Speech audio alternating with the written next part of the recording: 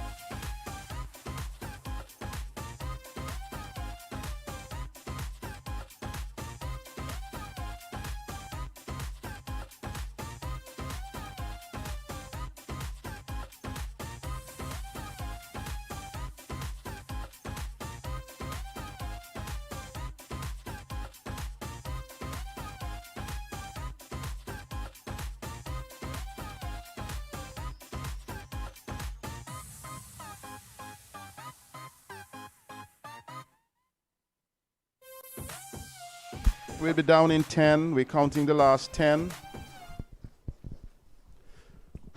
9, 8, 7, 6, 5, 4, 3, 2, 1.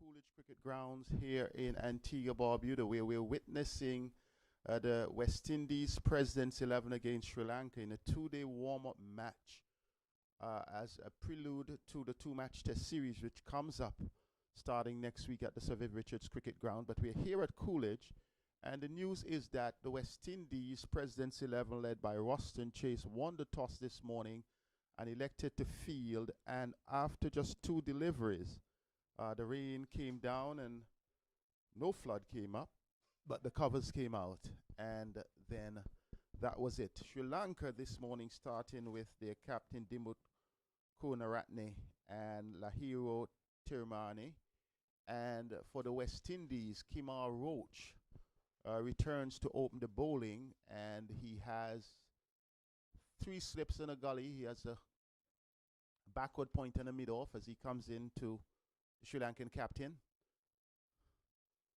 Jamal Hamilton is behind the stumps today. He takes it.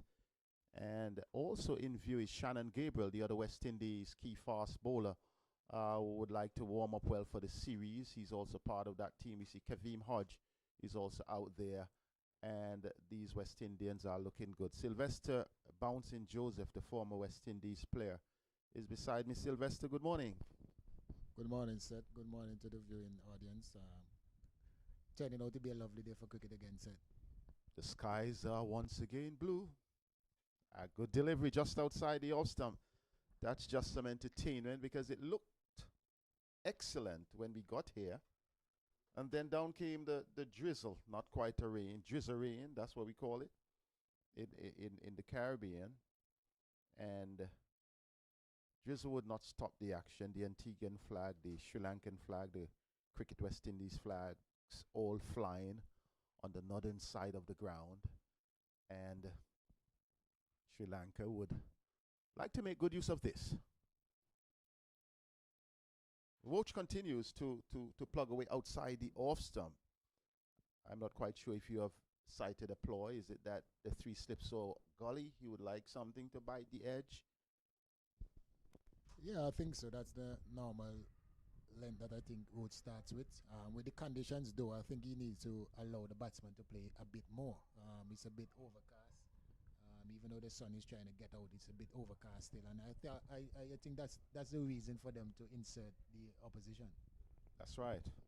Kunaratne will hope to score. Well, we see this one asking the batsman to play. And he does. That completes the over. And it's the maiden over. A good way to start for Roach, perhaps just loosening up. And the rest of the West Indies fielders moving around with a bit of energy. And they would really like to see the back of the Sri Lankan openers, Dimut Kunaratne and Lahiro Tirmani. They're opening the batting. Dennis Chandimal, somebody who you respect quite a bit. He's in next. And then it should be Patum Nisanka. So pretty much a good Sri Lankan lineup. And Shannon Gabriel is looking to get into the act.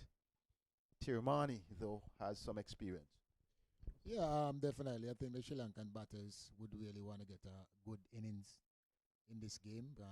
Judging from the series so far, the West Indies team has had the upper hand in the 2020 and then the ODIs. So I think now the Sri Lankans want to really get off to a good start and try to get ahead of the game. Certainly get ahead of the game.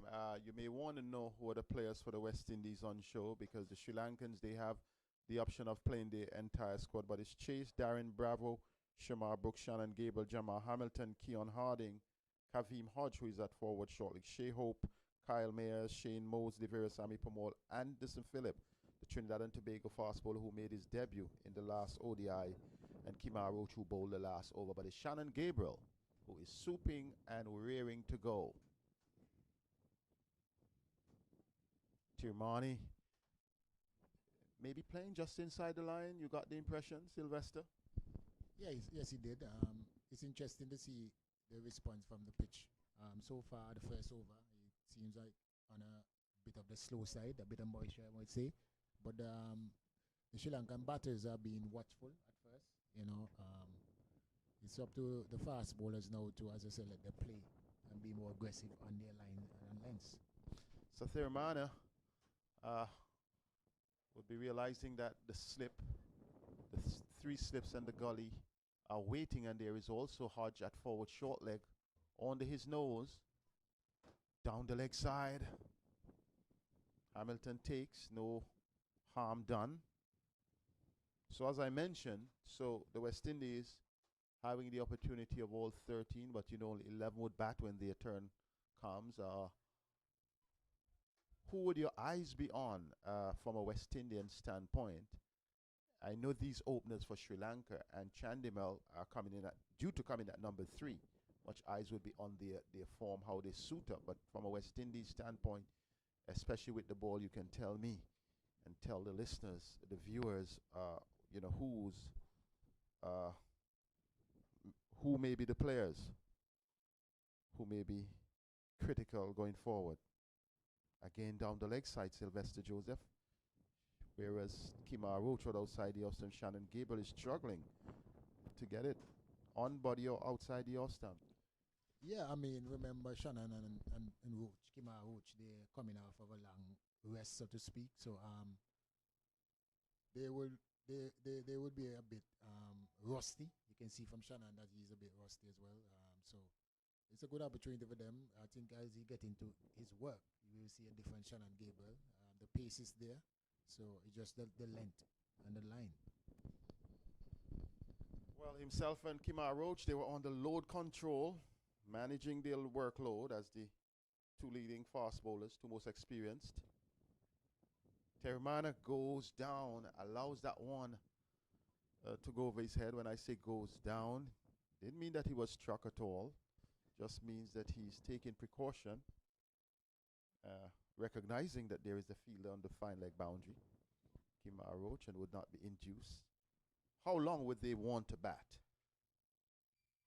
The opening pair, how long would they want to be at the crease? It's just a 2-day game. I think they're looking forward to bat for a day. If they can bat, a day and try to bowl on tomorrow, depends on how the game is going. But definitely they are looking forward for a good long innings today, in my opinion. Oh, that's a good one from Gabriel. It goes over the slip, the top of slip. He was not in control. Thiramana, and the ball goes into the boundary for 4. A good change from Shannon Gable. Not well controlled, but nevertheless, the Sri Lankans get off the mark. 4 without loss, Sylvester Joseph. Yeah, and that's the area that I'm talking about, a more attacking area. That was bit short of a length. Stood up a bit on the batsman there. Hit him high on the bat and went over the slips. But that is the area that I think that we need to bowl consistently.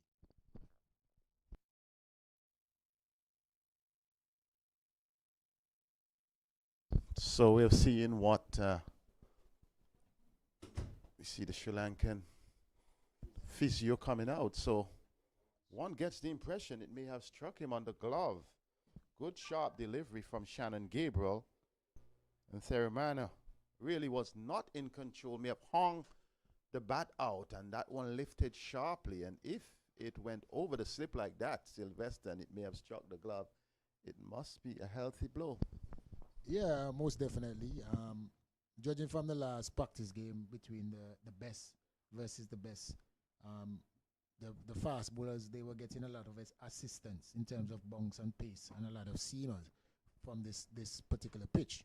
So that was one of the deliveries that we saw last week, Seth. And Shannon, I think, has a bit more pace than those that played last week. So if he continue bowling those areas, I think we're going to see a bit more of those deliveries.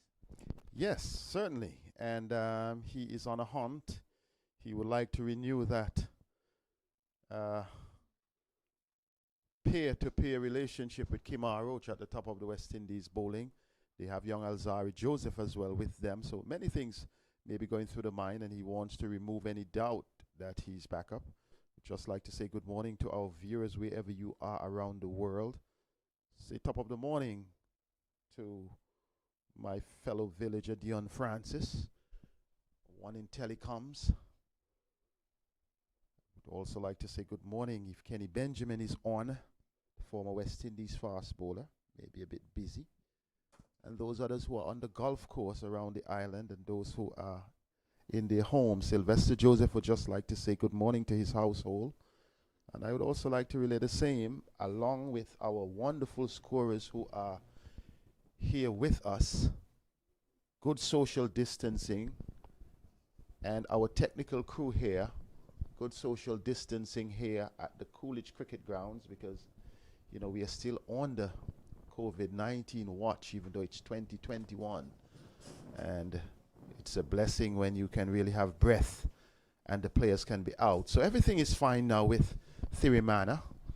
And from a Sri Lanka standpoint, you would hope. Gabriel. That's a good one. Another good one. Rising just outside the off stump, leaving the left hander. He left it alone. A good over by Shannon Gabriel. I say a good over. His first two deliveries were down the leg side, but then much better line, much better length. Sylvester Joseph. Yeah, the first four deliveries, you could see that he was struggling a bit with his length and line. And the last two, with good pace. The first one struck the batter on his hand. The physio had to come out and as you can see now, the follow-up delivery, you know, attacking that same area, but the batsman really played well inside of line of that one. The interesting thing about first class 4-day test cricket, which is not limited overs, you can try your thing, you can set up the batsman, you have time for that. But here is Roach.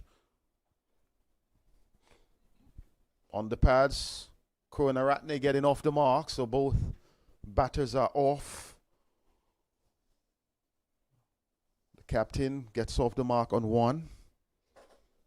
Thirimana, the man who got that fortuitous four off Shannon Gabriel, which flew over the top of the slips. He will be facing Kimar Roach. So I did ask you the question, who are you looking forward to from a West Indian standpoint to put his hand up or their hands up in the context of moving forward for the test series? You can comment on that during the over as we are in the third over of this match.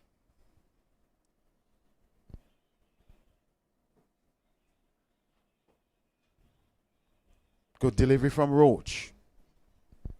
I think Darren Bravo, he will be under the watchful eyes of, I think, the whole Caribbean. He has the most experience as a West Indies batter. You know, for the past few test matches, he hasn't done really well for us. And he has another opportunity. And I think with some young guys that did well in Bangladesh, you know, with him coming into the foe, I think he can lend a lot of experience. And I also believe why he's available. You know, he's going to be selected. He's one of the most talented and I say more experienced player. Wrapped on the pad, he's given. Umpire Brathwaite sends Thirimana back to the pavilion. A full-length delivery from Roach. He was driving, perhaps playing around his pad and playing too late. Roach generating some pace. Sri Lanka being inserted here by the President's 11. They are 5 for 1. Yeah, and good areas again. Those are the areas that I'm talking about, Seth. I think if you can bowl consistently in those areas, you know, the pitch from what we have seen, you know, this on this wicket, that the assistance is great for the fast bowlers. You know, I think Roach and Gabriel, they weren't here last week, so they have to adjust as quickly as possible. And I think Roach, you know, took the first over, and then the second over now he's bowling a lot closer to the batsman. Smart thinking by Kimar Roach. In the first over, we did mention that he was not in the first, well, in fact, 2 deliveries before the rain, and then the 2 after he was outside the off stump. You did note that he was not attacking the body or the stumps. He did that for the remainder 2 of his first over, and then immediately starting his second over on the second delivery of the second over, taking the wicket of Lahiru Thirimana. And in comes Fernando Oshana Fernando. There are 3 Fernandos in the Sri Lanka team. so we will not get mixed up. This is Oshada Fernando. Instead of Dinesh Chandimal, your favorite Sri Lankan player, in comes Fernando. Well, I am not speaking of the past, because my favorite Sri Lanka player obviously is Kumar Sangakkara, who was retired. And man, I believe he must be in any best of the best World Test 11 during my generation. He's an outstanding player. But Fernando will break the sequence of left-handers, because both Thirimana and Koratne are left-handers. So he comes in as the right-hander. And Kimar Roach is ready. Let's see what he has to offer.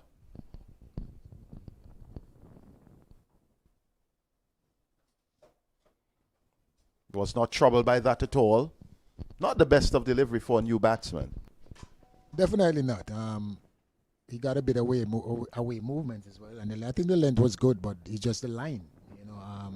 At first, judging from what you have seen so far, the assistants going to the fast bowler, I think they, as I said, the line needs to be a bit straighter, just about half stump or just outside.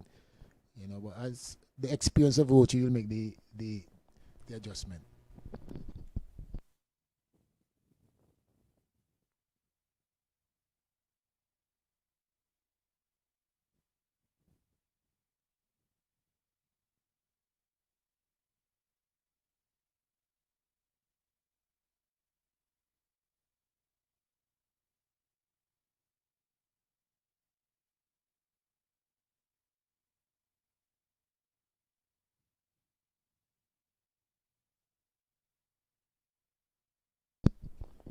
Yeah, in terms of the field placement of a late, I've seen these fast bowlers who I think has real pace, especially Shannon, and they haven't really employed the short leg.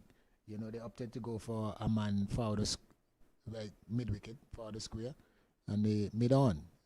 I think they have their assistance from the pitch, and they should have a short leg in there.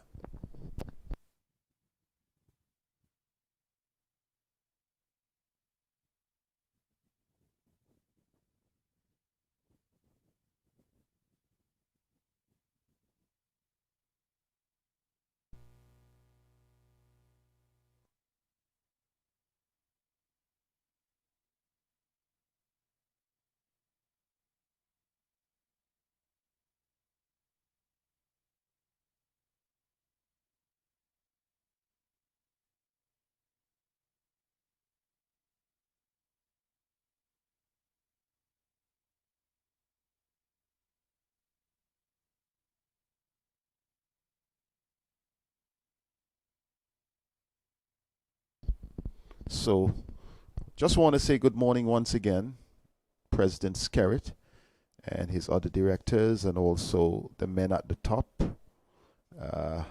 Johnny Gray and Dominic Warren, and all those who make it happen. Though the crowd can't come, the hearts are with West Indies cricket. Shannon Gabriel, the Trinidadian, strides in.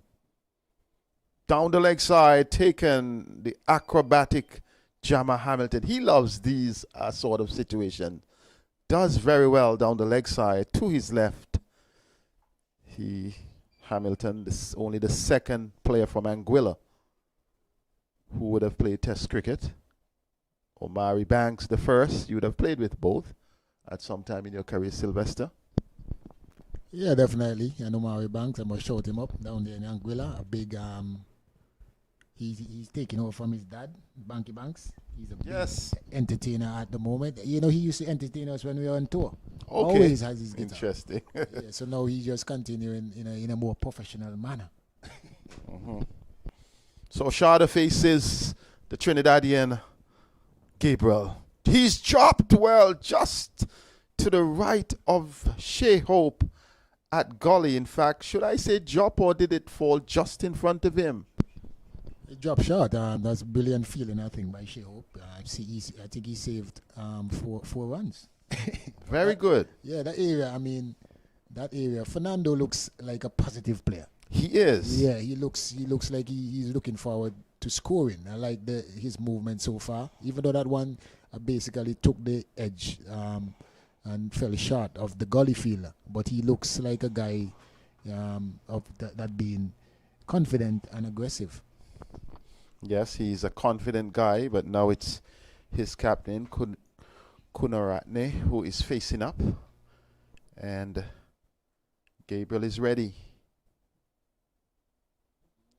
Good pace, but not well directed. Wide signal by the umpire to be called a wide. Definitely, that was stopped by the second slip. The captain himself. Man, the keeper couldn't even get across there. Good stop there. That's a good eye opener for the slip carding. Yes, he's trying to wake up Chase, trying to wake up his captain. Oshada is more or less considered a one-day specialist. He has 189 ODI caps, but only 7 test matches. Oshada Fernando. Yes. Yeah, he looks like an aggressive player. I can tell. No wonder he's in the one. He's only 28 years though, so he can, a good little transition with positivity could make a difference. In his brief time, he has had at least 150, averaging just 36 in tests. But it's the captain who faces this time. It's just to the left. In fact, going down to backward of square on the onside, and the fielder comes off the long leg boundary, sends the return in. Gabriel is on the hunches. He's on his knees. Fell over a bit. Yes, I'm not quite sure if there is an issue with his run-up or it was just not balancing well. Often that happens to the bowlers. Sometimes it could be a spike, sometimes it could be your rhythm, sometimes it could be the velocity in which you complete the motion. I think it's the velocity, the momentum, Mm-hmm. and I think it's a bit wet the outfield, the run up from the rain that we had. So, but he looks like he's warmed up now. He's really running in and delivering in some thunderbolts. Yes, you can see the pace coming, and Oshada Fernando is ready for it. Beaten by a beauty. Shannon Gabriel at his best, and Jamal Hamilton applauding that effort.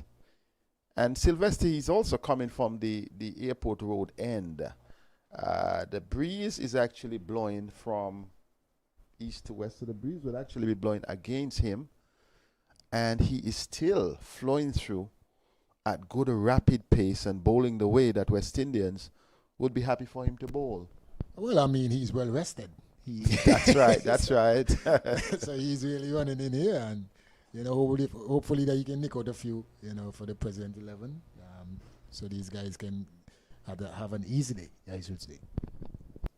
Oshada Pereira plays down the leg side. Brilliance by Jamal Hamilton, and this man is as exciting to watch. He gets himself in the act and sometimes wants to steal the limelight from the fast bowler.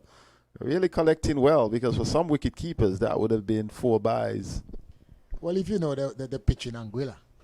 Yes. This is the way that the ball flies around, and if you're a keeper, you're going to have those kind of automatic kind of saves, and he enjoys. I mean, he had a very good keeping for the last game. He was excellent. He was kept excellent. Well. He's in a good place at the moment. I just think that he needs his batting to stop cutting. That's what I have to tell him. Just stop cutting. Perhaps you should transmit that directly in his ears. Shannon Gabriel would like Fernando to cut this time. He plays that one.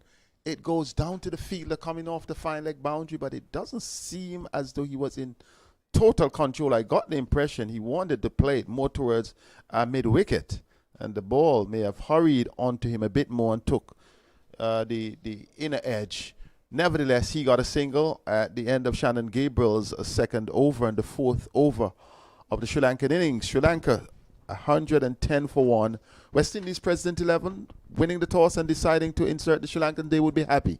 Yeah, definitely, especially getting an early wicket. And I think that the way they're looking, it seems like they can nick out a few, even more. So the lines, the conditions are suitable for them, and they are really getting in the arc. Well, Sylvester Joseph, our scorer said I said 110 for 1. So I'm adding 100 to Sri Lanka's score. Interesting. Kemar Roach would not like that. Multiplying by what? By 11? 10. 11. Wow, man, it's true. So what a day. Is it the early rain? You know, when we got on air, someone sent this morning to say, it is raining so much. So I said, there is no rain here. But within a matter of the first 2 deliveries, within a matter of 30 seconds, then came the rain. So it depends on where you are in the beautiful island of Antigua. Kimar Roach,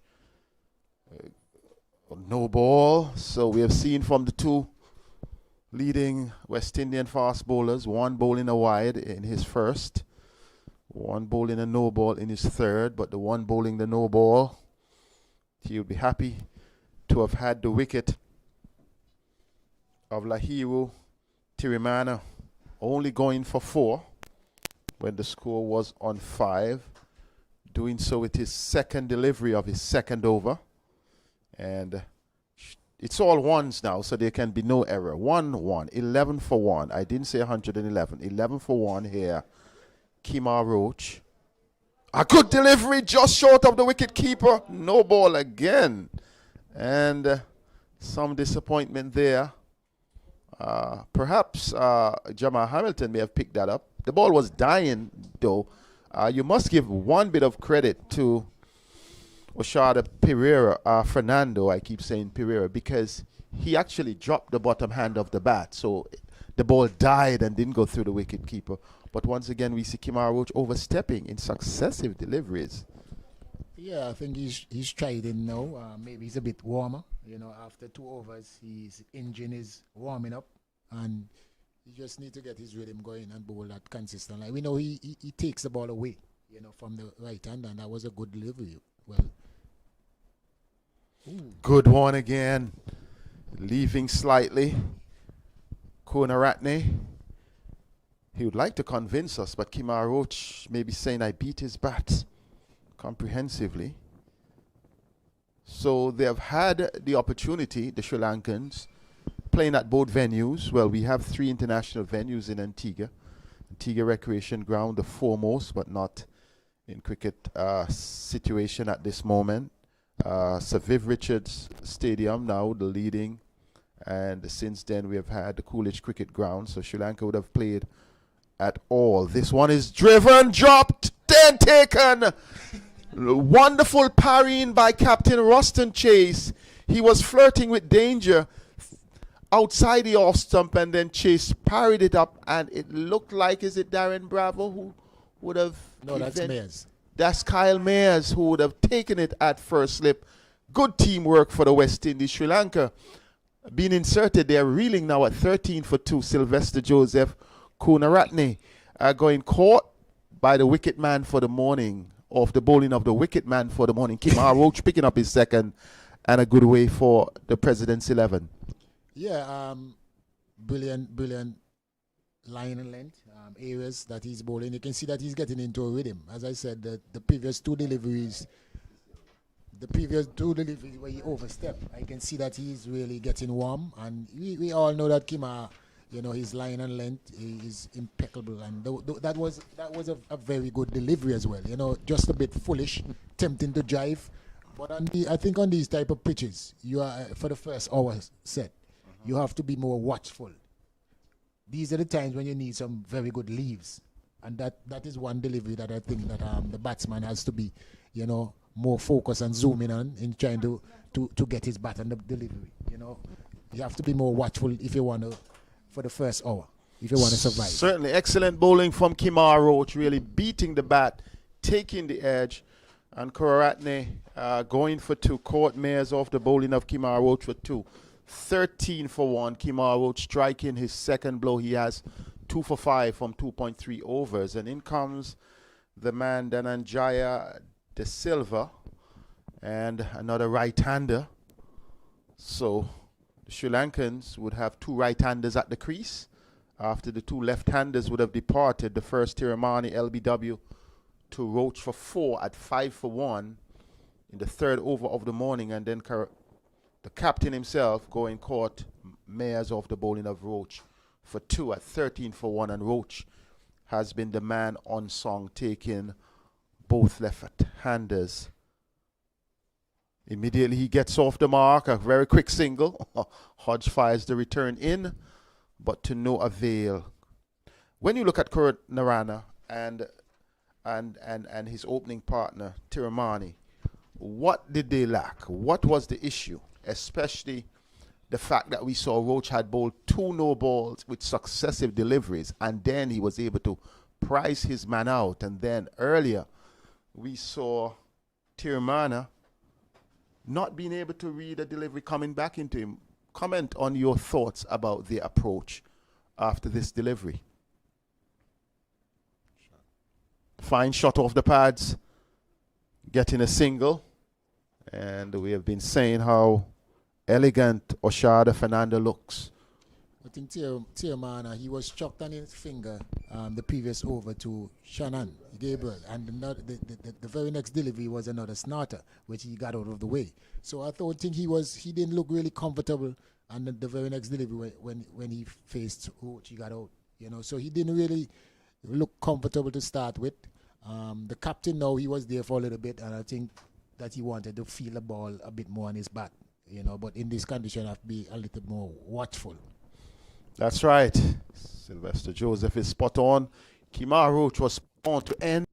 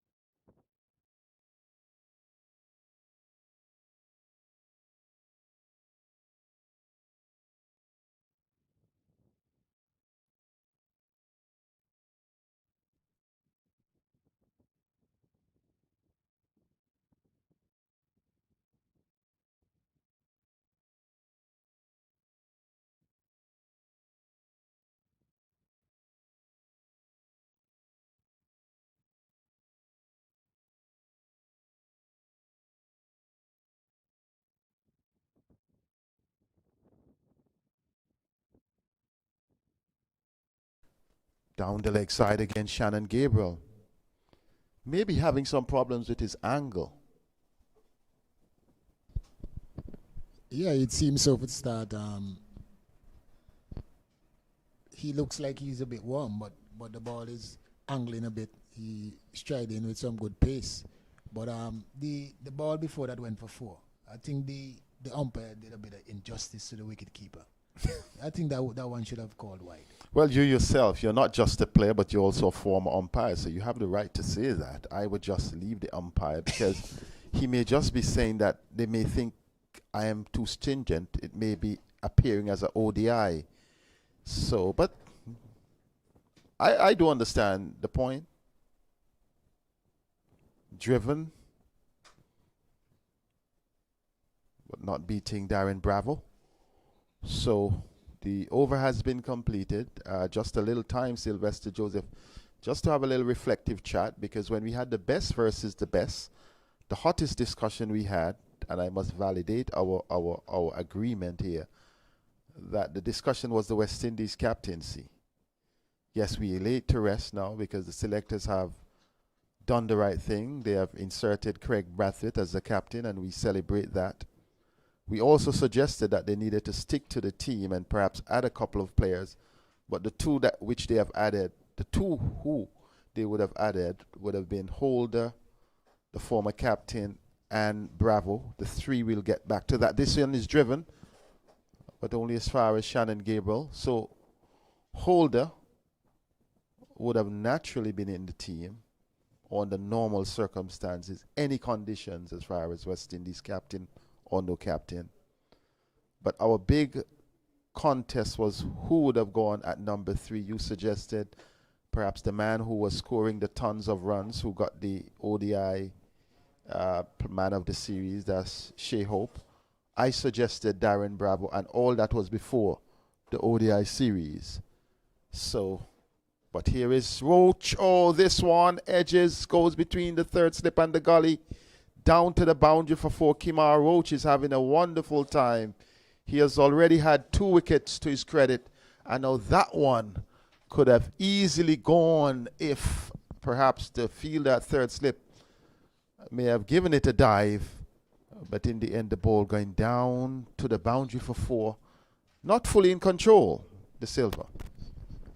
Definitely not. I mean, that length again, that driving length, where you have to be so watchful to the delivery, because you know the pitch is doing a bit, and the length you have to be very watchful. You have to be careful how you're driving the delivery. Precisely. And Dhananjaya De Silva, he should have looked, and he would have seen what would have happened to his captain, Karunaratne, who was driving outside the off stump loosely, got an edge, and was gobbled up by Mayers. Even though the pace was a bit hot for Chase, he was able to parry it. And then you're seeing coming in at number 4, should have been watchful. He cannot hung the bat outside the off stump. So Roach is really having a good time, looking the most impressive of the 2 fast bowlers so far this morning. No ball again. That has been his downfall. His 3rd no ball of the morning. And our scorers are on the ball. So we look at the test team, Sylvester Joseph. The 2 coming in, there is no chase. As I told you, Chase would be chasing, because the only place he would have got time, he would have gotten a chance, is if he were prepared to come in at number 3 or he looked fit enough. Because there was no way of leaving out Warwican out of the 13 justifiably. So Holder and Bravo. And I sanctioned this team. I would put my personal signature on it. And I would give the selectors 100% credit. Also the Cricket West Indies for the captaincy change. Coming forward on this occasion, Fernando. Kimar Roach, if he can just work around that no ball problem, is fine. But you as a former captain, nothing is wrong to see you have 3 no balls on the board if you have 2 wickets already within your first 4 overs. It's not an ODI, right? Yeah, but I mean the difficulty is if he gets a wicket with one of those no balls, that would be the detrimental thing. You know, yes, it could be morally bad for the team. In fact, he almost got a wicket because it was close to catch, and had. I think that stifled the appeal. You know. Good delivery, well defended. Fernando looking steady and rather impressive. And you see, as you look at cricket, you cannot. A good batsman is a good batsman. Definitely. If you're a good ODI batsman, you can be a good Test batsman. You can be a good T20 batsman, and he's shown that. He has looked so secure. He has looked so confident. Has a straight stand. Is willing to show the full face of the bat. On the other occasion, had the bat hanging. This time he paddles it around. Not the conventional pull stroke for a short delivery, but he thought he had it under control because there was no fielder halfway to the boundary on the onside forward of the square leg umpire. So he gets to end the over, and the score is 27 for 2. Kemar Roach completing his 5th over of the morning. Yeah, as you can see that the pitch is not really playing as true as the batters are expecting. The pitch is not coming on as as good as the batters are expecting. But what I see with Fernando, he's watching it as closely as possible. Even that one, he guided it instead of really playing the full-blooded pull shot. So you can see that he's definitely watching the ball, even coming forward. You can see the positivity and that he's in control. And I think when a bowler sees that, you definitely have to come up and bowl good to him. Yes. Batting well, they did not really get the start they wish because early Tirmani, the left-hander, opening with his captain, was trapped LBW to Kemar Roach for 4. It was 5 for 1, and that was in the 3rd over. Shannon Gabriel is striving and hoping he can get his first wicket, the 3rd for the West Indies, because they have had 2. Karunaratne was caught Mayers off Roach for 2 at 13 for 1. Hung in the bat out. Good York on the part of Gabriel, but well handled by Dan Jaya De Silva. These two are looking quite compact, the right-handers. And they're comfortable, in spite the good bowling, particularly from Kemar Roach. I think I would say Fernando looks a bit more comfortable than De Silva. But overall, I mean, the right-handers looks more compact. I think the bowlers, especially Roach, he seems to be bowling a lot better to the left-handers. So the conditions are getting a little bit better. The batters are there fighting, playing the way that they ought to play. Being a little bit more watchful, especially for the first hour. So they're getting some assistance. Down the leg side, taken by Hamilton. And that's the issue with Roach. You mentioned he bowled better, not Roach, but Shannon Gabriel to the left-handers, because he gets the ball to angle. So with the left, whereas to the right-hander, he's angling into the right-hander. Once he pitches on stumps, he's going down the leg side often. But with the left-hander, he pitches on stumps, and as you saw that delivery, that flew and took the hand of Tirmani. It shows that he is angling the ball, but with the right hander, he's going down the leg side. And one would hope that he can, just adjust. But I think right now for him, it's about getting it right, getting the rhythm, getting the pace, and feeling comfortable. Driven outside. Good bit of feeling. Excellent by Darren Bravo to his left. Yeah, it's quite surprising to see Bravo at mid-off. I thought he was the first slip fielder, but Mayers seems like he not only takes some spots, but he takes the fielding spot as well, some batting spot, but the fielding spot as well. I think those are internal captaincy decisions. So let's look at it. Yeah, so the 4 Barbadians are there. Between the slip cordon, the 3 slips and the gully. It's Mayers, it's Chase at 2nd, it's Brooks at 3rd, and it is your favorite player, Shea Hope, at gully. This one, a good one from Shannon Gabriel. creating some discomfort for De Silva. Good delivery, rising towards the mid-rift. He was not in control. So perhaps it's just a little shift around. Darren Bravo would be the man in the slips, perhaps for the West Indies. But they're having good camaraderie here as a team. One school of thought, I want to get your view on it. One school of thought says that Roach and Shannon are the two leading fast bowlers. Why do they have to show themselves to the Sri Lankans in this game? Why don't they just work it out with the coaches, etc., in the nets and get geared up for the test? Your comment later on. Down the leg side once again to the right-hander. Jamal Hamilton takes.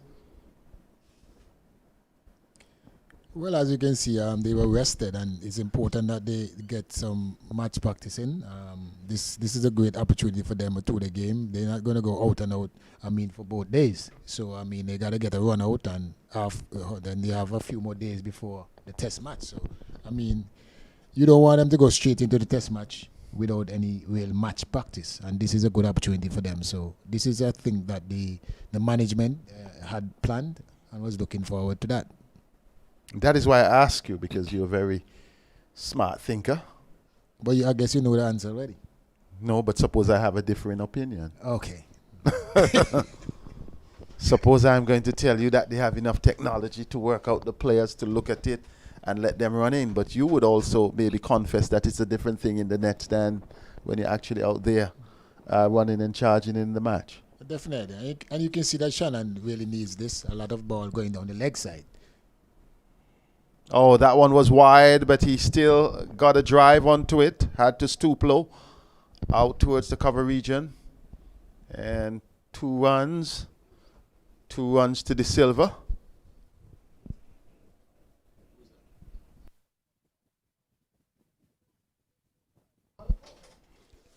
De Silva. So the over has been completed. In fact, Shannon Gabriel's 4th. So 8 overs would have been bowled for the morning. Sri Lanka been inserted by the West Indies President's 11. Waston Chase, the leader there. 29 for 2. 29 for 2. And the key would have been Kimar Roach, who has so far had, 4 overs, 2 for 15, 2 for 15, taking care of the 2 openers who have, who departed in contrasting fashions. So here is Roach with his 5th. The only flaw that I've seen in terms of Kimar Roach would have been the no balls. 3 no balls credited to him. 3 no balls in 4 overs. That's quite a lot. That's some people's quota for a series. Some fast bowlers' quota for a series or an entire test match. But he has been accurate. He has been working up some pace. He has been moving the ball around. And he must be happy. This time, Fernando comes forward. Looks well. Fernando is on 7. De Silva on 8. And they would have lost Tirmana, LBW to Roach for 4, 5 for 11. And then their captain, unfortunately, not really carrying on in the manner that you thought, given his ability and his competence. He really flirted at one outside the off stump, and it took a good Barbadian combination of Roach, Chase, parrying, and then Mayers collecting to see him depart. Lovely shot clipped back of the square. The fielder coming around looks like Andre Phillips. Pulls the ball back. Anderson Phillips sends the return, and Jamal Hamilton takes it well. So once again, Fernando showing his capacity to be assertive. He moves to 9. Score moves into the 30s, 31 for 2. To Sri Lanka needing a partnership here, because after Karanaratne went for 2 and 13 for 1, these two are really building something here, and they are building up to something special. A loose shot though on the part of Fernando. Fortunately for him, he didn't get an edge, and I'm sure he would be rethinking that approach. So Sylvester, I have seen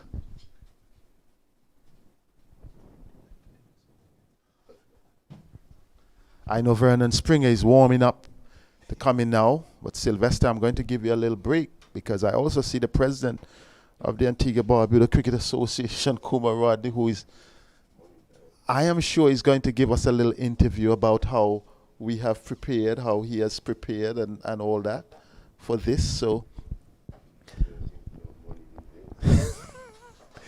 so Kuma and I think the president is very instrumental in us getting these type of games in Antigua. Well, I know mean, the local Super 40 the other day was such a good prelude to the Super 50. Great job to him. So I think he needs to say something. Yes, certainly. I know he will. This time here is Fernando clipping this one nicely off the pads. He will get another two. Hodge pulls it back. And they are building in twos. 33 for 1. So your words have sent Leon Kuma Rodney packing. I have never seen that before in Mr. Rodney. That's all right. He doesn't back away from an interview. That's okay. So let's just give him the credit at the end of the over. Give him a credit for being part of the process through the West Indies Cricket Board, Leeward Islands Cricket Board as well. Vernon Springer is also a functionary. And the government Leeward Islands also Cricket Board. Well, that has to be at the top. So don't rush the top. We get there. We climb the mountain slowly, Sylvester Joseph.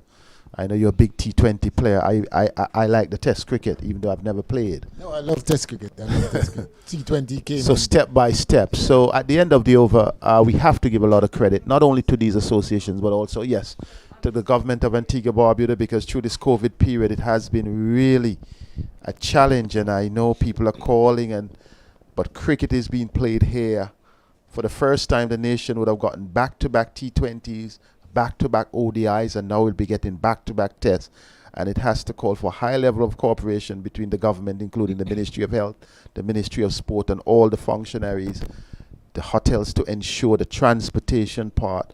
And we are just delighted that things are going well. So we have had our first bowling change. Trinidadian Philip replacing Gabriel outside the off stump. Slice nicely.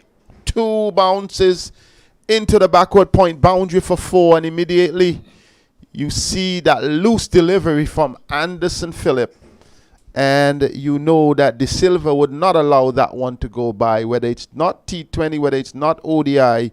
Even though it's a game preparing for the test, he had to go confidently, getting his first boundary. He moves to 12, and let's go up to 37 for 2. Yeah, I mean, Mr. Phillip would understand there is no place for a warm-up delivery at this level. You have to make sure that you're ready from the first delivery to get your confidence going. So let's see what he does now with his second delivery. Better delivery just outside the off stump. Jamal Hamilton was excited about that. A good response from the 24-year-old Philip. Philip has been around the Trinidad and Tobago setup, both in the T20 for the Night Riders. He would have also been around for the Red Force. And yes, CPL, the Night Riders, Trinbago Night Riders, also for the Red Force, the Super 50 setup. Has also played in the Windies Professional League and looks a good player. Got his debut in ODI just a couple of days ago. And he comes in over the wicket. Stabbed into the covers. Fernando getting a single. And in fact, De Silva on that occasion. So he moves to 13. Fernando, who had shown more positive intent at the beginning, he's on 11. Looks more assured. Came in at number 3. Came in at the fall of the wicket of Tirmana. LBW to vote for 4 at 5 for 1. So a partnership of only 5 then. And the man Fernando who faces works it down. Kimara Roach comes around speedily, averts the single. And then Karunaratne, who was joined then by Fernando, only added 8 during that partnership with Fernando before he was caught by Mayers after Chase really parried a sharp one that took the edge from the bowling of Roach for Mayers to take it at first slip. It was 13 for 1, and these two have so far added 25. Outside the off stump and punched by Oshada Fernando.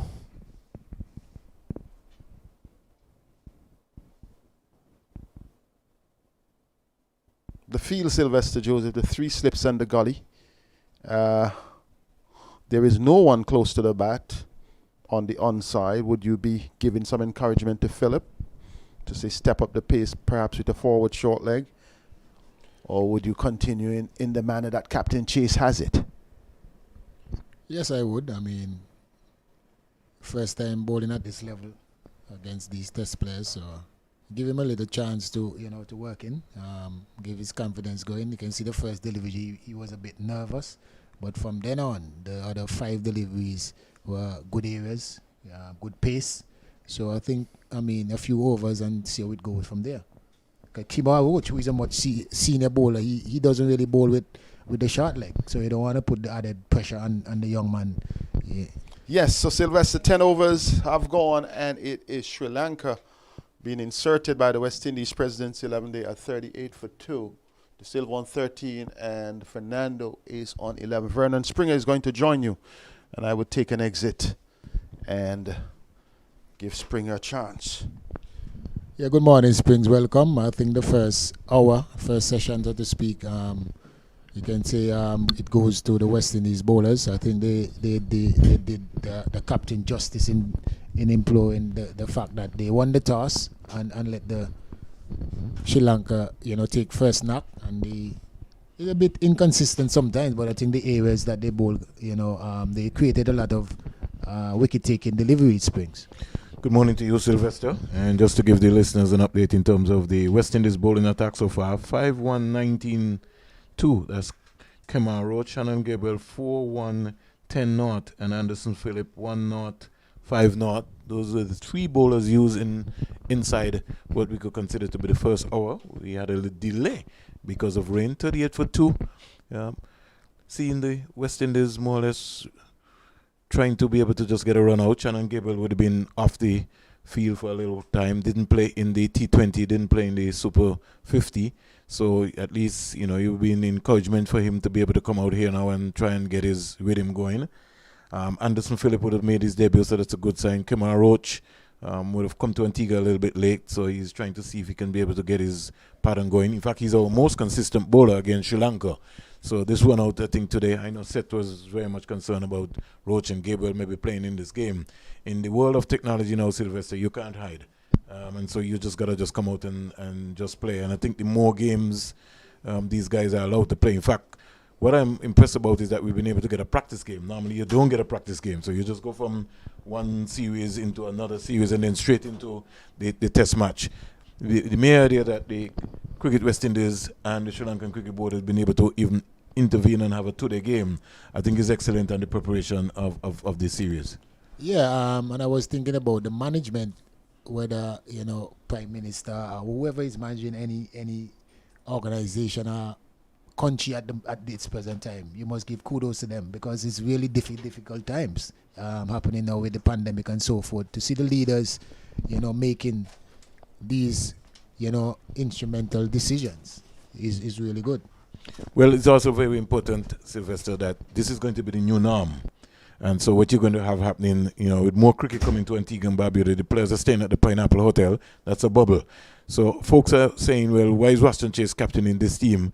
You can't bring anybody else now outside of the bubble now to come in the bubble. So going forward, this is what you're going to see from world cricket, West Indies cricket. West Indies is going to have about, and this is what is going to be the norm. Kean Harding is coming into the attack, Sylvester. He's going to start from now from the media center in. And Kemar Roach, with a little overcast conditions, would have bowled right. I think Shannon Gabriel, his wrist movement, maybe sort of, with the conditions here, he was getting the ball to really kind of dart around Sylvester. We look over onto the east and we see rain lining up. We also see the groundsmen putting themselves into position. So I think that we could be due for a little break here in terms of the rain. And I think this is what the day is going to be like.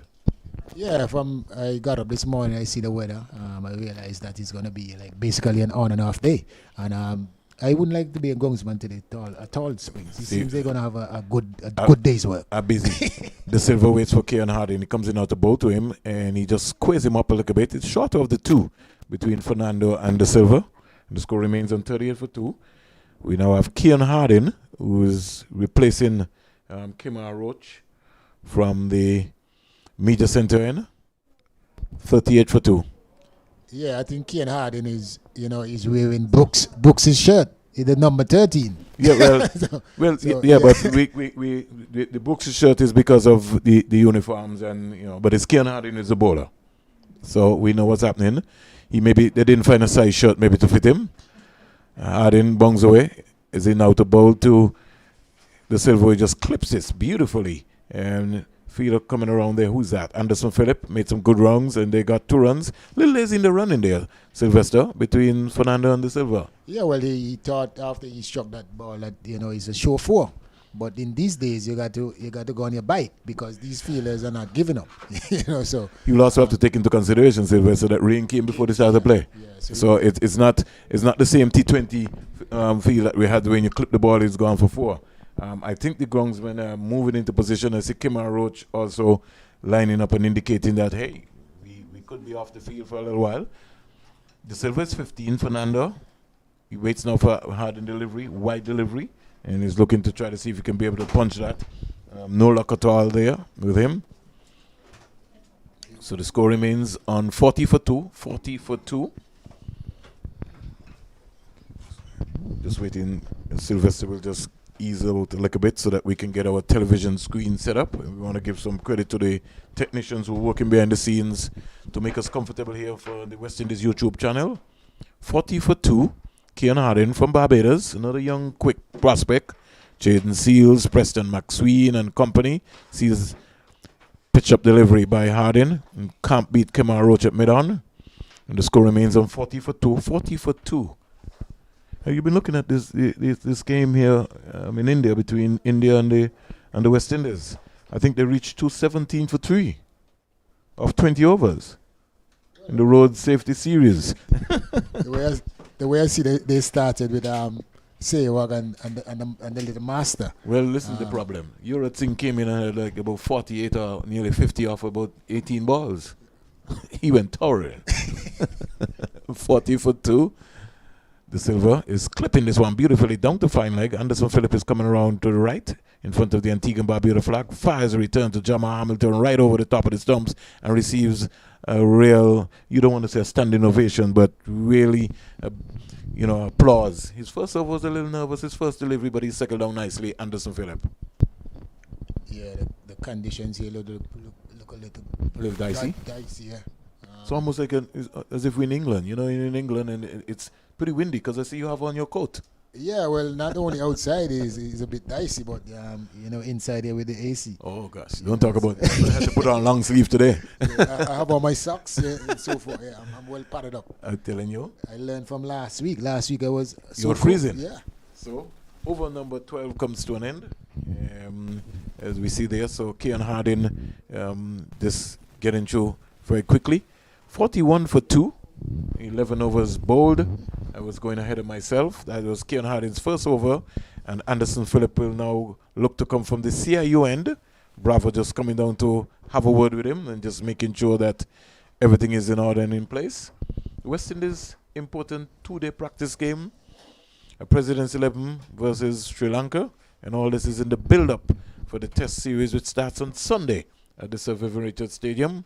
2 test matches. And I was looking to the schedule, Sylvester. The Sri Lanka and West Indies have really not played a lot of test cricket over the years. I think when you look at it, there's some close to about maybe 20 test matches between the two countries. The first test match as we break for a while as the silver waits for Anderson Phillip in out the boat him. He's back and just clipping this beautifully down to the short fine like Keon Harding and picking up an easy single, and the score goes up to 42 for 2. A return sort of low down to the bootlaces of Jamal Hamilton. 42 for 2. The silver goes to 17, and Fernando, he comes into strike. The wind is picking up here at the Coolidge Cricket Grounds, the home of Cricket West Indies. It's all happening here, the West Indies High Performance Centre, and there's going to be lots of activities happening here at this ground. Both the media and the technical side for the cricket. 42 for 2. They've already lost their captain, Karanatni, whose poor form continues a little bit from the white ball into the red ball. He'll be hoping to get some runs under his belt going into especially the first test. Anderson Phillip is gliding away nicely. He goes past the umpires, now in out the bowl to Fernando, who stands up straight and just sneaks a single onto the offside. And the score goes up to 43 for 2. I'm joined by Sylvester Bouncing Joseph. 43 for 2, Sylvester. Yeah, and you see a good partnership here with the conditions, So, Tori, that they are now in terms of the weather coming in and so forth. We have a good partnership. After a start there by the West Indies bowlers, especially Kemar Roach, giving the President 11 a good start. These two, Fernando and De Silva, they look, real compact. They look like they're really, setting up themselves for big innings. Bang on target again, and length delivery there by Anderson Phillip. He's only into his second over, not for 7, 43 for 2. The President's 11, West Indies President's 11 coming up against Sri Lanka. Very important practice game. Normally these days, this is something that I think countries have been complaining about. Sylvester, you went on a tour. Did you have a practice game in your time when you toured Sri Lanka? Yeah, definitely. We had maybe more than one. We have about 2-3 practice games. Here is Fernando. He's caught. Beautiful catch there. The silver goes. He got a length delivery just about outside the off stump and really didn't. Trying to get fancy with it, Sylvester, and really should have clipped that over the square leg area. He tried to hit it down, and Kemar Roach, the senior statesman, took an excellent catch. Anderson Phillip would be very pleased. And you could just look at the disappointment from the silver. He really should have done better with that delivery, Sylvester. Yeah, it was a short lollipop, I would say. He got good contact. But, as you said, he should go over with that delivery. After you face Shannon Gabriel with that pace, he's not as quick as Shannon Gabriel. And with a delivery like that, I think the bowler was fortunate. But I must say that Kemar Roach took a blinder at square leg. Excellent catch. And that sort of... the silver was trying to get a little fancy. He got the bottom edge of the bat rather than, even had he gone over, that would have raced away. He's now looking at his bat in disgust. And, Coach Mickey Arthur will not be too pleased without that. They've lost now their third wicket, 43 for 3. And an excellent catch there by Kemar Roach, as I said, the senior statesman, leading by example. Most definitely. As a fast bowler, especially a senior fast bowler, diving and taking a catch like that, it must be a good example for the others to follow. And it's good team spirit. I like the spirit out there for the West Indies fielders. You can see they're moving around.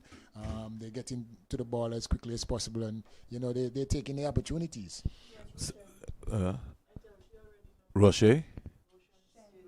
Russian silver. So the silver comes in. Russian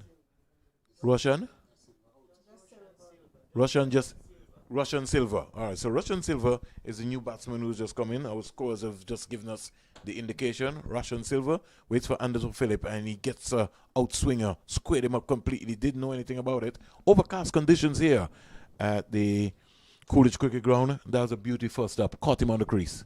Yeah, most definitely. That's a good one for your first delivery. Not for the batsman, but for the bowler. But you can see he's getting into his areas now. He doesn't really have the pace, Anderson Phillip. He doesn't have the pace as a Shannon Gabriel or so forth. But he's hitting some really good areas, and he's getting a bit of movement, in his deliveries. Russian silver waits now for Anderson Phillip. First up beauty comes about to him. Again, he squares him up with a good outswinger. And normally, as you come in, Sylvester, you've been a batsman yourself. You don't really get your feet moving early o'clock. So it has been good length there by Anderson Phillip. He receives a applause from Bravo. 43 for 3. You've been impressed that he's picked up his first wicket. Yeah, definitely. He's bowling some good areas, yeah, consistently. I mean, that's a good. I think that testing for a batsman are just coming in. As I say, feed your eyes on that, adjust to the conditions yet.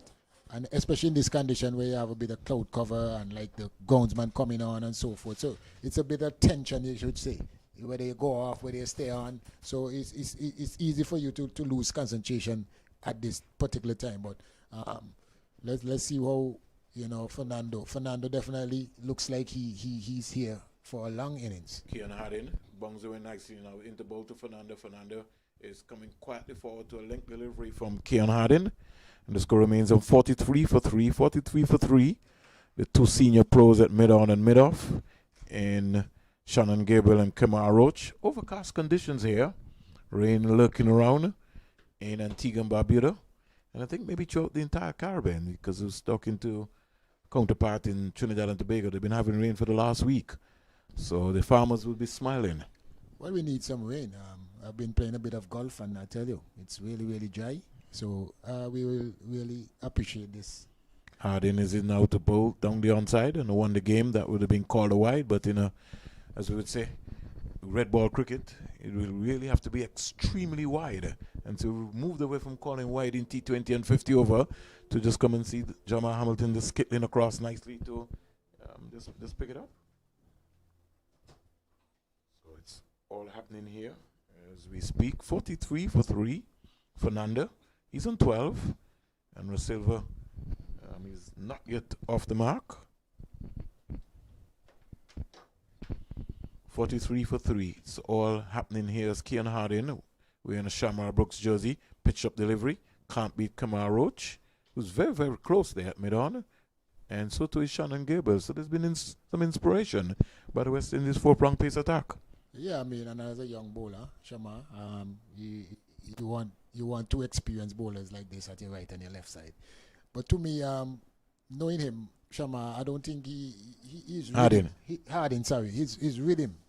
Sorry, his rhythm doesn't look like the one that I'm accustomed to. He's just coming back from an injury because remember during his CG Super 50, he was out injured, so I think he's still finding his form back.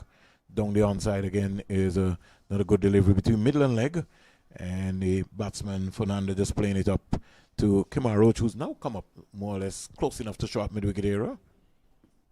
Senior statesman, as I call him, and somebody who's led this attack for a period of time and would have come through. And I think this is what you would really need, Sylvester, especially when you have Kian Hardin and Anderson Phillip. You want to have someone who's been there. You would have, Roach would have come to you at a time when you had Courtney Walsh and Ambrose, and somebody was talking in his ear all the time, rather than just being thrown into the deep end.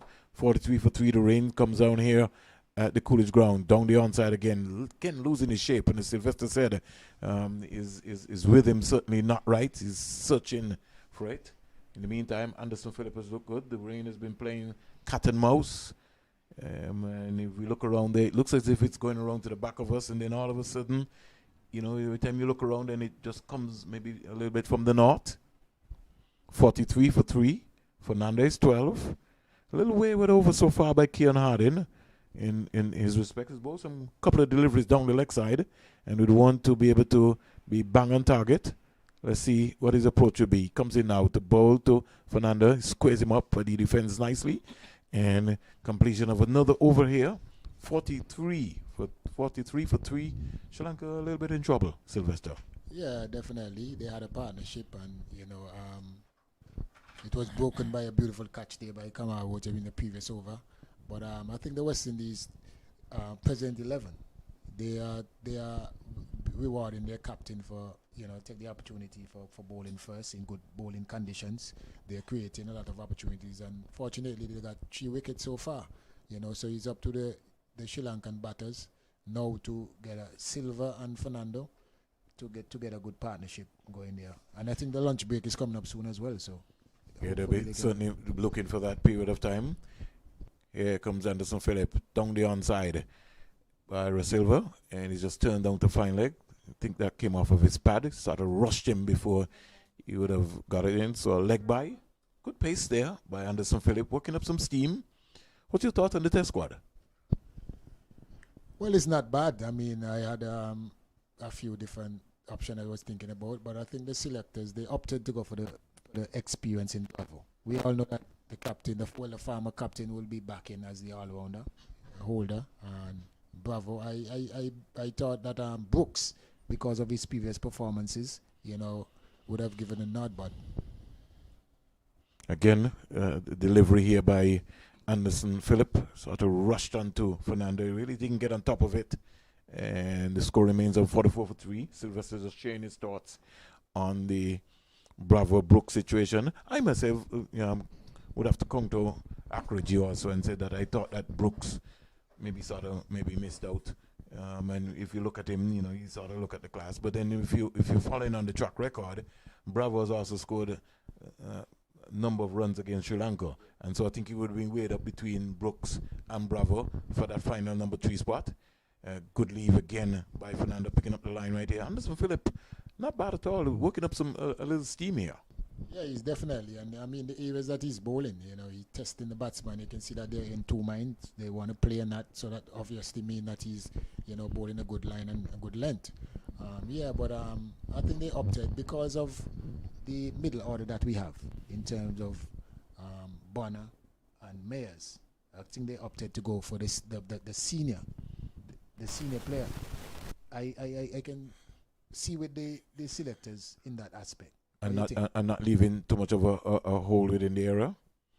So maybe good observation. But we wish the men in white, not maroon this time, in white, all the best. Even though that the maroon flag will be flying, the West Indies flag will be flying high. 46 for 3, as Fernando just sort of eased his to cover and picking up a couple of runs right there. And the score goes up to 46 for 3.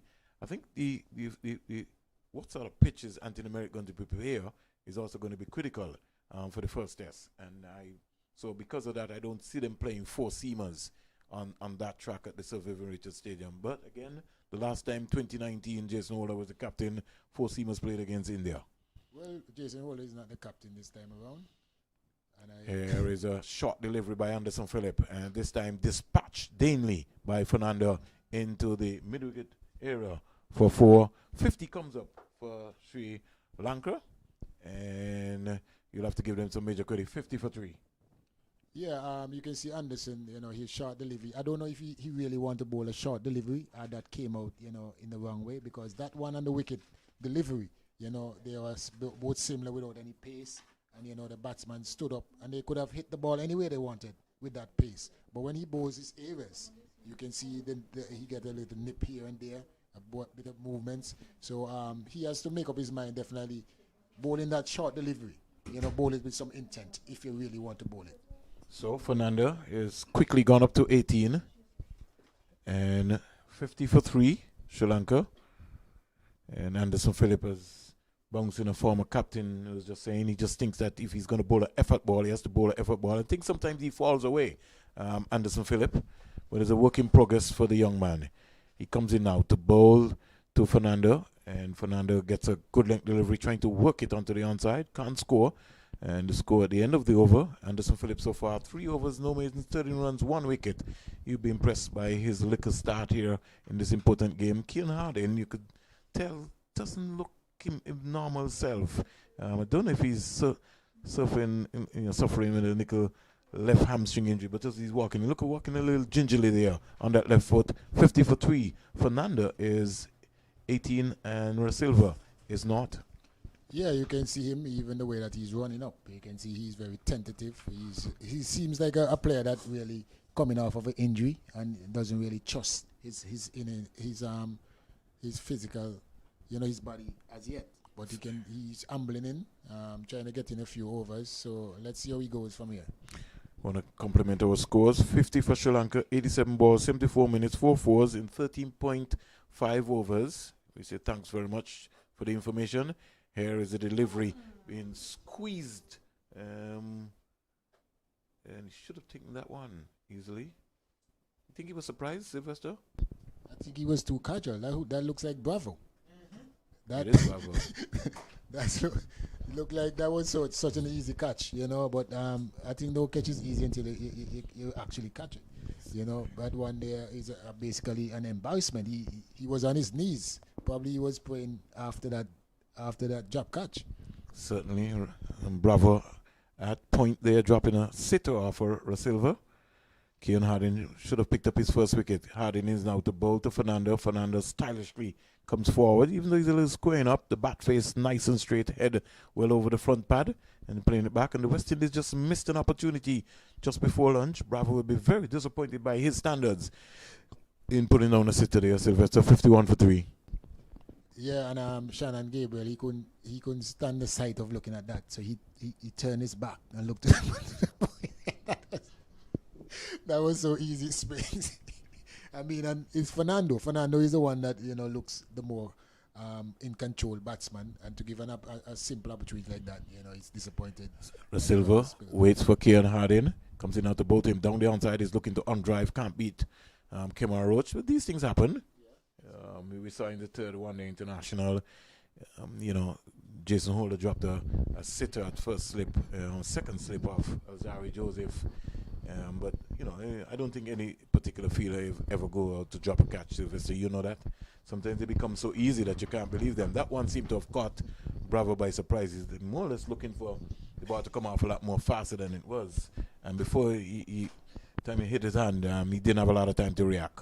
Springs, I understand you, but at this level, there is no excuses for these. Certainly. Not a length delivery here by Keon Harding. The score remains on 51. Fernando is 19. Rasilva would have been back in the pavilion without scoring. They sneaked a single. 51 for 3. So all happening in terms of what's happening. 51 for 3. It's all taking place here. Sri Lanka batting first here against the President's 11. Bang on target, a good length delivery, coming in back and across. Gregory Batwick will make his test debut, Sylvester, in a couple of days' time on Sunday, right here at the Sir Vivian Richards Stadium. We wish him all the best. Yeah, definitely. He has been consistent throughout, his tenure as an umpire. It's good to see that, He's finally being rewarded. But yeah, it's very good to see. I mean, situations may be devastating throughout the world, but there's a lot of opportunities happening as well. Antigua getting so many international games, and more to come. So it's a good and a bad. Harding is in now to bowl to Fernando. Fernando is squaring up and just playing this nice and straight right back up the wicket. Another over completed. Keon Harding, 3 overs, 1 maiden, 4 runs, no wicket, and that could have just looked so different with a wicket in his wicket column. But he maybe won't be worrying too much about that. You'll understand that this is live. 51 for 3. Sri Lanka batting here at the Coolidge Cricket Ground in this 2-day practice game, organizing preparation for the first test, which starts on Sunday at the Sir Vivian Richards Stadium. Yeah, I mean, Keon Harding is doing what he's supposed to do, create opportunities. It's up to the fielders now to back him up as much as possible. But you can see that he's bowling within himself. And I think, this is the first game back for quite a while. So he's just pacing himself, because we all know that he can bowl a bit quicker than that, what he's bowling now. Certainly. We now see Anderson Phillip, who will now turn from the CIUN here in St. John's, Antigua and Barbuda, into bowl to Rasilva. And Rasilva is caught! Beautiful catch by Jamal Hamilton. That's an excellent catch by he got a ripper there, and that squared him up completely, hit the glove, and he's wringing his right hand away. That's a good delivery by Anderson Phillip, and an excellent catch by Jamal Hamilton right in front of first slip. All Kyle Myers could do was just look to support, because he know that once it went to the jack in the box, as you would say, Jamal Hamilton, he wasn't dropping that one. 51 for 4. Yeah, I mean, Jamal Hamilton, taking that catch since last week when we saw him. His glove work, his movements was really up to a very high standard. He's keeping really, really well and backing up his bowler. A beautiful catch again. But in terms of Phillip, I told you, when he bowls that line and length, he gets a bit of movement, and he's very consistent in that area. The only problem is now that what I've seen so far is that short delivery. Whether he want to bowl it aggressively. He just pulled down a bit too much on it. But the intent, what I'm seeing with the short delivery, just if I want to just a bit of criticism so far with his bowling. But in terms of his line and length, and he gets the ball to do something like Kemar Roach, that pitches and go away from the right-hander. As a right-handed batsman, that is very difficult, to play, especially if you're just starting. So good effort there again by Philip. Great catch and good cricket all around. Certainly. Chandimal comes out now for the Sri Lankan team, and he really would be their more senior pro batsman. He's got 2 centuries against the West Indies, so he's really no slouch with the bat, and he'll be looking to maybe get a big score here today. Good platform. The sun now sneaking through, so we give God thanks in terms of the rain being able to just move away. The breezes just got picked up right here, so it's maybe push the clouds way around. Lovely sunny day here at the Coolidge Cricket Ground. 51 for 4. And Anderson Phillip has so far picked up 2 wickets, 2 for 13. And the folks in Trinidad and Tobago, they would be smiling. If you're following us via the West Indies YouTube channel, thanks for subscribing and following West Indies cricket in a very big way. Out comes Chandimal, who's a knot, and Fernando is on the non-striker's end. Just came down and said a few words. Chandimal waits for Anderson Phillip for delivery, bows to him, and he's bang on target with the left delivery, trying to get a little fancy. But the most important thing, he was nice and straight, having a look, as they would always say. Look up the V. You following the West Indies score? They're going to take some batting to get that score, Sylvester. Maybe a miracle. You just never know. It could be Brian Lara's day. Or it could be Kirk Edwards' day. We just never know. There needs to be some heroes. But that game is not over by a long shot. Or maybe Dwayne Smith's day. It could be a Dwayne Smith's day either. Philip comes in now to bowl to Chandimal. Chandimal comes quietly forward. Head and shoulders. Leading with his head and his shoulders right over. Didn't come right out, but was playing nice and straight. It looks that way. I mean, 5 overs for 65 runs. Dwayne Smith is on the go. Oh. But he has to trust be. me, he's in good nick. It might be a headache for Sachin Tendulkar, the Indian captain. But we'll wait and see in terms of what's happening. 51 for 4. And if Smith gets off, could be problems, Sylvester. Well, he needs to get off. With 200 and something runs there, he needs to get off. Because my good friend, Old George, Wrigley Jacob, I don't think he's up to speed. Here is Chandimal just turning it to square like a little suicide single there, but there was a little hesitation from Kemar Roach in the end that allowed the single to come through quite easily. So Chandimal is off the mark, and score goes up to 52 for 4. 52 for 4, and Fernando, he now comes into strike. Just need to follow Sylvester's little score here. Smith is 35, and there's a little timeout. 71 for 1. Wow. Fireworks happening, Sylvester. Yeah. West Indies, I think, chasing close to about 217. That's a big one, as you would say. You know, the late Sanford would tell you that. Elizabeth. Quietly forward. You haven't heard that one for a long time, right, Sylvester? Fernando gets a dot delivery. Sanford will be saying, Elizabeth, this is a big one, baby. Do you think we can bring this one home? I don't think these young scorers know about that. No, they all go on YouTube. They have YouTube. They'll see. No, they're not. Sanford. They're not looking up on us. they're not following Sanford. We'll have to introduce them then, Sylvester. Oh. No, I'm talking about the young scorers. You're talking about Yolito and Mrs. Williams. Shamina is our age. Our age group. Yeah.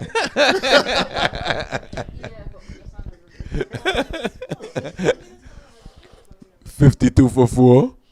Bang on target again is Fernando. With a link delivery. Squaring up nice and straight, and looks a compact player, Sylvester. Yeah, from the instant he came in, his toes said that this looks like a really aggressive and positive player, and he plays a lot of one-day cricket. But you can see, the mental aspect of his game to transfer to a longer version. He's good. I like to see his temperament so far. I like the way that, he's in control from the very first ball, so it's really good. It's really good for Sri Lanka. He's basically setting a calm and sending a positive message back down the batting order. Certainly. 52 for 4. And I think these two now will be their most experienced batsmen that we've seen so far onshore, which is Fernando and Shandamal. Shandamal is on one. He will now face from Kean Harding from the media center end as he moves away to go past Gregory Bassett, who will become a test umpire on Sunday. Full toss and pitch up, and he can't work that away. And Kemar Roach coming around there from mid-on. Just rifles a return into Jamal Hamilton, who had an opportunity of going to Bangladesh. Kemar Roach, along with Shannon Gabriel, leading the way on that tour, along with Alzari Joseph.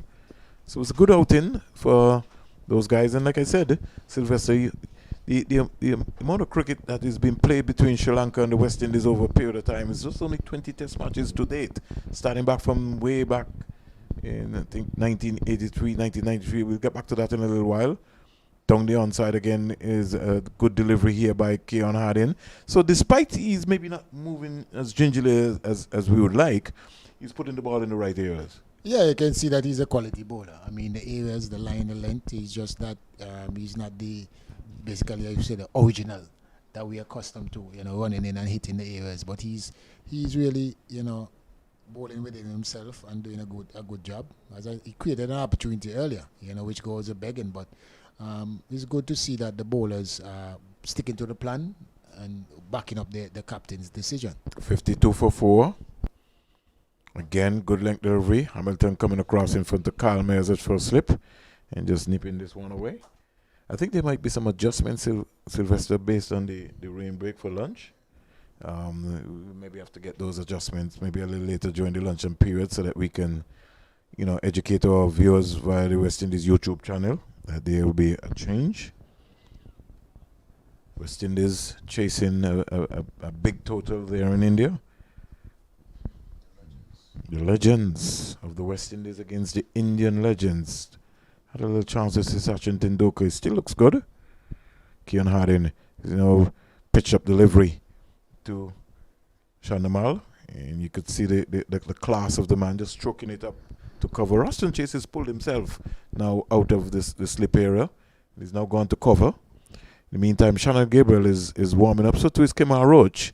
I don't know if they're keeping loose or they may be indicating to the captain that they would like maybe a couple just before lunch. We'll wait and see. 52 for 4.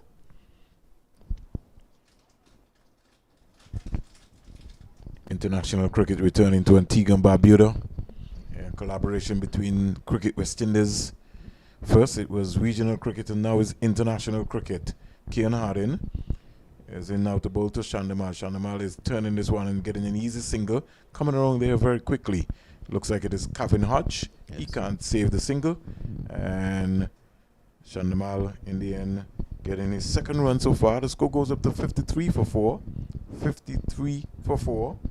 Roach rubbing away at the Kokobo Cherry. Yeah, on his right leg. Picking it up now and looks now as Kean Harding receives it. Well, he's warming up, so he wants to make sure that the ball is in good conditions, basically for a second spell. Certainly. Maybe Ruston Chase sensing that, if we can pick up these two, that we could be batting later sometime today. There is the young man himself, Fernandez, just leaning on to a wide delivery and just punching it past Darren Bravo down to the backward point boundary for 4. Easy on the eyes. The score goes up to 57 for 4, and Fernando goes to 22. Shandamal is on 2. Yeah, Fernando is a class player. You have to watch him for what what he's showing so far. Cause I don't think the conditions out there are so easy for batting, But the way that he looks from the inception, he shows that he's a quality player, and one I think that the West Indies bowlers will be looking at, and the management to get into him early. But overall, I must say that the bowling has been consistent. They have created a lot of opportunities and they gotten a few wickets. So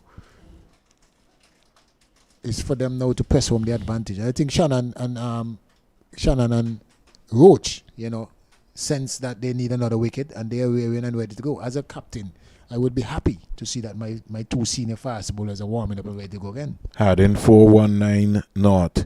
Here comes Anderson Phillip. Is into his 5th over. 4-0, 14-2. Anderson Phillip.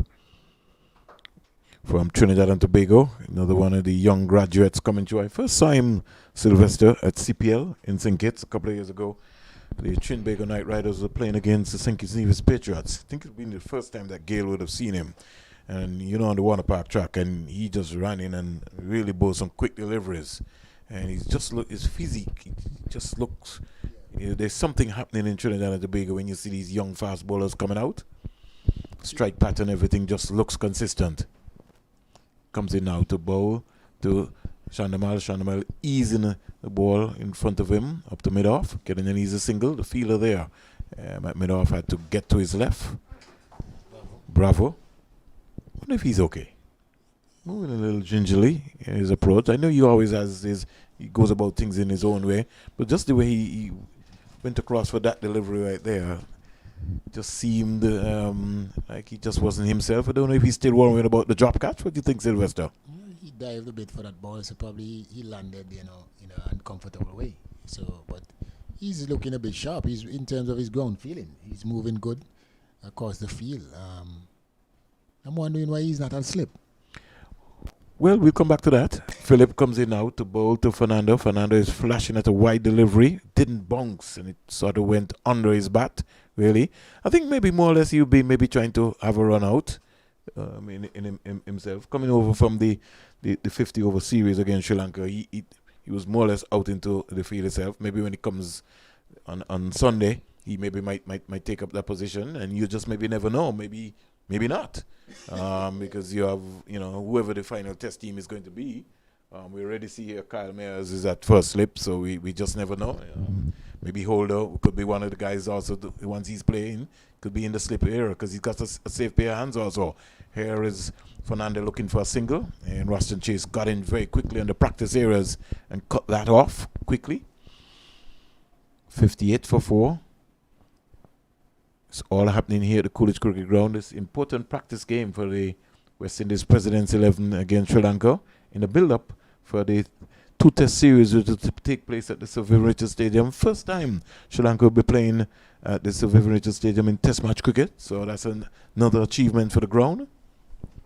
Named after the iconic national hero of Antigua and Barbuda and the world's greatest batsman, Sir Vivian Isaac Alexander Richards. Many will still be debating that for a very long time, but the facts are there. Here is a lovely shot by Fernando on drive down the ground, and all the Bravo has to do is go all the way down to the boundary to pick it up, and maybe have a little thought process in his mind that was a lovely shot. 62 for 4. Yeah, a brilliant shot. Fernando, he looks really compact, as I said earlier, and he's really looking for those deliveries, and he's not missing out on those bad balls at all. Was Philip on that occasion, but definitely I think his lines and his lengths are very consistent. But I mean, at this level, these batsmen they're not going to miss out on those deliveries easily. Springs can't learn in the nets; you have to learn on the field in the playing area. He reminds me a bit of like Williams from the Windward Island. Keswick Williams. Yeah. Here is another check drive again, down the ground. Lovely shot here. In fact, it was in the slot. And Fernando ease that down the ground again. He goes up to 30, and the score quietly shots up to 66 for 4. Kemar Roach will replace Kian Harding from the media center, and he just flicked his hat to him. And so the score goes up to 66 for 4, Sylvester. Fernando showing some class.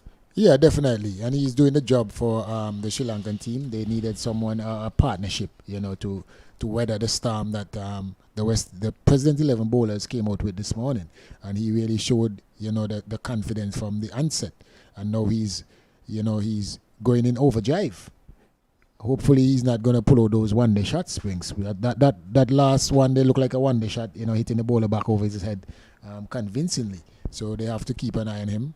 Maybe Shannon. Oh, you see Roach. Roach is back now. So, they're warming up for a cause. Yeah.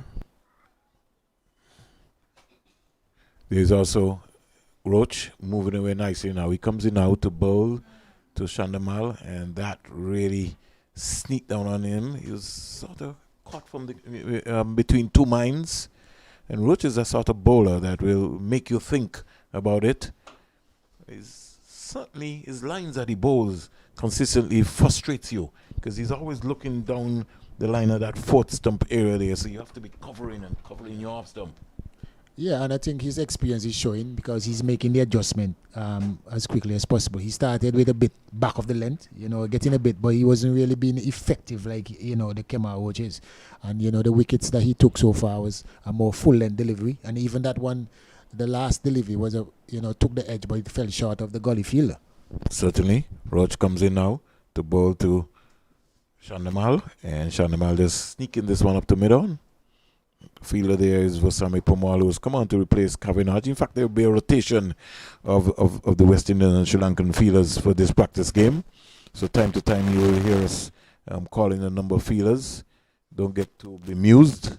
It's just a practice game, and it's taking place here at the Coolidge Cricket Ground.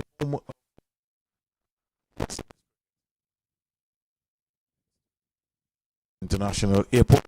Haven't got any action so far for the Dares yet. Down the onside, all coming around.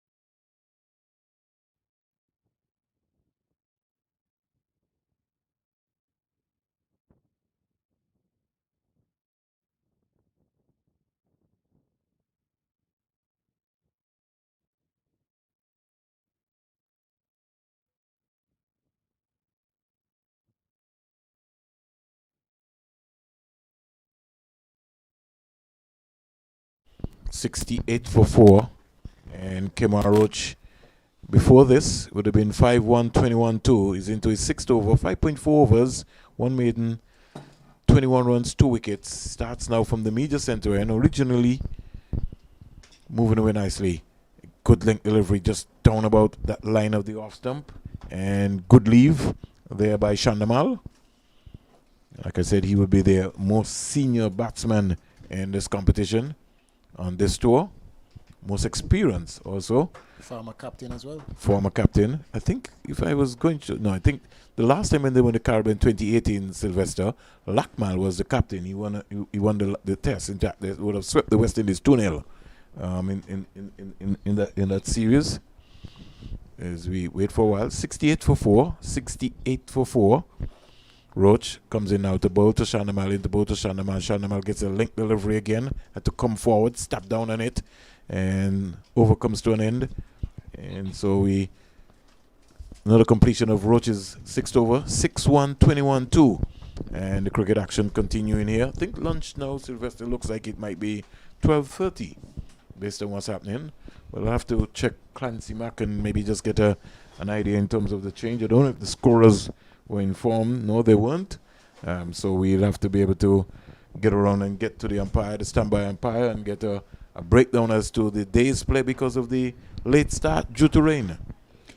Well, I mean, in this day of technology, we should have Clancy Mack's number or somebody number that we can WhatsApp Springs. Certainly, but I don't know if Clancy will check his phone like me and you. Oh, well, yeah, you have a point. Because when you're in certain situations in these times, you can't really have phones and... Yes, so we'll have to go and really physically get the confidence. Who's that batting? Is that Brian Charles Lara? No, that's Diana Ryan. Diana Ryan. So Diana Ryan is playing some shots there. It's going to be an exciting finish, Sylvester. 68 for 4. For Sammy Pomal, left arm spinner, brought into the attack just before lunch. Yeah, I mean his last spell in the last game, the best versus the best. He started to come into his own, and I think given the opportunity again now,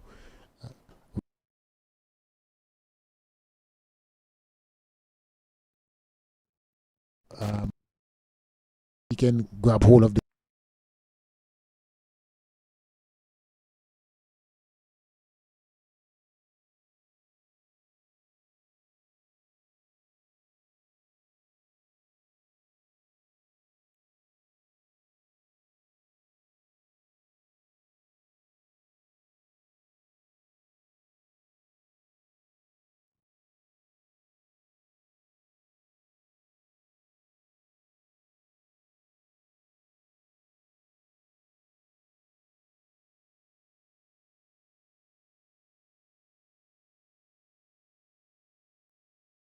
backward point, cover, short mid-on, or short extra cover, mid-on, mid-off.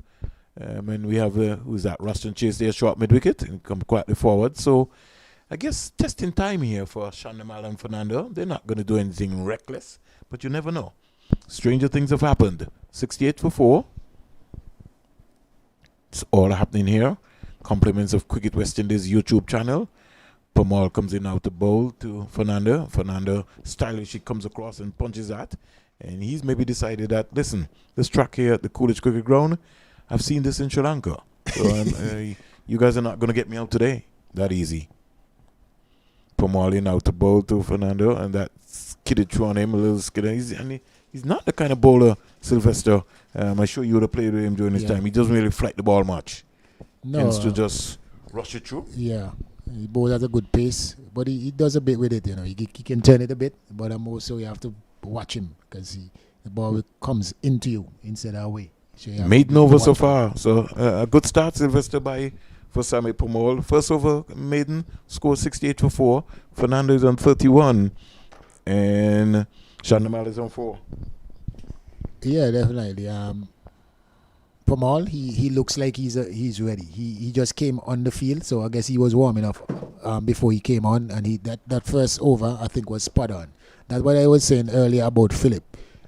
At this level, you can't come and have any warm-up deliveries, you know, because these batsmen are looking to cash in on every delivery, every bad delivery, so they won't allow you to come and warm up. And it's good to see the experience of Pamal coming in and getting a good start. West Indies would need 130 odd runs. Sylvester off, I think, maybe about 64 balls. So that is going to be game on once Dwayne Sims is there. Anything is possible. But we're back in the Caribbean in Antigua and Barbuda. Kemal Roach with a link delivery to Shandamal. He's just steering it out to the fielder cover. Kevin Hodge coming around nicely. He's got the pads on. The score remains on 68 for 4. 68 for 4. It's all happening. It's West Indies cricket. Live and in living colour. And compliments to the West Indies YouTube channel. One will have to give some real big effects and a big shout out to Richard Berridge and the crew here on the ground at Avanti, who've done an excellent job so far. 68 for 4. And Shandamal waits for Kemal Roach. Into bowl to him, he stabs at a delivery that is just about roundabout outside the line of the off stump. And Kevin Hodge darting in there, firing a hard return, powerful return to Jamal Hamilton. So we got some young captains here on show, Sylvester. Kevin Hodge is the captain of the Windward Island Volcanoes. Jamal Hamilton is also the captain of the Leeward Islands Hurricane. Darren Bravo has been appointed as the 4-day captain for Trinidad and Tobago. So Ruston Chase himself as captain Barbados at some point in time during his career. Here is another link delivery. And again, he can't score. Score remains on 68 for 4. So taking place, 68 for 4. Well, it's good to see that the leaders of the various franchises are, you know, at the top of the game in terms of being in the West Indies setup. Because, I mean, if you're leader of the franchise, of course, you should have a high standard, you know, because I think the thing now that you want the franchise to be as close as possible to the international standard. Certainly. So the transition will be a lot more easier. So if these guys are there, they will know what to expect. So when they go, they will implement standards. Roach comes in nicely now, in out the ball to Shandamal. Shandamal is just whippling it there. Will be the best person. Score goes up to 69 for 4.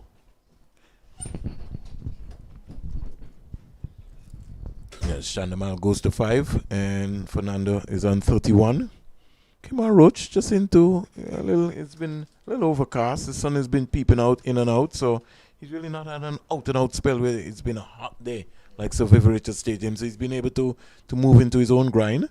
He's into his 7th over, 6.4 overs, 1 maiden, 22 runs, 2 wickets. Picked up the openers, and we'll be looking to pick up Fernando. Fernando is driving down the ground. Don't think Bravo can be able to pick that one up. And the ball goes across the boundary, hits the rope now. And a boundary to the young man, Fernando. He goes to 35. Score goes up to 73 for 4. Another beautiful shot. He likes that on-drive springs. You see in a few overs before he undrive Phillips twice. And he showed it here again off Kemar Roach. I think the conditions here are good for fast bowling. It's not too hot, it's a bit overcast, and you're getting a little bit of assistance from the pitch as well. So it's good. It's good for the fast bowlers. And no wonder you see these guys are warming up to get the opportunity, because it's good for fast bowling. Just had a little aircraft, one of the jets touching down there at the VC Bird International Airport. We don't know which one because it's at the back of us. Here's a no ball bowled here by Kemar Roach, and this would be about, I think, his 4th for the day, and the score goes up to 74 for 4. Just having a little problem, and that's how it is when you've been a little rusty and you haven't played any cricket for a wee bit of a time. He would not have played in the second test match in which the West Indies would have won against Bangladesh, so really this would be really his first outing. In fact, he was during the CG Super 50 series, West Indies Sri Lanka. He's doing a lot of work during the breaks at the nets and outside on the side. So he'll be working his way and getting his rhythm, trying to get his rhythm going back again. And that's another beauty. But I guess, young Fernando might say that he left that. Yeah, but that was a good delivery. Both were, again, I guess, equal to the task, so to speak. Bowling that good, nice line and length. But he seems to me like the no balls, are bothering him a bit. Well, he just went there and just asked Gregory Battery to just really just show him which area he's landing in. And so he seemed to be pleased. Maybe you just have to pull back, to send it in the meter. So we'll see in terms of that. Seth Burton has just informed us that he went and spoke to the standby umpire, and there's been some new arrangements. So 12:30, the first session will end. Vasami Pamal, you never know. Maybe just based on how quick Vasami Pamal is bowling his overs, we might maybe get in maybe another one. We'll check the time. Bang on delivery is the first delivery. In fact, it's 12:30 as we speak, Sylvester.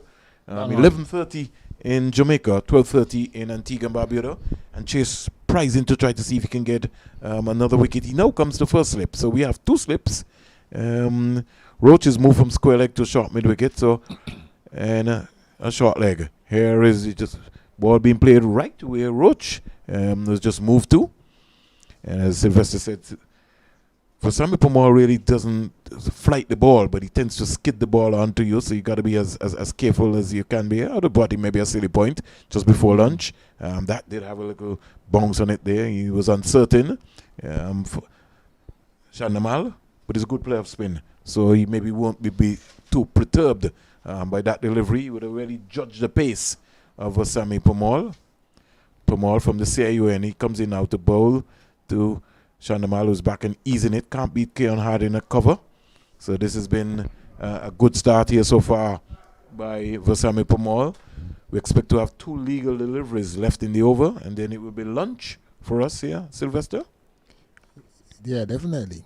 I'm looking forward for that. I can imagine.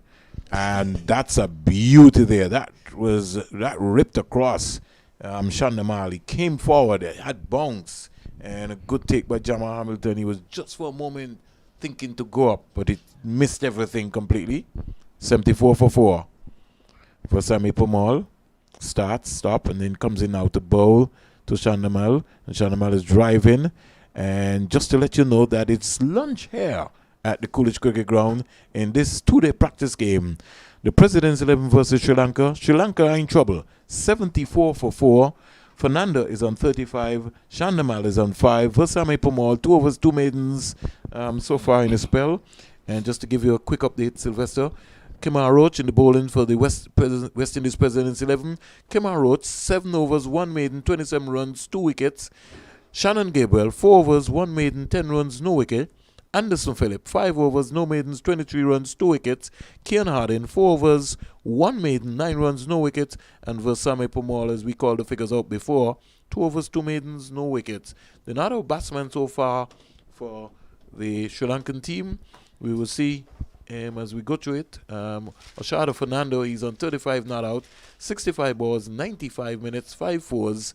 And we have the man himself, Chandamal, who's not out on 5, 24 balls, 29 minutes. They've lost Kawanatni to Manani, De Silva, and rushing silver. So a little bit of trouble here for Sri Lanka. As lunch, we close here. On behalf of Seth Burton, Sylvester Bouncing Joseph, and myself, the umpires, Gregory Bartlett and Leslie Reefer Jr., they now cross the line. It's lunch here in St. John's Antique and Barbuda Coolidge Ground. We'll go and enjoy our lunch, and then we'll be back right after the luncheon period. Thank you, Sylvester.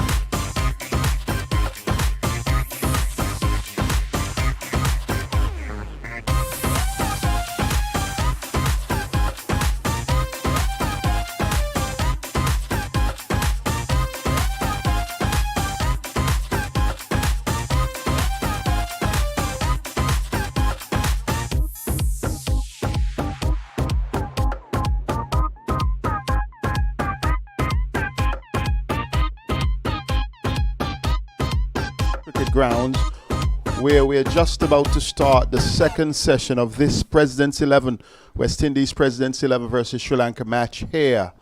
We are delighted to greet you with the news that the sun is shining brightly, and Sri Lanka, who were sent into bat by the West Indies President's 11 captain Ruston Chase, they will resume on 74 for 3. 74 for 3 for 4, and Vernon Springer is sitting beside me, but they are pretty much comfortable. Chandimal is not out 5, but the man who has been batting well from the time he came into bat, Oshada Fernando, he is on 35. Looks good. The only bright spot, I would say, so far in the Sri Lanka innings, Kemar Roach and Anderson Phillip, they have taken 2 wickets each for the West Indies President's 11. Vernon Springer, it looked a morning that belonged to the West Indies President's 11. Well, certainly. I think this now can be able to just show now what is going to happen after lunch. Kemar Roach and Shannon Gabriel, when you look at the conditions that we had earlier this morning and how well Anderson Phillip and to a lesser extent Keon Harding would have bowled, even though a chance went off of Keon Harding, I think Kemar Roach will be maybe just looking now to try and see if they can be able to prize out Fernando and Chandimal, who are the most, you would say, in this lineup today, the most experienced batsmen. So we'll see what the start after lunch would be. And I'm sure Ruston Chase will be thinking about trying to dismiss these guys before tea. Well, it's Kemar Roach who starts with the 2 slips. Left alone outside the off stump. Fernando electing not to play, but Fernando has batted well. The minute he came in, he really started to show positivity, and he looked to be in control most of the times. And I think that he will be looking to get a decent score. Certainly, Fernando, 35 from 65, and Chandimal, 5 from 25. Roach with 2 for 27. This is just into his 8th over. Well, he breaks from his run, perhaps not feeling the way he wants to on his feet. So Roach has done well, has done a good job from the commentary box end. Shannon Gabriel this morning also bowled. He bowled 4 overs, 1 made, none for 10. Anderson Phillip, though, would have gotten his 2. Roach once again just outside the off stump, and this one dying on his way to Jamal Hamilton. So Anderson Phillips, 5 overs, no maiden, 2 for 23.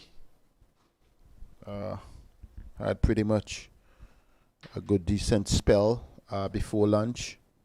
Keon Harding, 2 overs, in fact, just 2 runs, and he would like to do something special, but it's Roach. Oh, a good delivery, that one.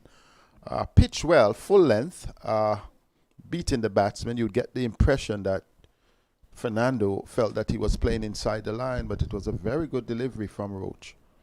This track has played a lot better than even when we had the best of the best game, which was the Craig Brathwaite 11 versus the Ruston Chase 11. This certainly has seemed wrong today.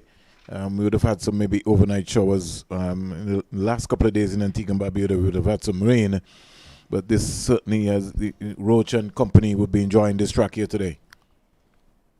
Kemar Roach looking for his 3rd. This one, another good one. Played inside the line, but Roach is definitely bowling to a plan. 3 deliveries so far after lunch, and he has been spot on just about off stump, outside off the batsman's vulnerability, but the man in charge, Osada Fernando, he is not looking ruffled at all or looking to be in any hurry. Continues to bat well for Sri Lanka. This time he leaves it alone, shoulder in arm, allowing the ball to go through. Picks the line well. Has a clear understanding where his off stump is. Good hand-eye coordination usually. was very positive from the word go.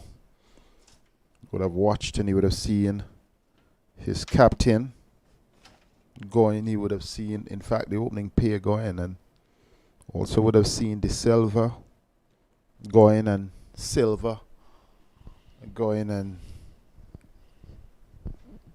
he's looking like the one to stay. This time gets the ball down to Gully, and Virasamy Pamal fields. That's it, completing the first over after lunch.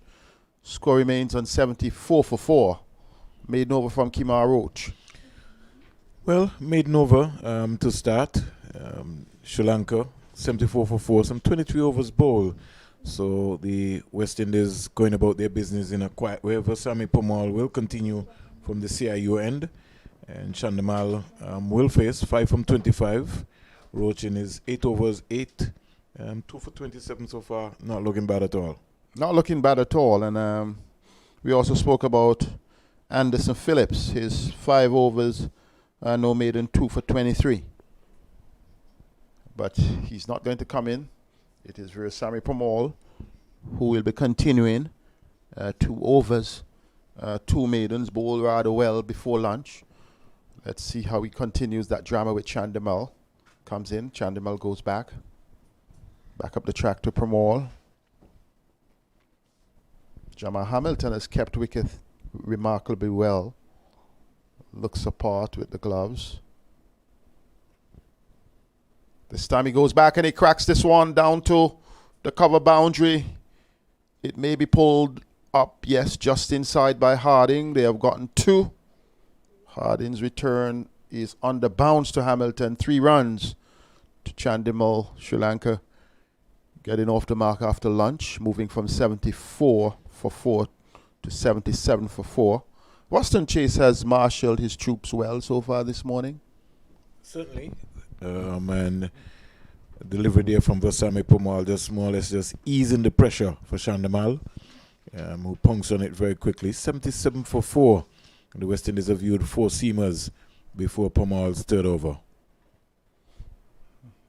Dennis Chandimal, definitely a solid player. Class act for the Sri Lankans. He knows how to stem the tide. That's what they needed, because this time he goes down the track, over the top, 1, 2 bounces into the boundary for 4. Read the flight well, played with good telling effect. He gets a boundary. The score moves up to 81 for 4. Pamal don't normally flight the delivery. At this time, he decided to flight one just roundabout between middle and leg. And Fernando, who's batted beautifully so far, just got inside the ball and just hit it straight down the ground, the white side screen in the back for a lovely boundary. Let's see how Pamal responds. This time he gets a better delivery, and it just missed the stumps. It was bouncing towards him. He was defending, and I got the impression, though unsighted by Jamal Hamilton, that the ball could have trot back onto his stumps. Just didn't take the bails off. Bails just didn't rackle off. That's always something that you want. Hope had slipped. They would have been gleefully wondering, making sure that that happened. This time he was going back, Vernon Springer, to cut, and then realizing the ball didn't leave him, fortunately, was not induced and didn't take the edge. And the score remains on 81 for 4. Pamal conceding his first runs in this. Well, in fact, in his bowling so far, prior to that, had 2 maidens, but conceded 7 runs from this over. Well, I think the ploy here by Ruston Chase would be to maybe vote Virasamy Pamal from the Citizen by Investment Unit N here in Antigua and Barbuda, and concentrate with having the seamers rotated from the media center end. So Roach coming back after lunch. Let's see what the approach would be. But I think maybe just to ease the pressure, because I don't think Kean Harding is fully fit. He would have missed out during an injury in the CG Super 50 and had to be replaced. So coming back into the fold here, don't think he is really right outside. And Ruston Chase may be managing his bowlers, and would also maybe want to manage also Gabriel and Roach. Standing up straight, playing it well, Chandimal. when we assess Roach's and Gabriel's bowling, what conclusions are you drawing? I know it's early days yet, coming back after the rest. Well, it's always good to get out into the middle. I think Shannon Gabriel this morning would have maybe just lost his rhythm in terms of his wrist movement, and he maybe would be just gleefully maybe went back at lunch and look at the video analyst work and would want to get back out to start bowling again. Driven, Chandimal, which has been pretty much up in the block hole on occasions and on other short of a good length, apart from one that he bowled, his second delivery to Oshada Fernando. He has been pretty much full length, has not really tried any short pitch delivery apart from that second delivery to Fernando early on. That was in his third over of the morning.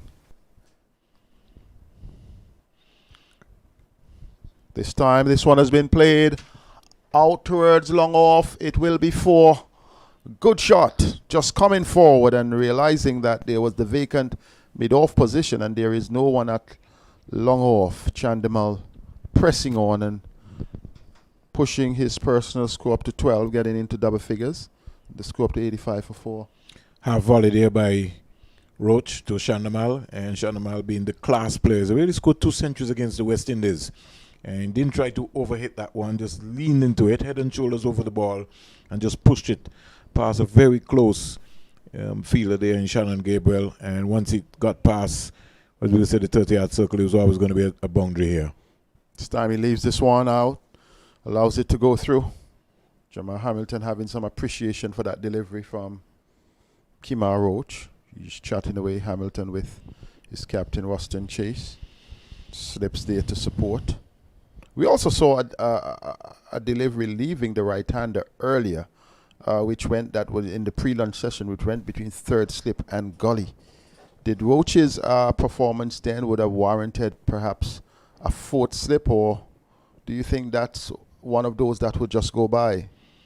Sort of the luck of the draw. That's what happened. Roach would have seen that a number of years over. This one is driven. Good running contest for Darren Bravo. Pulls it up. 2 runs to Chandimal, really starting to get flowing after lunch, perhaps prior to lunch. His approach was to stabilize, because as we look at it, the Sri Lankans were losing wickets rather steadily before lunch. 5 for 1, 13 for 1, 43 for 3, 51 for 4. So no real solid partnership, at this level. The highest being a 30-run partnership for the third wicket. This time, good defensive work by Chandimal. So Chandimal would have started a bit slowly. But the end of the over, another one from Kemar Roach, his 9th being completed, the 25th of the innings. He would be happy. Would he get a rest? Even though it's just the second over after lunch, 2 for 33, with the other fast bowlers perhaps needing to put in a bit more. Well, I think it's a long day. When you look at it, there's still another 65 overs to go in the day's play. And like I said, the management of Gabriel and Roach is also going to be important. They are already in the West Indies Test squad. And so it's going to be very key in terms of, the approach of Ruston Chase. We look now and see for Sammy Pamal trying to push back the mid-off almost into no man's land. You're either back or you're in. And you're right. It's 87 for 4. No need for any panic. Bowl. This time another single. He would have had the one shot. On that occasion, it was Chandimal who had gone down the ground. In fact, over the top, the bowler had no chance there. And they were bowling now to Fernando and push back the man on the long off boundary, but now he's back in, now that Chandimal is facing. Oh, that one really bounced, and it presented some challenge, but there is no silly point in. Had there been a silly point, would you have gone for that? You were saying that earlier. I don't see that effective. To really have that. He had an excellent Ball to Fernando as well. This time he drives out towards Bravo, fires the return in. And in fact, that's Phillips. So a single there, turning over the strike well. But he gets the odd delivery to bounce and leave the right-hander at the same time. But he may not be as consistent. And that may be influencing the decision-making of Captain Ruston Chase, who has just the forward short leg and the slip as close in catches. This time, it's one dead on stumps. Not really moving, not presenting any challenge. And Sammy Pamal will continue. Looks better than he did in the best versus best game in the first innings. Now this one really left the right-hander, but Fernando just shouldering an arm and allowing it to go through.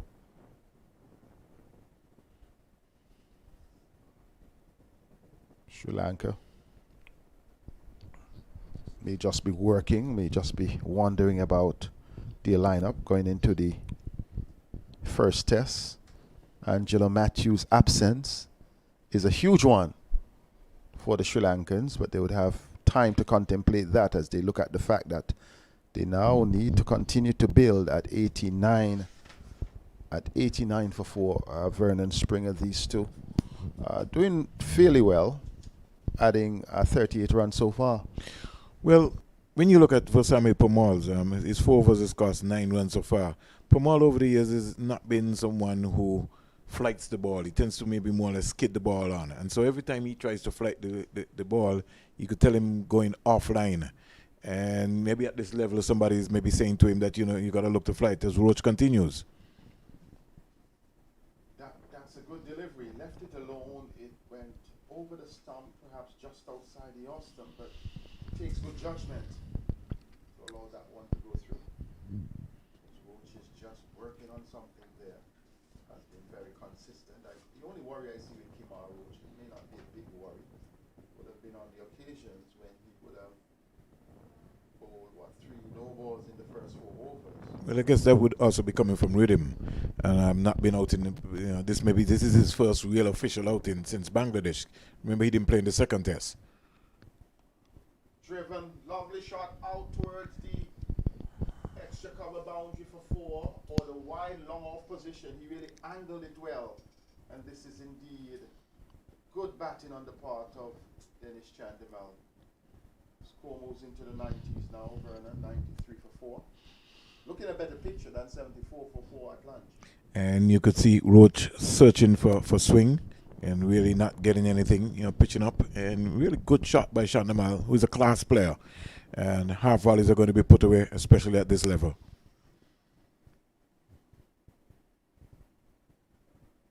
A little bounce on this one, but Chandimal judged it well.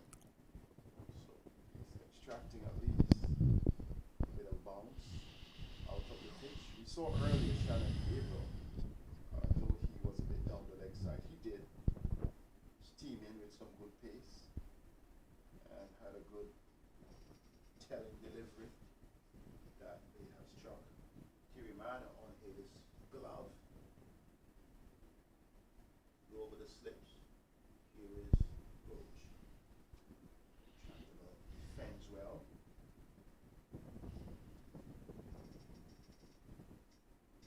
Roach would have had a good love affair with the Sir Richards cricket grounds over the last few outings. In fact, one of the issues there is how the Pacers would have done well at Seville. Hence, it is very likely that the West Indies may be all out with their 4 Pacers and Raheem Cornwall doing the spin. Here is this one driven, and it will come down to us for 4. Very good shot. No one at straight mid on, and he just played through the line, and Kimar Roach conceding yet another boundary in this his 10th over. Lovely on drive there by Chandimal, showing the class of the young player. He just opened up and just punched it straight down the ground. And coming back to your comments that you made, said the last time we played 4 seamers, we lost to India. And so we maybe don't even need to think about that. And then we got a demerit point when we played against England after we won the Test match. How ironic. Here is Roach, Chandimal, flowing drive, but Darren Bravo has been brought into a deep mid-on position, or straight mid-wicket rather. Stops it and no run. How ironic that you would have lost the next time you were really beating men. You get a demerit point. Well, the thing about that is I remember that track that when we played against England had more grass. The wicket that we played against India didn't have the grass. It was a brown track. Right. And to me, I thought it was really a punishment on Rakim Kanwal not being able to make his Test debut right here in 2019 against India. It was also an indictment on Jamal Hamilton not being able to make his Test debut also on the same day. Even though Dorich was injured. When we put Shea Hope to keep almost in the same day. So you look at all those scenarios and you weigh up yourself. Poetic justice? Of course. It was obvious. Because how come they didn't make their Test debut at the Sullivan Richard Stadium, but at Sabina Park in Jamaica, they were making their debuts? So that may have been the case according to Vernon Springer. But here is Sami Pramal. Good defensive work on the part of Osada Fernando. Fernando, the one who has been carrying the bat. You seem to have some information for us here, Vernon. Well, T will be at 310, so which is a good thing. And then the cutoff will be expected to be 5:40. 6:10 will be the extra 30 minutes that they will maybe try to make up to complete the overs. And like I said, we have a long day, unless that Sri Lanka maybe gets bowled out. Sometime through the time, it doesn't look so based on this partnership between Fernando and Chandimal. So 97 for 4. Permal is into his 5th over. Really not doing anything, but he, I think, will be the holding bowler here. It'll be interesting to see if Ruston Chase will bowl a couple of overs sometime later in the day. Oh, that one really bounce and turn. He gave it the flight. Fernando was in two minds. In the end, he had a drive at it, but missed it completely. So Permal is trying to mix it up here. You mentioned Ruston Chase, but we were also looking for him to bowl pretty much in the best versus best game. But I think he was indicated to your chat. Even on the first day, he was getting some treatment with his hamstrings, and I don't think he was really fully, even though athletes don't be 100% fit. I think that maybe might have hampered him during that game. Still 97 for 4. Defensive ploy on the part of Fernando. 100 is not too far away. 97 for 4. These two are really batting well. They've added 48 so far. This one it will not bring up the 100 because the fielder has been posted on the long leg boundary. Good bit of fielding. It was a good sweep shot from Fernando. And it's 98 for 4. These two are really moving on well. They have added 47 runs so far for this, the 5th wicket, and good batting. Well, Fernando has shown that he's got a good temperament for batting. Chandimal has also shown some class too, in terms of what's going to be happening. So 28 overs been bowled, and Fernando really looking very organized. Chandimal, as you know, is a class player. Sri Lanka's most experienced former captain. So all in all, no real devils in the bowling so far by Versami Permal, as we see Kemar Roach pulled out of the attack, and Anderson Phillip, just as I predicted, would have been, I think, Ruston Chase deciding to bowl seamers from one end, and then maybe just concentrate by getting Permal maybe to be the holding bowler, by bowling from the CIU end. And maybe just rotating the seamers from the immediate center end. Well, so perhaps Chase has a little transistor out there, and he's listening to what you suggested. But Phillips, good to see him back. He would have had, 2 for 23 from his 5 overs. Kemar Roach not doing the best after lunch, conceding, another 17 runs after lunch. But here is Phillips. This one is driven, but it beats the extra cover, and Shannon Gabriel, who is running out at deep extra cover into the boundary for 4. The 100 comes up, And with the 100 coming up also, the 50 partnership between Fernando and Chandimal, pretty good and decent batting. The 100 coming up off 28.1 overs. And I'm sure we'll get the stats for the 50 shortly. Ruston Chase, you're trying to make a big effort there. Didn't get across to stop it. And really, Gabriel really didn't have a chance to be able to cut that off. So 100 up for Sri Lanka, 102 for 4. Fernando goes up to 45 of 85 deliveries and certainly looked like a compact player. And Sri Lanka management team will be very much impressed. Oh, so a lovely far. shot. Back with a square. Gets one. We'll come back for the second. Harding picks up and sends a return. Good return to Jamal Hamilton. So the 50 partnership between these two, coming from 79 deliveries in 53 minutes, 9 fours. We're yet to see a 6, but we are seeing good batting from them. And as we would have said, the 100 coming off 28.1 overs. Sylvester Joseph is going to join you, Vernon, at the end of this over. And you would have a chance to chat with him. Phillips. This time he goes back. Had all the time in the world, Fernando. Opted not to be rash. Changing the mold. Good cricketers transition well from ODI into the framework, transitioning for tests. Well, it'll be pretty interesting now for the Sri Lankan team because they're getting a build-up now. They have a big squad here.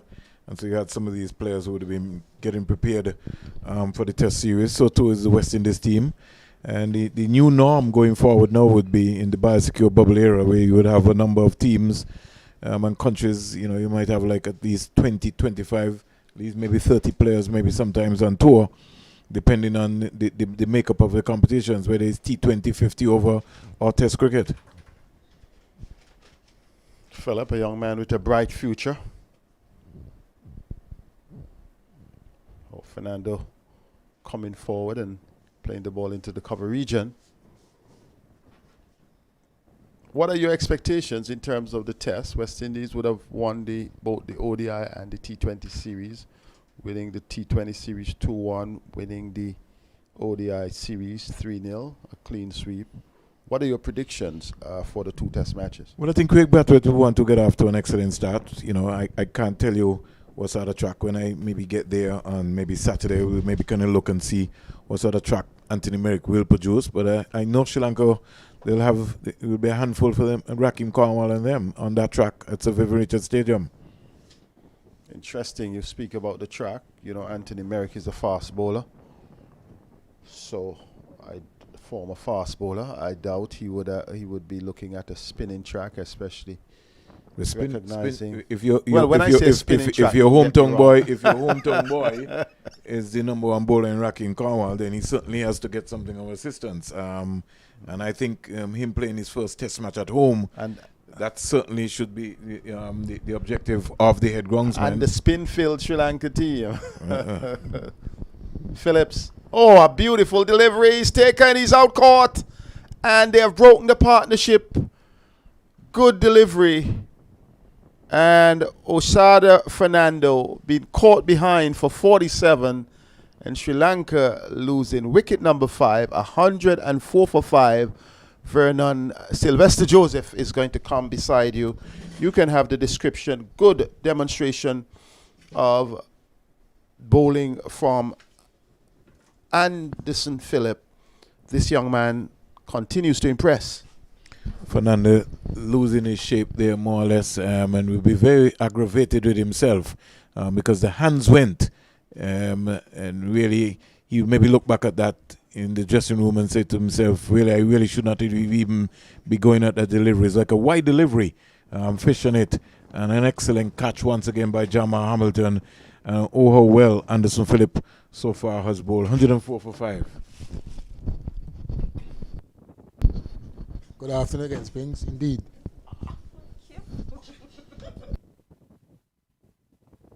Sorry about that, Sylvester. You got to be careful. You know, you're not into the 50 club like me yet, so to get a knock like that, I feel sorry for you. 29 overs bowled, 104 for 5. Fernando just out, caught by Hamilton, bowled Anderson Phillip for 47, giving Phillips now his third wicket, 3 for 29, and how impressive his looks so far. It now brings in, we wait for a while because I can't get to see around the Nasanka. Okay, so Nasanka comes into the reckoning, 104 for 5, and Sri Lanka in a position where they could be bowled out, Sylvester.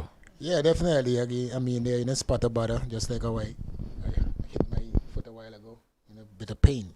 But yeah, the bowlers doing justice to the decision that the team made this morning in terms of winning the toss and asking Sri Lanka to bat first and to get some wickets now, well, early in the first session, and then, breaking up the key partnership. Pamal comes up now to bowl to Chandamal, and Chandamal is turning it into the leg side area. Rashton Chase, the captain for the President's 11, he comes across, and the score remains on 104 for 5, 104 for 5. Went to over number 30. And Pamal is into his 6th over, not for 10. Again, flighted delivery, and with soft hands is Chandamal, just playing with just his top hand alone, and making sure that he kept that away from Kevin Hodge at the silly point area. That slip is Hope. Hamilton, the keeper, goes down. And then there's a real short cover. I think they're looking for him to more or less drive, but Pamal will have to be consistent to be able to bowl that line so that he can be able to come forward. And he's sometimes tend to just remember to skid the ball through rather than enticing it. He's got runs here on the board. They got 5 wickets. The West Indies 104 for 5, so he can afford to flight the ball. He's short and looking to punch it.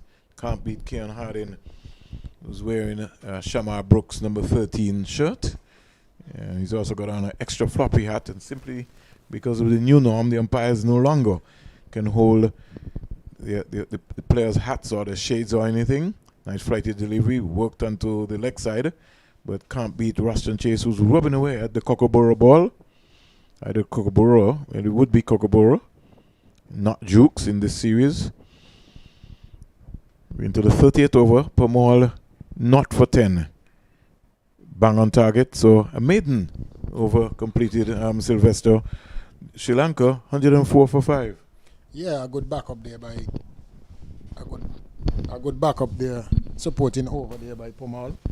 I mean, he's been basically tight so far, 6 over 10 runs. Doing a great job in supporting the seamers, so the captain Chase can rotate the fast bowlers from one end, and I think somehow Pamal he looks effective. I know that you want him to flight it a bit more, but as I said, remember he hasn't been playing much cricket for a while now, and he's just getting back into his groove. But I like the action that he's doing at the moment. Well, he's called on to more or less implement an holding job, and you'll have to give him some credit that he's certainly executed that so far. 104 for 5. Anderson Phillip wearing the number 48, rubbing away here.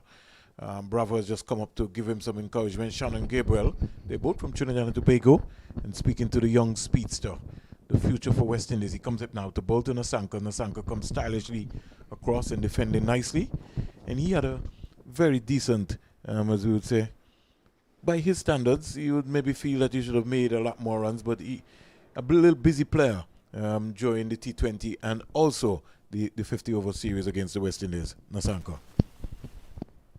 Yeah, he's one of the players that Sri Lanka looks to produce consistently. Just 22 years of age, so at least he's got a bright future ahead of him. He's very short in stature as well. Yes, some sort of dapper like Gus Logie like. Yeah, so I think it's going to be important to see what length Phillip is going to be bowling to him. He's back and just turning this beautifully down to the final area, coming around nicely. Is Keon Harding, a good athlete. He fumbled for a while and allowed the second run to come to nice easily. So Nasanka is off the mark very quickly, and the score goes up to 106 for 5. 106 for 5. Nasanka is 2, and Chandamal 23, the most experienced batsman on this tour. 23 from 47 deliveries. Phillip 3 for 31. If somebody woke up and told him today that he picked up 3 wickets against Sri Lanka, he would say no. I agree with you. I in total agreement with you. But he has bowled really well to get his wickets, barring a few deliveries, which is expected at this level. He's been consistently getting the ball going away from the right-handers. He's into his 7th over, driven, but can't beat. I'm cited here by the pillar in front of me. That's the real Brooks. Okay, that's the real Brooks now. I'm cutting that one off. Bouncing's partner, 106 for 5. Working up some steam here is Anderson Phillip. I saw him at the golf course the other day. Good, excellent golfer. Yeah, he's out there playing some golf. Excellent He's golfer. going to come back. He love it here. Yeah, every time he gets an opportunity, he gets onto the golf course. It certainly helped this game. Shamar Brooks would have been one of the guys who would have come through the Sinkis and Nevis 13 and under festival Sylvester to go on to play Test Create. And now the tournament has a test player in Craig Brathwaite. Philip comes in now to bowl to Nasanka. Nasanka is playing around an outswinger. Missed it completely, squared him up completely, all ends up. He didn't really know anything about that. And I guess Sylvester, because of his size, that length, he just really was neither forward nor back. I guess that was too big for him. Certainly was. Really certainly was. And it squared him. It just turned him right around. And he's just for a moment, he didn't know anything about it. Yeah, I mean, that one turned him actually like into a left-hander. Yeah. His right foot come way in front of his left. Just turn him around. I think he tried to play it on the move. You know, you need to continue his balance. He just started. You need to be watchful. He seems to me like he's a busy player. He is a busy player. You know, these short people, they always busy, always on the move. Always on the move. But this time a good lead from him, as Anderson maybe just pulled the length back a little bit there in that delivery. And, you know, it's so impressive. Anderson Phillip making his debut in the West Indies one-day team, so he was able to get a feel in terms of what's happening. Azari Joseph leading that attack. Well, you would say, along with Jason Holder, would have helped him during the process. But he bowled real quick at the Sir Vivian Richards Stadium in the third ODI, Anderson Phillip. So the West Indies have got a good crop. You know, I would have loved to see Niall Smith here today. But I guess the selectors have gone for something a little different. Well, I guess they are on a rotation policy as well. Yes. Because, I mean, we saw a few fast bowlers last week. Well, in the practice game, the best versus the best. Beautifully. Exquisite by Nasanka. Half volley. Pitch up. And every now and again, Anderson Phillip tends to give you that 4-ball. Yeah. And that was wide. And Nasanka's eyes opened up. And he gleefully hit that through cover to, you know, execute and go up to 6. And the score goes up to 110 for 5. Shandamal is 23. Yeah, I mean, you can see, as I said, you tend to see the inexperience from Phillip at this level. At this level, you have to be, you know, consistently bowling that. And patience. And patience. You have to be patient. You cannot come. I mean, every loose delivery, you can guarantee that 99% of the time, the batters are going to score. So and as the upstage of what you're talking about, Sylvester, is that in regional cricket, maybe he might have got away with that delivery. Yeah. But at the first class, and as we would say, the test level, good batsmen, you know, don't care. They're going to put that away on any given day. Here comes Vasami Pomal. He comes in now to bowl to Shandamal. Shandamal is driving beautifully up the mid-off and picking up a quiet, easy single. And the score goes up to 111 for 5, as they would say in England. Nelson. Our good friend Shepherd will be skipping at square leg. Certainly. 111 for 5. Shandamal quietly sneaks up to 24. It now brings Nasanka into the reckoning. He's on 6. And one of the things that I've observed, Sylvester, is Nasanka and Bandara, they always bring out the broom, so they're always looking to sweep. And that's something I find that Caribbean batsmen, a lot of the modern day Caribbean batsmen, are not executing. They not feel comfortable about sweeping. But in your day, when you had people like Hooper and Lara and Shanda Paul, you always have to bring out the broom. 111 for 5. Here's the delivery. Nice flighted delivery. Teasing Nasanka, but he played inside the line of it. Good take by Jamal Hamilton. His glove work has been excellent in this game so far. Pomal is finding his rhythm. Guess bang on target again. A nice flighted delivery. And Nasanka, who is shorter than Vasami Pomal, so you must understand how short Nasanka is. You only can be able to just get a picture view of what we're talking about. Nasanka looks like a little schoolboy playing here. Short delivery, stands up and looking to just turn that, but can't score. And as Sylvester just told me, in fact, I see, is that Shea Hope there? No, number 10, no, it's the captain, Rushton Chase, who quietly just comes around and picks up the delivery, rubs away, and hands it back to Pomal. Pomal will have to bowl quite a few overs from that end. Nice flighted delivery, link, and Nasanka coming quietly forward. So, over number 32 comes to an end, 111 for 5, Sri Lanka. Chandamal is on 24, Nasanka is on 6. And this is a 2-day practice game in preparation for the CG Insurance Test Series, which comes up at the Sir Vivian Stadium starting on Sunday. A big day, 111 for 5. And West Indies just trickling away here to try and see if they could be able to dislodge the remaining 5 wickets here for Sri Lanka. Yeah, most definitely. And the former captain out there, Chandamal, he looks quite comfortable. You know, he's really showing his experience, rotating the strike and putting with the bad balls. And hopefully he can find a partner in the Sanka that they can build, you know, a good partnership for the Sri Lankans who really need a good partnership now. Well, Anderson's first spell would have been 5 wickets, 5 overs. He picked up 2 wickets. His second spell so far, he's also picked up a wicket. He comes in now to bowl to Chandamal, and Chandamal comes quietly forward with head and shoulders, playing the ball from right under his eyes. And the score remains on 111 for 5. 111 for 5. If you're wondering what's happening, it's what we consider to be West Indies cricket, and it's compliment for the West Indies YouTube channel. It's a 2-day practice game against Sri Lanka, the President's 11, against the West Sri Lankan team, all in preparation for the 2 test matches which will take place here. Shannon Gabriel and Bravo having a discussion at mid-on and mid-off. Gabriel may be saying, listen, I can't wait to get my hand on that second spell. But Anderson saying, no, I want 5 wickets here. Here is Chandamal turning this to the man himself in Kevin Hodge, who looked very organized in the best of the best versus game. I have not seen him for a little time, but to see him in that game, his 59 was a good knock. Yeah, really remarkable.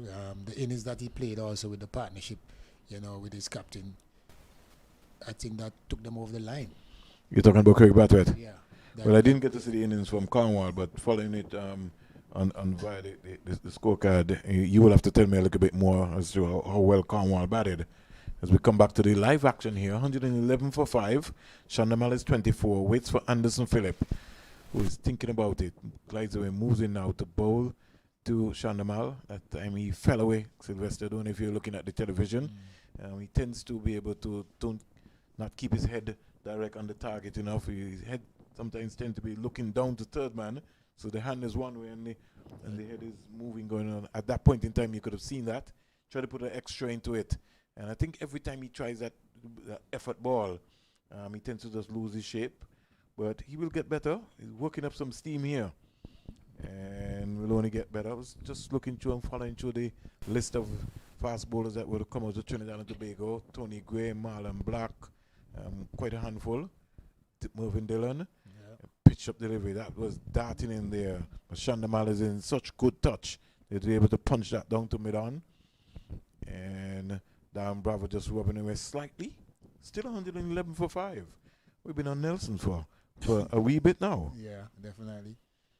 Well, Pomali and a boulder maiden at the other end. And now Anderson, he is backing up again with another good over. So, but Chandamal is equal to the task. He looks settled. He looks like he just, you know, he's a really complete different player in terms of, you know, just applying the basics, looking as I say straight up, mid-on and mid-off.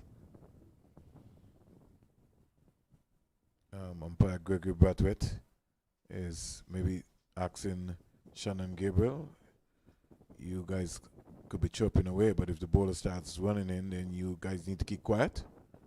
Shannon Gabriel says to Gregory Brathwaite, I'm sorry, sir. So who is he talking to? Bravo?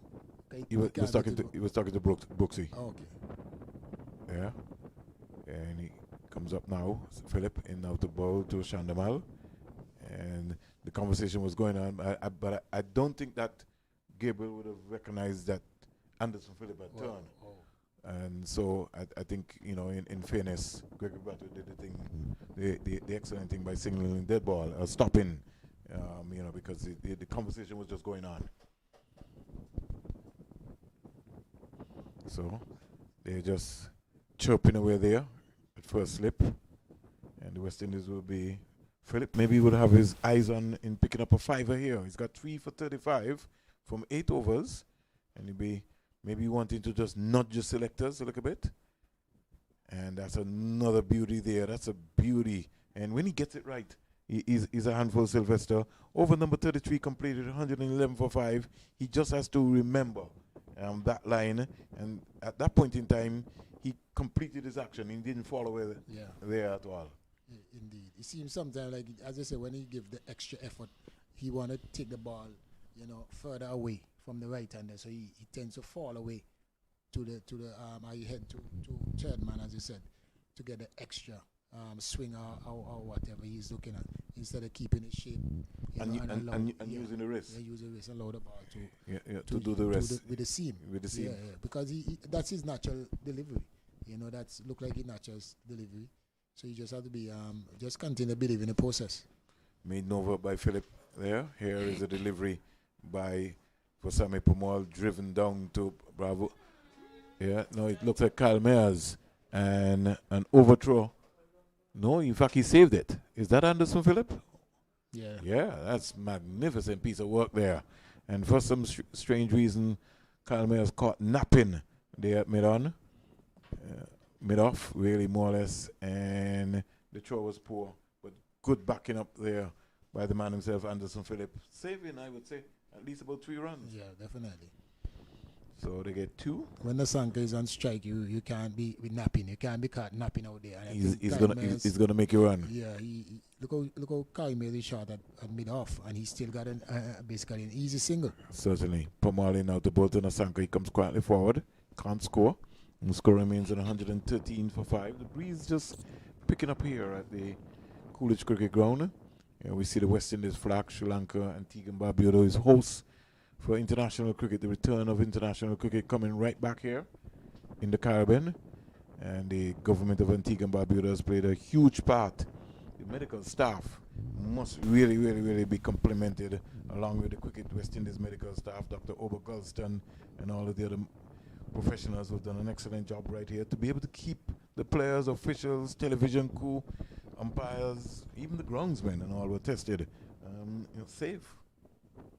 So, commendation to everyone. 113 for 5 for Sammy Pomal. Is into his 8th over, not for 13. And Nasanka leaving alone a nice flighted delivery. No need for him to even try anything. But I know that anytime Pomal is offline, he's going to pounce on it. He looks like that kind of player, Nasanka. And we saw his approach in the 50 over contest. He comes quietly forward, nice soft hands. And Pomal getting through his overs. He's really not giving the seamers. He's just bustling through. 34 overs bowled, 113 for 5. Well, that's the job that the captain wants, and he's doing it efficiently and very quickly. So, in terms of a fast ball, as I said, Phillips doesn't. He's not. Get a breather? No, he doesn't get a breather. He's not one that you want to be bowling in tandem with. Not at all. but what about Raheem Carnwell, who comes off of 2 steps? Oh gosh. And that's it. You maybe have to slow the game down completely. Yeah. But Raheem's role really, if you take from the time he's made his international test debut for the West Indies team, he's been the man who's had to hold one in and bowl 45 overs. So a little drive there from Chandamal. Really didn't get out. The bat was sort of turning into his hand, but the most important thing is he was trying to come down as straight as possible. He remains on 24 from 55 deliveries, 113 for 5. And Nasanka looks like a busy player. If you came to the cricket field or you're looking at the West Indies YouTube channel, you'll see that Nasanka is a wicket keeper. Once you saw him, you'll be like, oh, he has to be the keeper. He looks sort of like David Williams, a little dapper, his stature. But he's got a big heart, Nasanka. 113 for 5. Philip passed Gregory Batters in the bow to his back and cracking that. And on a heavy outfield here, I think it will have the legs to go all the way for 4. Brooks just traces to retrieve. And a boundary to Chandamali quickly goes up to 28, and the score goes up to 117 for 5. And Philip working away some pace here. Every now and again, he bowls you more or less a delivery, which you really have to kind of keep working to understanding. As Sylvester says, he's got to be patient, and he's got to keep working on his lines. But he can only learn when he plays matches. 3 for 39. I mean, he has to learn fast, quickly, because as you see, he's bowling like 4 point something runs per over. Certainly. Yeah, That's the line that he really would want to bowl, and he has to hit those areas more consistently. Has to hit his straps, and he just has to remember. And it's all practice. He's got to keep talking to himself, muscle memory. Remember what the coach would have told him, whether it was Coach Cowie Collymore, Roddy Eswick, or whoever. Has to be able to keep. And the players are now, Sylvester, compared to even when you played, they have everything now on their phone. The amount of technology that's available to them, you have everything available. So if you don't become a better player today, then something has to be wrong with you personally as an individual or professional cricketer. Pitched up again, can't beat Bravo at mid-off. We see some company. We see the West Indies President's 11 getting some company. I thought that was your pet. I certainly wish that it was a pet. I don't think I wanted such a big pet. Shannon Gabriel is trying to see if he can, but it knows where he's going for sure. So you could tell that it's some gracing itself across the field. But the West Indies have an extra feeler on, and their black terrier is just making sure he's going off. Let's see where he's going. Where is he going? He's looking for something, certainly, Sylvester. So we'll wait and see in terms of what. Okay, so he's positioned now on the sweeper. So that's good. Boundary. Sweeper boundary. 117 for 5. Chandamal is driving out to him, and it's gone for 4.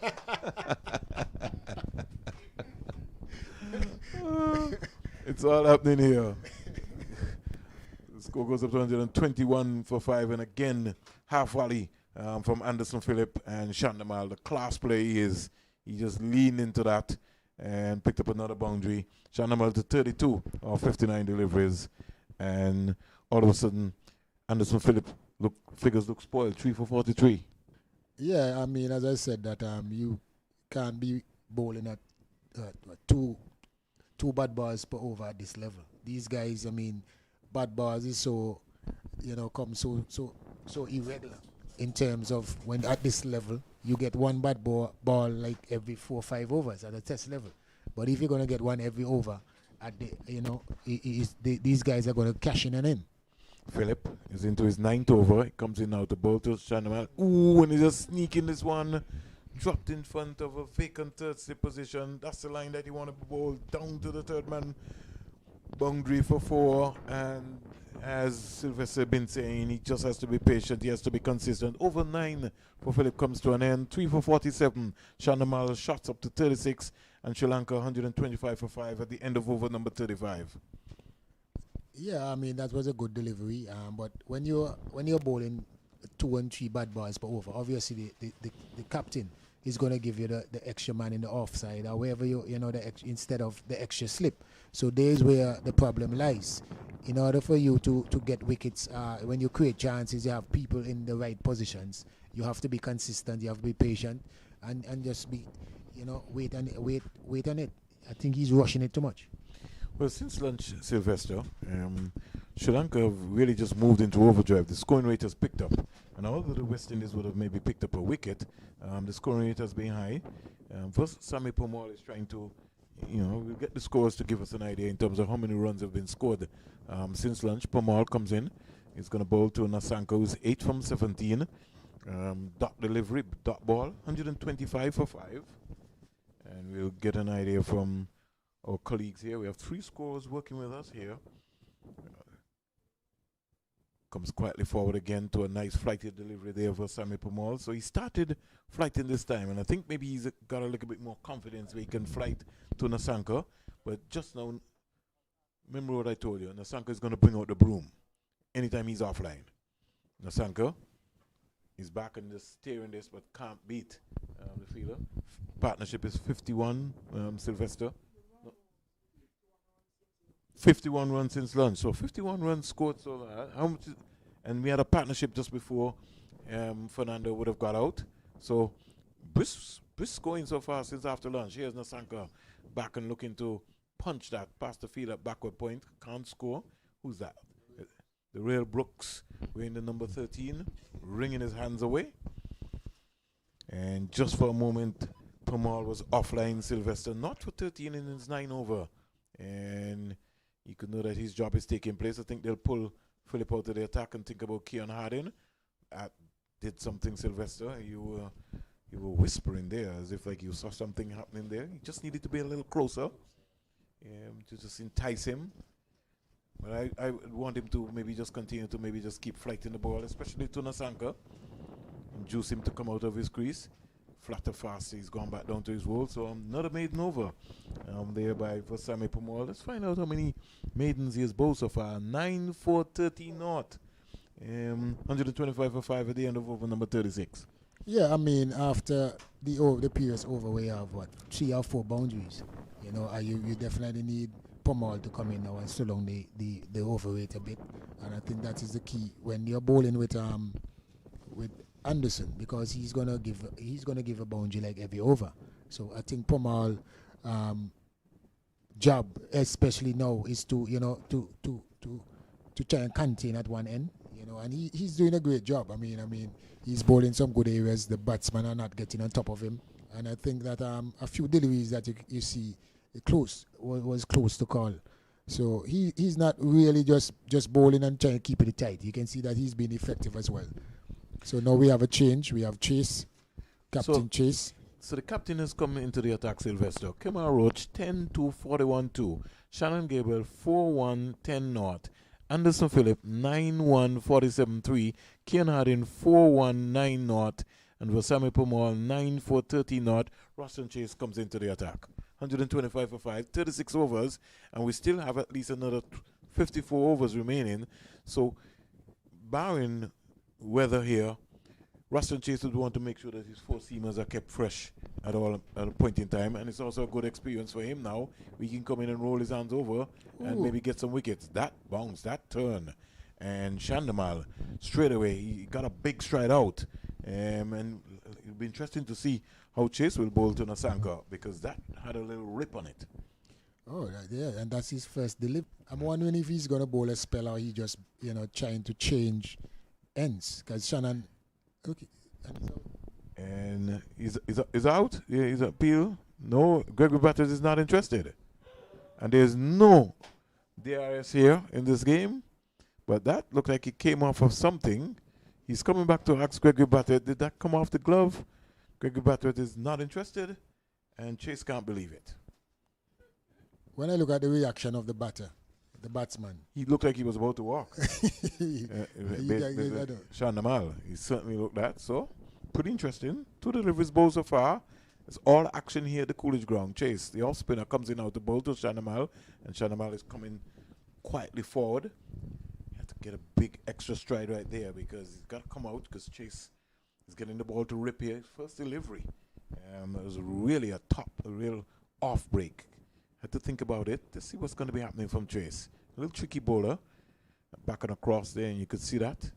Revolutions on the ball right there, and Shandamal playing circumspect and respecting Western Chase in his first over so far. 4 deliveries bowled, 125 for 5. Shandamal is 36 from 64, and Nasanka 8 from 23.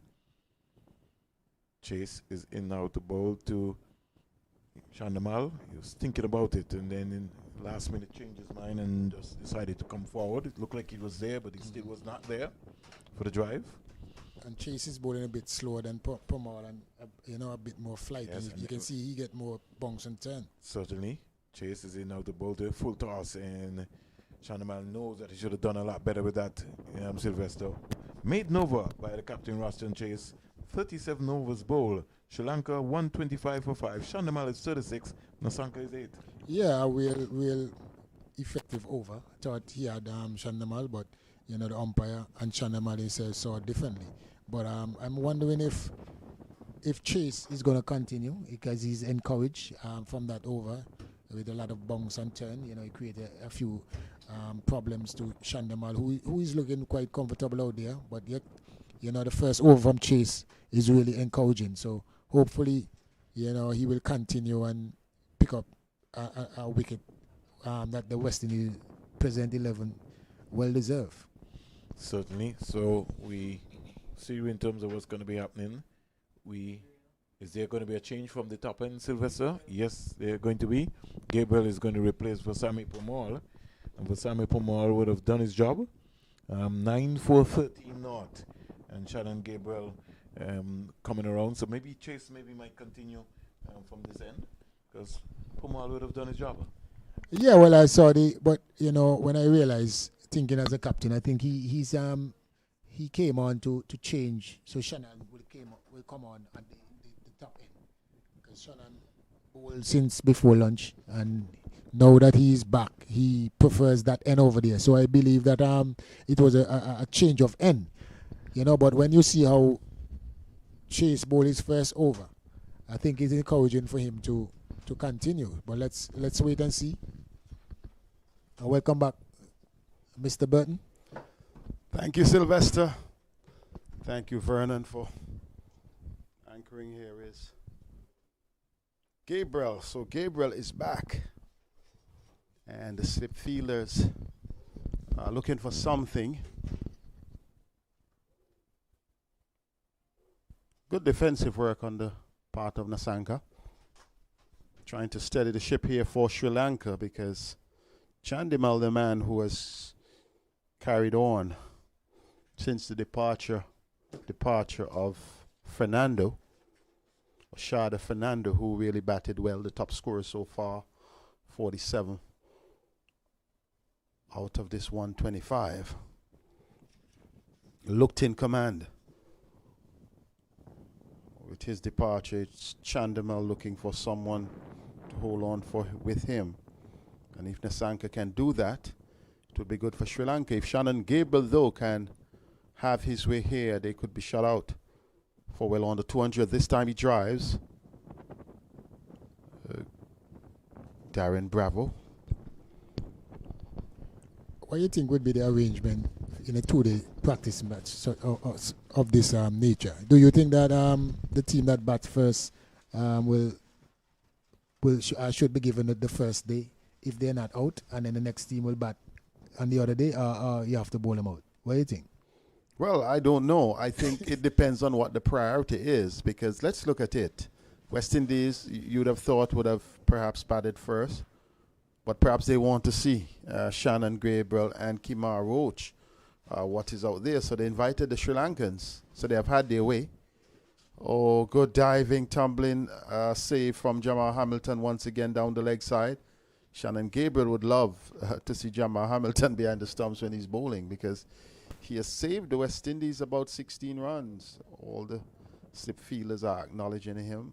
Kyle Mayers, Shamar Brooks, and they are recognizing his importance here because Gabriel has been strained. But I would think that it depends on what you want to achieve. What is your objective coming into this game? I think on the West Indies side, they want to see Bravo, and even though Shea is not in the lineup, with his rich vein of form, they would love to see himself and Bravo get a knock. I think all eyes would be on Bravo. And Sri Lanka, though, would love to see what their batsmen could do. And they're not doing well so far, but this is a wonderful shot by the man Sananka. It's 4 runs, square driven. He got on top of it, and he punched it to the left of the fielder at cover. And all the chasing that was done out towards the point boundary was in vain, because it was an excellent shot from the diminutive batsman. Look at that long chase across the field, hits the ropes, but it was a well-played shot. Yeah, definitely. That was short and wide. And as I was telling Vernon, these guys at this level, because the bad balls come so few between. When they get a bad ball, they don't generally miss out on it. So, they're looking forward for that. And that was a short ball outside the off stump, and he punks on it and get a well-deserved 4. Only 22 years old, faces Gabriel, he gets one, he rises to the occasion. That one was climbing, and he got on top of it. Didn't really hit it down straight. He was playing with almost a horizontal bat, but still had the skill to get it down on the onside. Yeah, with his short stature to get on top of that and play that, he played it really, really well, because, that was a shot of the length delivery, still rising with a bit of pace, and he's a nice little busy player, always looking to score first. Yes. busy and really focused. He's yet to play a test match. Has played 3 ODIs and a couple of T20s.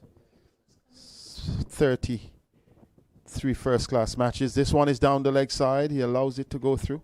And he averages Sylvester over 65 in first-class cricket. He has just played over 30 matches. This one going down the leg side, taken. It's drinks time. It's time for a little refreshment. You see umpire Carl Tuckett. Is it Carl, one of the umpires, going onto the field to serve the umpires. The 2 umpires here. Is it Leslie Reefer Jr. and umpire Brathwaite? They are deserving of a little juice here or there. They had to come into play with a few decisions. The first one this morning, Sylvester Joseph, was that LBW decision, which was to a good full pitch delivery from Kimar Roach to Tirumana. And when Roach got that wicket, the umpires definitely came into play. They did not have to come into play when Karan Naratne was caught mares off the bowling of Roach for 13 because, hey, everything, it was very clear. In fact, for 2 with the score and 13 for 1, it was very clear. But they then came into play on 2 occasions when Jamal Hamilton took 2 splendid catches off the bowling of Phillips when he had Fernando out for 47, who was in fact 5th out, but before that had Roshan De Silva caught for 1. And those umpires did have a say in that. But in De Silva's dismissal, yes, Roshan Silva, in De Silva's departure, Kimar Roach picked one out of the air at forward short leg when he had the wicket of De Silva for 17. So it has been all West Indies fast bowling wickets. Chandimal battling well for 39. Nisanka not out on 12, but the key man I thought was Oshana Fernando for his well played 47. I thought may have given it away a bit, but at the same time he did bring some restoration into the innings. Wickets falling at 1 for 5, 2 for 13, 3 for 43, 4 for 51, and then 5 for 104, which show us that the only sensible partnership, when I say sensible partnership that was properly strung together, when they looked as though they could have arrested some measure of command and at the same time consolidate, was that partnership for the 5th wicket between Chandimal himself and Fernando. Yes, indeed. Fernando was looking the part. I think he sent a positive message back to the dressing room that even though conditions were difficult before, the luncheon interval, that they had an opportunity if they apply themselves. And he had a good partnership with Chandimal, and unfortunately that he got caught behind. But from Phillips. But these two look ominous at the moment. The West Indies bowlers have to be really, on their ball, because these guys are really putting away the bad deliveries that they got so far. So it's important now that the spinners will come into play. As I can see now, Captain Chase, he was encouraged, I think, by the first over that he bowled. He hasn't bowled much since the best versus the best. No, he hasn't. But the bulk of the bowling would have been shared by Kimar Roach in terms of the wicket. His 2 for 41 ranks well, and Anderson Phillip 3 for 47. They would have really been the wicket takers. The Pacers been the wicket taker, but still, you're rightly saying it's good to see Chase come out and bowl. If he's really going to make a West Indies team based on how things are going well, it has to be a combination of his batting and his bowling. So the captain comes in after the water break, being punched out. 2 point by Chandimal. For Sami Pamal, he did have a bowl too. He had 9 overs, 4 maidens, none for 13. Roston Chase this time being worked into the mid-wicket region. Brooks Fields, no run. Shannon Gabriel, who had the previous over, none for 14 from his 5. 1 maiden has not really at his best. He had a few good deliveries. This time Chandimal pushing His score, personal score, up to what, 37, 130 for 5. Yeah, and I like the look of Chase so far in terms of his bowling. He has a bit of loop and getting, up some bunks and turn. So he look encouraging so far for Captain Chase. This one being worked into the midwick region, Nisanka.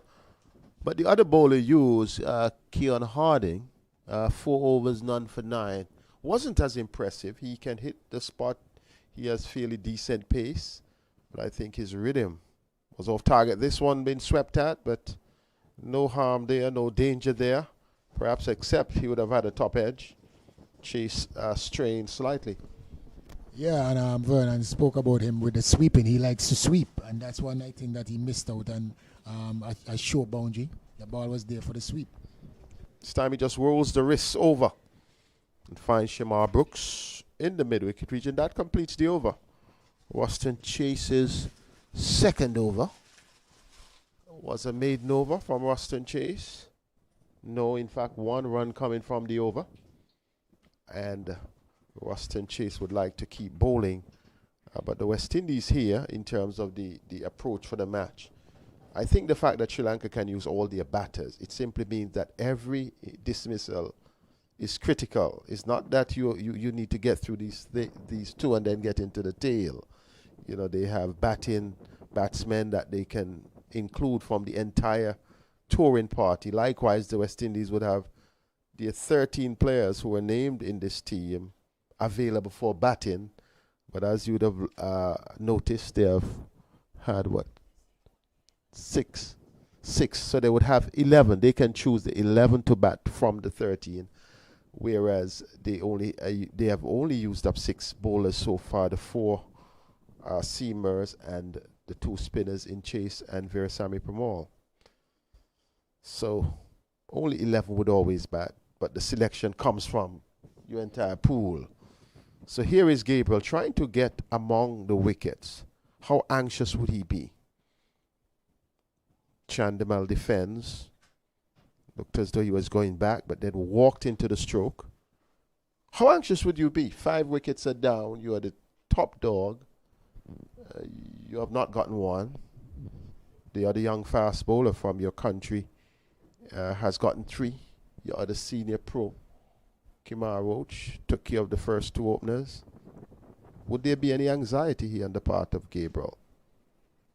I reckon not. I mean, he's a permanent member in the West Indies setup now, and he was rested. So I think now is for him to get back to his match fitness. That is his main focus. As you can see, that some of the balls and most of his deliveries are angling down the leg side. So he would really want to get in some good spells. He's there. That's a good one. That one jumped. And Chandimal really had some difficulty, and that one really had him inside out, almost cut him in half. However, he took the outer half of the bat. And you could see both batters were anxious because Nisanka actually was running down, scampering down as though he wanted a single. Chandimal must have just said to him, I'm cool. So just be quiet, be calm. Enjoy the blaze of sun here at the Coolidge Cricket Ground, and I would take charge of things. But it's obvious to see the difference in pace, from the different bowlers. Shannon is the quickest of them all, and you can see that, occasionally he gets one to rise a bit with a lot of pace, But well played by Chandimal in the end. This time he goes back and he cracks this one out towards the cover boundary. A big chase for Keon Harding. He pulls it up before it gets to the rope. 2 runs to Dinesh Chandimal. Yes, Shannon definitely the quickest. Not just the quickest, the only genuine fast bowler here in this President's 11 team. And you see that with his pace.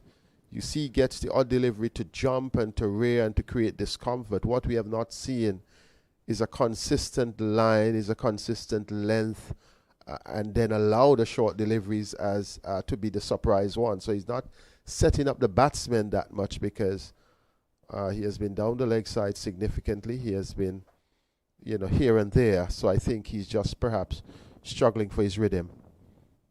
This time, Chandimal did not play that one well. It was short. And I think he indicated clearly he was going to bowl a short one. Chandimal was between whether to go back or forward. And in the end, looked as though he was more backing out, away from the ball. That went through to Hamilton. Yeah, I mean, that's the line and the length that I think Shannon's supposed to be concentrating on. You said that he's not really bowling consistent, but I beg to differ. That's okay. He's bowling consistently down the leg side. Oh, you're hitting the man a hard blow. Yeah. Okay, so he's not bowling consistently the right way, Right. the right line, Yeah, but consistently down the leg side. the way. Hamilton has a lot of work down the leg side so far. Driven out to Bravo. They have gotten a single. And I thought it was that approach to bowling that had forced Chase. In fact, earlier Chase was doing without the deep mid-off and the mid-on because he was able to have the 3 slips and the gully.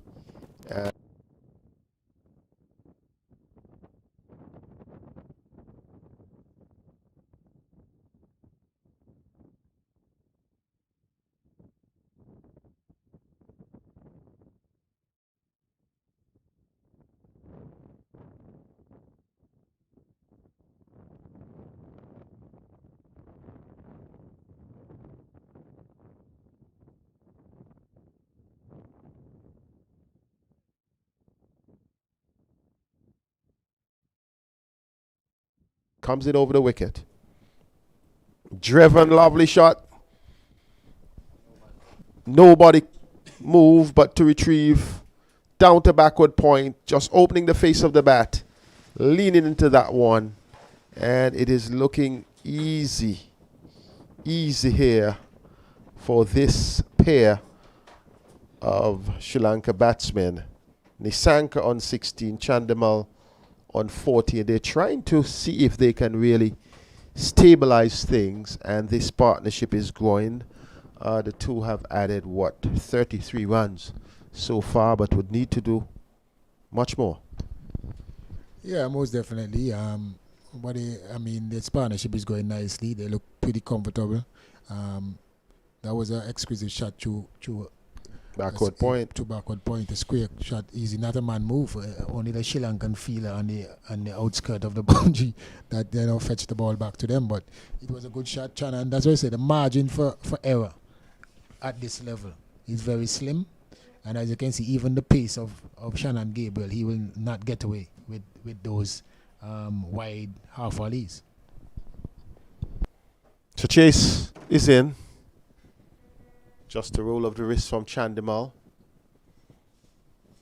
Pretty much some work here for the Sri Lankans. They're without Angelo Matthews, their former captain. And that is going to be a telling effect in the test match. This time he goes, hits it in the air hard and gets on the rate. He takes an easy catch out at mid-wicket. And after saying much about Dennis Chandimal, he gives it away. Gifts a wicket to Austin Chase.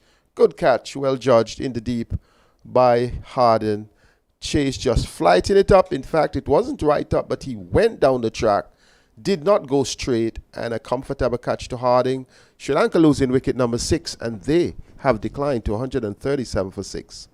Yeah, I think a lot of batsmen are underestimating Austin Chase with his bowling. He's a very good off-spinning bowler. You can see, from the onset, from his very first delivery, the flight and loop, and he got a bit of turn. When Chandimal left alone the first delivery, he came back quite a bit, and from then he seems to want to get after Chase. But Chase line and length, and his consistency is of a very high standard, and that's a deserving wicket. So good start there by Chase. Mm-hmm. Yes, a good innings though, but not of his standard. 40 would not be enough for this Dynamo batsman. He had 6 fours in his innings, faced 76 balls, and would have loved to be there towards the end, get past a 50. We have not yet had a 50 for the Sri Lankans. Yeah, but I mean, he got I think for his first red ball innings on tour, I think he got a good stand. He batted over, I think, over 2 hours, so he should, have a good feel Yes. of what is happening. He looked quite He comfortable. middled everything, Yeah, really. well, except that one. Except, well, maybe he carried it too high. Too high, against the- okay. Yeah, against the wind. So he middled it in the wrong direction. Wrong direction. Should have gone straight. Had he gone straight, or even towards long on, it would have been an easy 6. I think he was deceived by the length, though. Agreed. Yeah. Tried to make amends. So, the new batsman who comes in is Dasun Shanaka, but he would not be facing because it is Nisanka who faces and comes forward. And once again, there is no one. So Chase would be happy to see 1 for 1 up after he would not have done much bowling. He would want to impress. It is important to me. I would turning the ball into the onside, forward of square. Singer to Brooks, who picks it up, but I would really like to compliment the West Indies selectors. Roger Harper, they would have gotten sticks in the past. You have to compliment them because they have luxury now. They could have chosen different options, but they have gone for the current options, and then other players like the Chases and the Brooks, they would have to then look and realize they have to dig deep to make it back into the West Indies first team. This time here is Shanaka getting his first bat onto ball, and it would be good to see how they respond. Chase once again, he goes back and he almost made a mess of it. Was going back, Sylvester, trying to steer the ball through the cover region. It was the off spinner coming back to him, and he missed it completely. Yeah. Fortunately for him, he's still there at 137, 138 for 6. Yeah, I mean, he backed away to give himself a bit of room for that. Basically, short of a length delivery, but the ball was coming back and he missed it completely. Fortunately, the ball bounced over the stumps. Didn't take it cleanly by the wicketkeeper, Jamal Hamilton. But Chase is looking good so far. Bowling a good area, getting a bit of flight, and also a bit of turn. So it's good so far in terms of the partnership with him and Shannon Gabriel. And Gabriel still would be hunting for a wicket, although he knows that he is the top dog in the context of the West Indies fast bowlers. Some people may not like the description of top dog, but he may be the top hunter. Some people say head hunter. He is the leading fast bowler in terms of the context of what is happening here. Being whipped off the pad, 4 runs. Good bit of fielding by the man running around from fine leg. Had a long way to go onto the long leg boundary, and 2 runs. Philip? Easily taken. It's Philip, yes. Those young fast bowlers, they're accustomed to dash around and sprint around the boundary. The days of the former West Indies players, you would have seen the Andy Roberts and the Michael Holdens when he's not at gully. If Garner is playing, it's Garner's gully, but when Garner is bowling, it's Holding in the gully. But outside of that, from the boundary, you see Michael Holding and Andy Roberts slinging those balls in. Then you go back to Curtly Ambrose, Patrick Patterson slinging those balls in, Winston Benjamin slinging those balls in. Courtney Walsh, your friend, used to just on the arm. He always have a dodgy arm. He still has it. I don't know how he chose the ball in nets, but he still has a dodgy arm. Here is Gabriel this time, feeling to his own bowling. And I'm saying that because I'm saying Anderson Phillip must believe that there is an opportunity somewhere in the future that if he would have made his ODI debut, here's an opportunity to play Test cricket. Get a taste, sniff at it, recognize that you're not only a player when you have the ball in your hand running in, but you are a player who have to give 100%. And he did that with that long, huge run and the capacity to throw. Yeah, I mean, what I like with these selectors set from the onset, you see that these guys will try to reward most of the players that do well, in whether in the regional competition or do well for the West Indies team. And I am happy to see that they stand firm and maintain their ground in terms of those that performed in Bangladesh. And it is good to see that they. This time a good delivery, and he came forward hard on it. The ball would have taken the bottom of the bat on the ground and was eventually clutched onto by the gully fielder, who looks like, is it Shea Hope? Yeah, that's Shea. Who has given away his white flop he had earlier for his cap. Yeah, it's good to see that the West Indies selectors, stuck with the players that did well in Bangladesh, and hopefully, that they can continue to make the selectors' job a bit easier by performing. And that's what it is. And performance must always be rewarded, and you must acknowledge the reward for good performances. Here is Gabriel once again, a good delivery. That one went through the defense and may have struck him high up. I'm not quite sure if it took the glove or if it may have taken him on the body. But he is showing that he is not flinching. Nisanka. He looks comfortable in spite of the steam that came at him there, Sylvester. Yeah, I mean, he's a little bit, as the Jamaican would say, he's a little bit, but he's talawa. He's really standing out there firmly. When you bowl him that bad delivery, he capitalized on it. He's looking, to score. And Shannon Gabriel also, trying to get a few short ones under the rib cage, which I saw two of them already, but he played them good set. Yes, he's playing well. Looks apart here. Gabriel wants some success in this game. This time he's driven back to him. Feels well. The rhythm seems to be coming back. He has not really strayed down the leg side over the last 2 overs. He has gotten some spot on into the batsman's body. And I think perhaps after lunch, he got a little chance to say, I'm back, the rust is off. So the oil now is flowing. He's well oiled up. Well oiled up. And going. 6.5 overs, 1 maiden, none for 23. Shannon Gabriel. Good delivery once again, bang on target.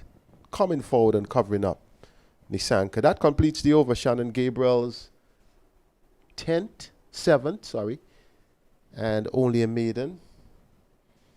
We have our sharp scorers here, Sylvester Joseph, as you see the Antiguan flag flying there next to the Sri Lanka flag and Cricket West Indies flag. It shows that we're having good strong breeze. And our scorers are so in tune that they must be saying 140 for 6 is a decent score for the West Indies, but not for Sri Lanka. Well, they would know. I mean, they would know. They have the experience now, about doing so many games in Antigua, so they will know what a good score is or who is in control and so forth. So they would know. So maybe you should have, maybe they can give us some ideas how things are going. Okay. On both teams. So perhaps we could find out what they think it should be. So we could do a quick snap poll. And you see there VC Bird International Airport and the beautiful areas of the beach. Antigua Barbuda, the most beautiful island in the Caribbean and perhaps the world. I believe my friends in Barbados may want to disagree. But home is home, trying to sweep that. And there was Jamal Hamilton not holding on to it. It was an ill-advised attempt, Sylvester Joseph. You like the fancy shot. So tell the viewers what you saw. That wasn't a fancy shot. It was an awful one, right? Yeah, that was some make-up mind sweep shot. I don't know what he was trying to do, but Chase is causing a bit of problems to these batters so far. Certainly. Here is Ruston Chase. This time working the ball. Forward of square on the onside, Shamar Brooks. Here's another player who needs to get among the runs. We were speaking about Darren Bravo because he's the one in the 13 for the test match. But both Chase and Brooks would need to give good account of themselves. Here is he going back and working it. Perhaps it may have come off the thigh pad. And no run. So soon we're going to ask our scorers, Shermina Ostry, Kendra Simon, Yolita Sandy, Kenisha Sandy. We're going to be asking them to give us their view on the state of things. And so you're going to take the poll for me, Sylvester. Here is Chase. I guess they're itching to see the West Indies bat, because they would have seen the best of Kimar Roach this morning, especially when he was steaming in and had Sri Lanka on the run. So you reckon that they scored enough wickets, so they want to score some West Indies runs? That's right, Chase. Because usually, cricket is at the end of the over, it's 140 for 6. Cricket has become what? Much of a batsman's game. The bowlers, Curtly Ambrose, I like to do commentary with Curtly because Curtly is a bowler. I like to do commentary with you, don't get me wrong. But Curtly would always argue they tried everything to make it a batsman's game. And he's not in favor of a lot of things, some of the wides, and he's making it clear he's not in favor with free hits. And, you know, why make it a batsman's game and not a bowler's game? But people like to see runs being scored. So only 140 runs. But I hope you told him that, because people don't want to come and see no bowler. People want to come and see batsman hitting balls. So here is the big man Curtly with Courtney Walsh. Oh, the two top men. Yes, the two top men. These guys would have together, two legends, gotten almost 1,000 test wickets together. In fact, Curtly Ambrose, see him there. He's my good buddy, and your former colleague. These guys are the real legends. So. Real But I saw a West Indies legendary team in India. They lost today in the semi-finals. But against India. These are the real legends. These are the ones that's supposed to be there. I would have to ask Curtly how come he didn't make the trip. I know you didn't make the trip because of certain reasons. You know, you didn't realize. I'm not really a legend like these guys. Those are the real legends. Those are the real legends. It's because they can't make it. Then Curtly can still bowl. You know, we when we had that game last year when you scored some runs against the West Indies legends Antigua, Curtly really bowled well and shocked me because I know you hadn't bowled for a while. But you have to let the public know that it's only 2 overs that he can bowl. If you look good in 2 overs, I mean, it shows that you still have it. Keon Harding comes back, takes over from Shannon Gabriel. Good delivery, and played up to mid-on to Ruston Chase. Harding had 1 game in Bangladesh in the ODI. He was not as menacing as you would have thought, not as accurate. Had a challenging time. It's good to see them bring him in this situation, and I believe that's the reason perhaps why Sir Curtly Ambrose is around and why Courtney Walsh is also there, you know, to sort of oversee the proceedings and give their advice accordingly. I see a few things. If we look at even his run up there, a lot of work can be done. This young fast bowler being worked down in the air over square leg, 4 runs. Good shot, Sylvester Joseph. Very good shot. Leg lance. The ball is angling into, and he just helped it on the western side with the breeze. You know, that's an easy cricket shot. When you're bowling from that end, you have to be. He was right on the pad. Yeah, you have just a flick of the wrist. Yeah, when you're angling it down the leg side or bowling from that, airport road end, it's difficult. It's difficult for you as a bowler and easy for the batter. You know? Yes, you're coming down the hill and the breeze is going with you. Well, it's working against you as the bowler, but it's working with the batsmen in their favor. Keon Harding.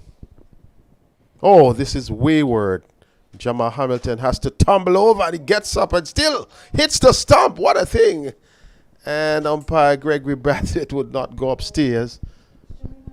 But what an acrobatic save by Jamal Hamilton. The best glove work I've seen around the region, Jamal Hamilton, his athleticism, he was able to tumble over and still get up and throw and hit the stumps. Commendable stuff from the Anguillan mid-order wicket-keeper batsman. Yeah, very much so. You can see that he's really enjoying his keeping. And perhaps that's the flight that the West Indies legends may return on. After they did well, but they fell short by about 10 runs. That's the flight you missed, Sylvester Joseph. No, they're coming through their America, so I don't think it's that. That is British Airways. So I was hoping to go on that flight. Yes, you were hoping to go, but you missed out. Yeah, no. So next time, make sure you have the American visa. Yeah, they use the These American are the flight. days when you want to know you have everything. Because a call comes and you can't make it. Well, you know how it goes. Yes. There were days when you just have to grab and go. Definitely. In days gone by, I used to just have a little bag, and I said, if anything, I pull and move. That was So then, you but would then- have, that was then, but these are COVID times. Yeah. So in the local parlance, we say tap a yard. Tap a yard. So I say stay at home. Here is he getting this one and cracked out to cover point. They will get two. They, pulled up nicely, but they're coming back for the third. And good bit of work by Kaveem Hodge running out to the cover point boundary. So these two are ticking it over quite nicely. Nisanka, the 22-year-old, he's on 23. Shanaka, he is on 3. So the survey is going to start soon. So each scorer would put down what they think the score would be. At this stage, if the West Indies would have lost 6 wickets, so we're trying to do a proactive score. So they're going to put it down and we'll tell you. When the West Indies would have lost 6 wickets, what the score would be. A projected survey outside the off stump. And so he just put the total because you know the comparatives that we have. But a good over for Sri Lanka, not for the West Indies on this occasion. I think Keon Harding was a bit loose. And I think he needs to perhaps settle down. A wicket to wicket would do him well. But a bit wide outside the off stump at times, Sylvester. Then down the leg side. Quite a mixed bag. Yeah, he's very inconsistent in this over. I mean, this is his first over for quite a while. And, you know, in his first spell, he never looked like, you know, the Keon Harding that we know. He's coming back into his stride. And it's a difficult start for him. But, I mean, he's still fighting. He's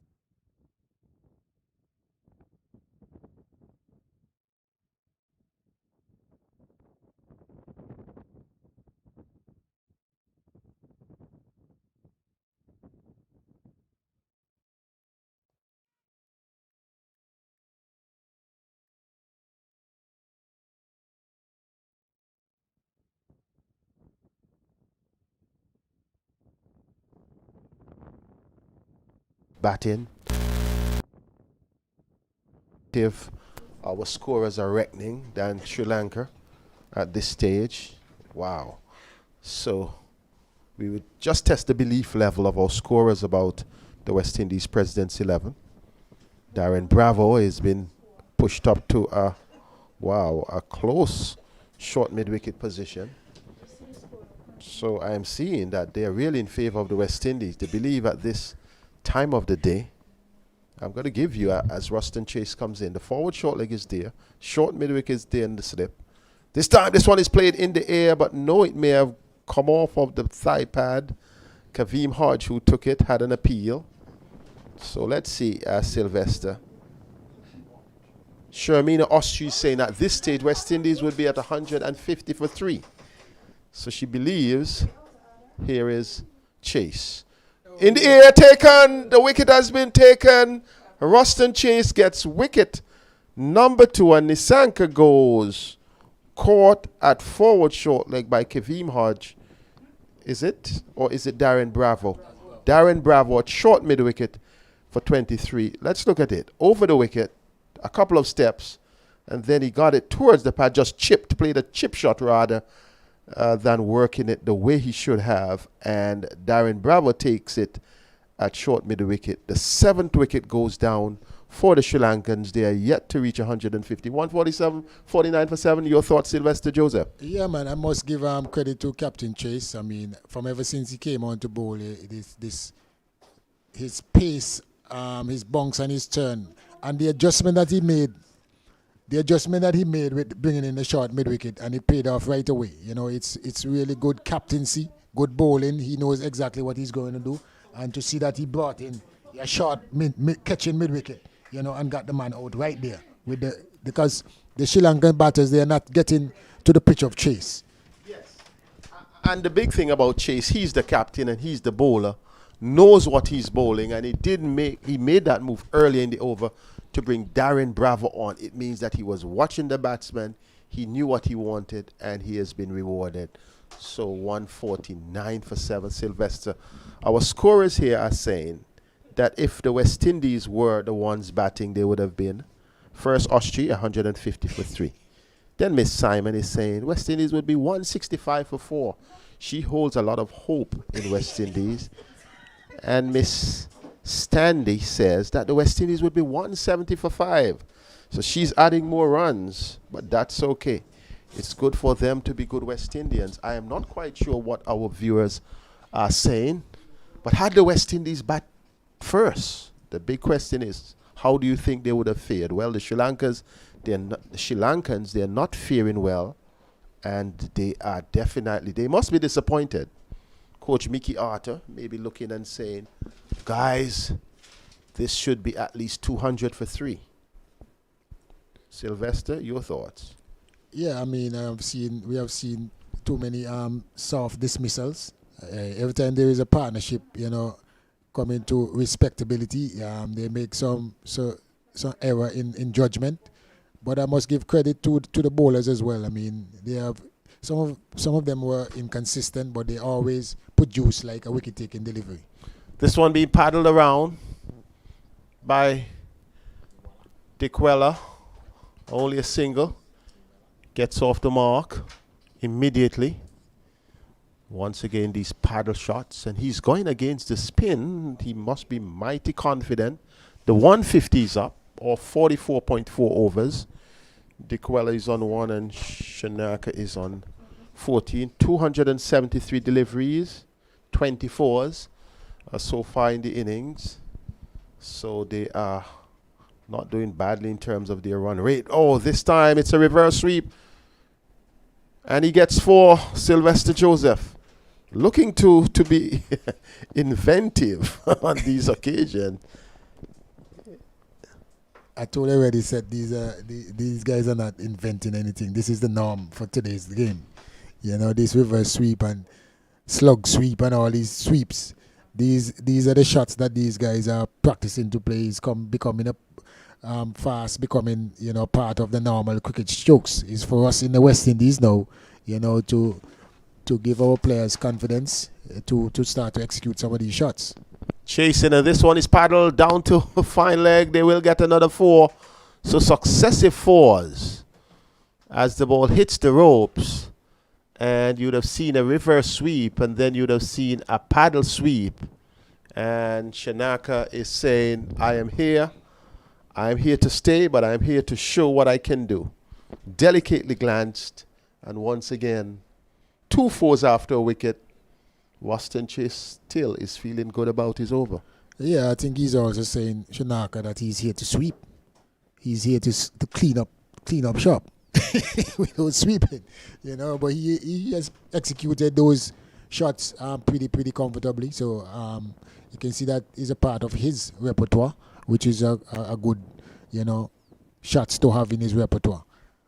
Let's see. Dewala is a very attacking player. If this is the same one that I have seen, you know, opening the batting some time ago in a one. Well, Dikwela is very assertive, but at the same time, he has come in at a situation where his team needs him. So the question, what would you do? Consolidate, or would you play a natural game at this stage? 158 for 7. These guys are just going to play their natural games, you know, to be honest. This is how they play, and they will continue to be successful. Look at Richard Punt. Here is Harden outside the off stump. Dikwela leaves it alone. Well, Rishabh Pant is an extraordinary cricketer. when you would have replaced MS Dhoni, and you would have had so many comparisons and someone of that nature before you, and you can come and step up on the world stage against odds. He's a special cricketer. And when you say special cricketers, you have average cricketers, above average cricketers, and you have special cricketers, and Rishabh Pant is definitely one of those. This time he stays the ball, or he beats the diving gully fielder in hope, and it's going close to the boundary. Good bit of fielding, excellent commitment, I thought, on the part of, is it Brooks, chasing to the boundary, and 3 runs being had, or is it 2? It's 2. 2 runs. So Dick Queller moves up to 3, 160 for 7. 45.2 overs completed so far in the innings. The strike rate of over 3.5 is not bad. The wickets may be the issue for the Sri Lankans. Harding being blocked out by Dick Queller. So, Sylvester, let's just recap here. Any disappointment in terms of the Sri Lankan innings? We would have expected the top two of the more senior players in Captain Karunaratne and Tirin Mana, both going without even troubling the score. When I say troubling the score, 1 for 5 and 1 for 13. You would have expected a better performance, some resilience. Harding being steered between point and cover, a single to Dick Queller. So you would have expected that. But while they did not prosper, and why they did not prosper, was Kemar Roach's performance in his opening burst.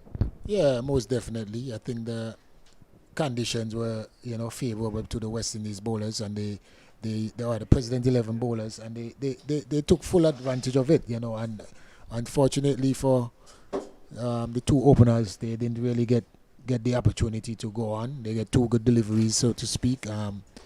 But overall, it's not. It's going good for the West Indies bowlers, and unfortunately for the Sri Lankan players who, they wanted to bat as long as possible. It didn't work for them. Harding a good short one, but not well directed. A quick one, but pulled down to finally Kemar Roach fields, and a single, and then after that, so it's 5 for 1 and then 13 for 1. And then we did see a bit of resilience, I would say, between Dhananjaya De Silva and Oshada Fernando. But then what happened was that De Silva became Phillips' first dismissal. Partly the good breeze, the good strong breeze. Phillip used it nicely and was able to take 3 wickets in a period. This one being driven once again by Dick Queller between cover and point. It goes close to the boundary. Good bit of work by Kemar Roach. And leaves it for Veerasamy Pramod, who sends a brilliant throw right over the stumps to Jamal Hamilton. And they are rotating the strike well. But the situation, after losing that wicket, after losing De Silva, then they also lost Washan Silva, who came in after that again to Phillip. Phillip getting one caught by Roach at forward short leg, and the other caught behind for 1. 51 for 4. They then went in on 74 for 4. And when one thought that they would have recovered well with Chandimal and Fernando, they really, since lunch, would have declined somewhat. Yeah, and I think it all goes to the good bowling by the West Indies team. We have to give credit to the bowlers. Phillips on his, first time playing against a test team, and he came in and he was kind of inconsistent but he bowls a lot of wicket taking deliveries. Definitely. And it's a good learning experience, I think, for him. As the more he plays and be around these guys, he will understand that he needs to apply a bit more patience in his bowling. But he did the job in terms of getting wickets for the captain. That was the intention, for them to get them out. glance once again. So Philip did well. He accounted for both De Silva, Dananjaya De Silva, and Washan Silva. 43 for 351 for 4. And then he came back after lunch to take what I thought would have been the prize wicket. Here is Chase. Being worked around. Good diving effort by Shea Hope. I laughed because he thought he had it covered. He was on the ground sprawling. In fact, it looks like Kyle Mayers, and in the end, he recovered well. And that smile was about what would have happened in terms of that wicket that we saw this morning when Mayers took an amazing catch after Chase parried it off Kimar Roach. You saw real good teamwork to that effect. So Philip, I thought, may have taken over the top spot from Kimar Roach in terms of the bowling performance. Here is Chase, being worked once again to the short back with a square position for Mayers to field. And then Chase, so they're hunting in 2s and 3s. The first 2 Kimar Roach, the next 3 Anderson Phillip, and then the last 2 the captain himself, Austin Chase, who is in operation. Coming forward and looking good. Shanaka, that completes the over. The end of another Ruston Chase over. And Chase has come into the act. He has so far taken, our scores are going to help me out here, 2 for 12 from 6 overs. Perhaps the most economical as well. Yeah, I mean the length that he's bowling, he's varying his pace as well. But you can see because he's a tall player, and he bowls from a bit of a high action. Releases from high, so he's getting a bit of flight and turn. And the Sri Lankan players who are supposed to be good players of spin, they're not getting the measure of him at all. The length that he's bowling, and the line is causing a bit of bother to the Sri Lankan players. Yes, it is.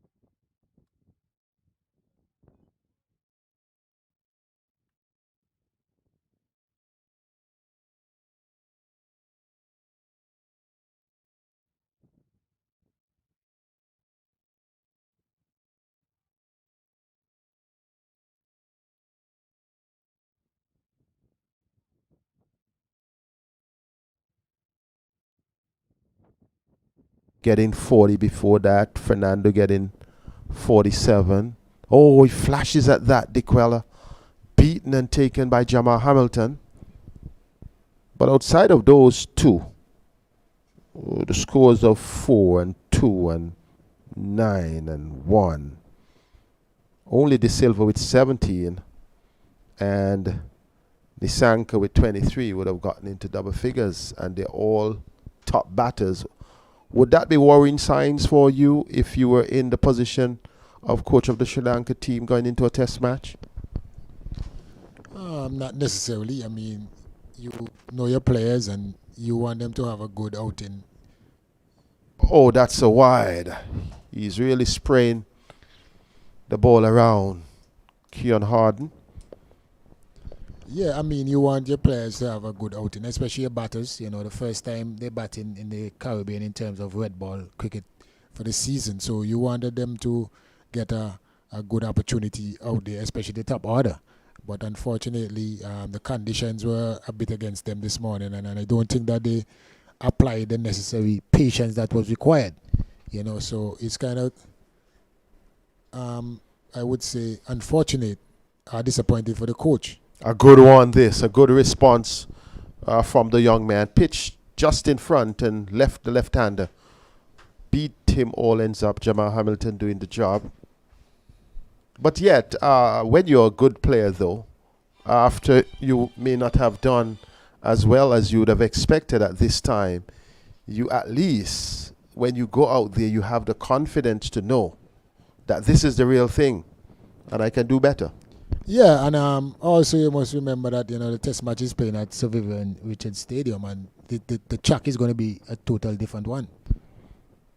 DeQuella works this one nicely out to mid-wicket. At least 2 in this one. Mayers is...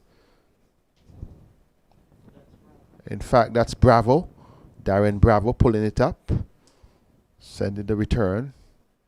Bravo, who would have gotten 100 during the ODI series in the last of the 3. The right time, the right form. A week ago, you and I were here, and you asked me which one of the players I would consider out from outside who did not go in the test team. I told you Darren Bravo, and he has really shown that he has not only the aptitude but the application to do so. Left alone by Harding on this occasion. Completes the over. We have, I believe, one more before tea. Meanwhile, I would just like to say hi to some our viewers and listeners in Trinidad and Tobago. My good friend Sheldon Senior Ryan, the logistic manager of the Trinidad and Tobago Red Force team, who is a big fan of Darren Bravo as well. But that's not the reason why I suggest that Darren Bravo should play. It's on his track record and on his capacity. He can bat at number 3. He can bat any way in the middle order and apply stability. And kudos to Roger Harper and his team. His track record of late is not encouraging. So what track record? I do agree. Previous one. But, well, yes, the initial and the middle. And currently his century and his performance in the ODI team, I believe he offers that. And perhaps he's definitely a class act. Here is Chase wanting to carry us to tea. Perhaps with a wicket. This one is in the air and taken by Jamal Hamilton, and he does so with a wicket. Was it prophetic? 171 for 7, and what a shot. A loose shot on by Shanaka, trying to sweep across, in fact, with the turn, and Jamal Hamilton taking a comfortable catch. Chase getting his 3rd wicket, and the players will walk off for tea. Here was he trying to, in fact, slug sweep. Jamal Hamilton is not going to miss that. Took it comfortably, and Sri Lanka would go in on tea. Sylvester Joseph on 171 for 8, meaning that they would have lost 4 wickets in this, the second session, losing 4 wickets in the session for what? Another 90 runs would not be what they would have asked. Well, I mean, for the West Indies bowlers, West Indies President 11 team, it's consistent. Like in both sessions, they got 4 wickets in both sessions. So it's 8 wickets overall. When you won the toss and inserted the opposition, this is what you really want. 8 for 171. And a good outing so far by the President 11 bowling attack. I mean, I must give Chase credit on this pitch that he's really, bowling consistently in the good areas and getting a lot of bunks and a bit of turn. But the consistency of Chase is causing problems. Excellent. In fact, 3 for 12 from 6.1 overs. Roston Chase, the man of the session.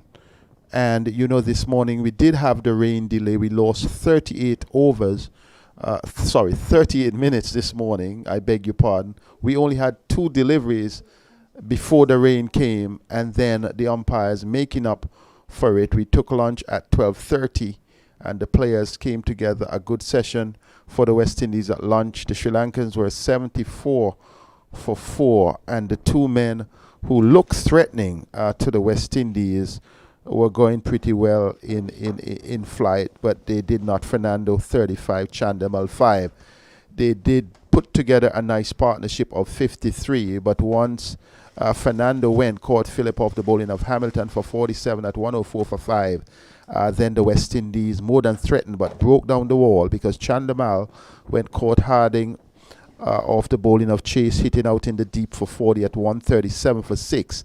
And then the wheels looked to be falling off when Pathum Nisanka was caught Bravo at short mid-wicket off the bowling of Chase for 23 at 149 for 7. And then just at lunch, 171 for 8.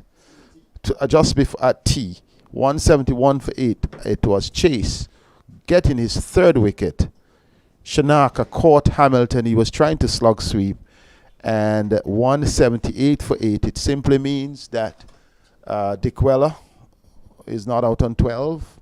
We're not quite sure who will join him, but the West Indies taking the initiative, doing an excellent job during the session, taking 4 wickets for 97 runs, and Sri Lanka will have to come and do well. Ruston Chase, again the man of the session, 3 for 12 from 6.1 overs. He's joining the leading wicket taker Anderson Phillip, 3 for 47 from his 9 overs, and Kimar Roach would have also been a wicket taker. In fact, taking 2 wickets early in the morning and continuing 2 for 41. The West Indies, definitely Sylvester Joseph, in a strong position, as we would ask our listeners to join us back in 15 minutes time for action after tea in this, the West Indies President's 11 game versus Sri Lanka. Bye until then.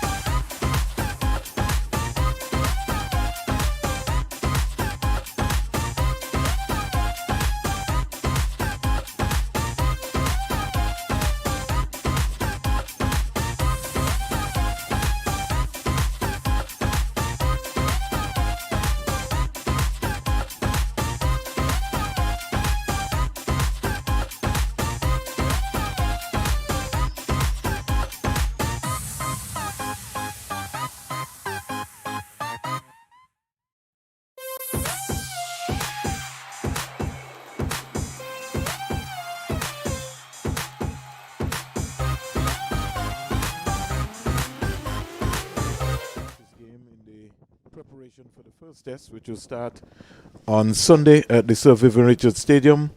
And just to give you an idea in terms of what is going to be happening in that important game. So far, at T, Sri Lanka, 171 for 8, 171 for 8. And we have Karanatli, who scored Caught Kalmeer's ball Roach for 2. We had Manani, who was LBW to Kemar Roach for 4. Fernanda was caught Jamal Hamilton bowl Anderson Phillip for 47. De Silva caught Roach bowl Anderson Phillip for 17. Rowan Silva caught Jamal Hamilton bowl Anderson Phillip for 1. Shandamal was caught Kian Harding bowl Chase for 40. Nasanka was caught Darren Bravo bowl Ruston Chase for 23. Nashanka was caught Jamal Hamilton bowl Chase for 13. DeQuella is not out on 12. Bowling figures so far for the West Indies. Kemar Roach, 10 overs, 2 maidens, 41 runs, 2 wickets, 4 no balls so far in his spell. Shannon Gabriel, 7 overs, 1 maiden, 22 runs, no wickets. Anderson Phillip, 9 overs, 1 maiden, 47 runs, 3 wickets. Kian Harding, 7 overs, 1 maiden, 29 runs, no wicket. Vasami Pomal, 9 overs, 4 maidens, 13 runs, no wicket. And Ruston Chase, 6.1 overs, 3 maidens, 12 runs, 3 wickets. We would recognize that the Sri Lankan would have lost wickets 1 for 5, 2 for 13, 3 for 43, 4 for 51, 5 for 104, 6 for 137, 7 for 149, and Nashanka 8 for 171. So the action will continue right here at the Coolidge Cricket Grounds. We have Gregory Batwet, who's waving now to the scores to make sure that everything is okay. Dick Weller is on 12 not out. Lakmal on the stroke of T. We would have had Chase picking up an important wicket. So Chase so far 6.1 overs, 3 for 12. And Sri Lanka 171 for 8. The West Indies were looking to back this afternoon set. Certainly, and with time on their side, we would have an extended play here after we would have lost the 38 minutes. So West Indies would have quite some time if they dispatch these two. Here comes Chase in now to bowl to Lakmal. Lakmal comes quietly forward, and so he can't score. Just to run through the scorecard very quickly, set. And I sort of looked at the body language of the last batsman who got out for Sri Lanka. I'll come back to that a little bit. He seemed a little bit surprised, Shankar, that he was given out, but we break for that. Here's a good delivery there, being ripped by Ruston Chase so far. 3 for 12, 171 for 8, and Lakmal, who bowled very well in the third 50-over game at the Sir Vivian Richards Stadium. I'm surprised that they have not used him, but maybe they had him saved up for the Test series. But fast bowler with some great potential. Lakmal wait for Chase, and that one bounced a little bit, but really didn't get to carry to Kevin Hodge there at short leg. And the score remains on 171 for 8. We're into over number 49. Over number 49, the President's 11 captain Ruston Chase. He moves in now to bowl to Lakmal. He's heaving this one in the air. Who's going to come up with a good catch? That's a beautiful catch right there by Kian Harding. And that's the second excellent catch he's taken so far for the day. And again, for some particular reason, the Sri Lankans going across the line to the off spinner of Ruston Chase. Yes, they're trying to go with the spin, but they're walking into a trap at the same time because the wind is blowing pretty strong from east to west, and I don't think they have had that in their mindset. Look at it. Pitch just outside the off stump and turning. Thought he had it covered, but held up in the wind. And for the second time, we have seen Keon Harden taking a catch off. And in fact, that would be the longest part of the boundary. Precisely. Here on the ground, because we're playing almost on the far eastern side end of this pitch here. So it's even more challenging. It's not even like they're playing on strip number 4. So if you hit to the line that you play, because you realize Harden still has at least another 10 meters behind him based on what's been happening. But he's taking 2 excellent catches so far in that position. Didn't score, didn't trouble the score, Lakmal. And when you look at it, it's really a big decline, a huge decline as far as Sri Lanka is concerned. They would have lost, as I said, during the first session, 4 wickets for 74. Then in the second session, they would have lost 4 wickets for 97 because they went in on lunch at 171 for 9. And now coming back after lunch, the over's still in progress. Chase would have only bowled one delivery, get in a wicket, and then the next 4 deliveries, he was able to take out another man. Not a situation where they were under pressure, but simply they wanted to have a go. So Chase getting his 4th wicket, 4 for 12. Pretty good bowling by the captain. Encouraging signs, Seth, because it now means now that Rakim Cornwall, who will be maybe viewing this or maybe just coming from practice, will be licking his fingers and feel that if Chase can get 4 for 12, then by the time the test match comes around, I maybe could be among the wickets. But it's going to be interesting. Most of the wickets today have been, especially 2 of the wickets, were more or less gifted. Chase around the wicket to bowl to Mbedalina. And he really, there was no feet movement at all, more hands than anything else there. Finally, over comes to an end. Over 47 comes to an end. And Chase has completed his 7 overs in which he picked up 2 wickets, set 171 for 9. Yes, an excellent over, which ended on the stroke of tea and started at tea time. In fact, that heralded the tea session. And then coming back after tea and getting another wicket, 2 wickets in the over. It's really good stuff. Yes, you made point. 2 may have been gifted because they played big shots, but at least he induced them. But on the Cornwall end, remember, it would be a different surface. It would be maybe different conditions. It may be a different day. It may be a different approach by Sri Lanka. So Dick Weller, who kept wicket in the T20 International of the series West Indies versus Sri Lanka, I think he might be playing as the wicketkeeper here today. Chandimal would have kept wicket in the 50 over series. So it'd be interesting to see in terms of what's going to be happening. Maybe Sri Lanka might have Dick Weller for the test series. He's on 12 from 12. And Kian Harding coming around the wicket. We'll be looking to try and wrap up this Sri Lankan team. And we'll give the West Indian batters an opportunity to go out into the middle and see if they can be able to get a decent score.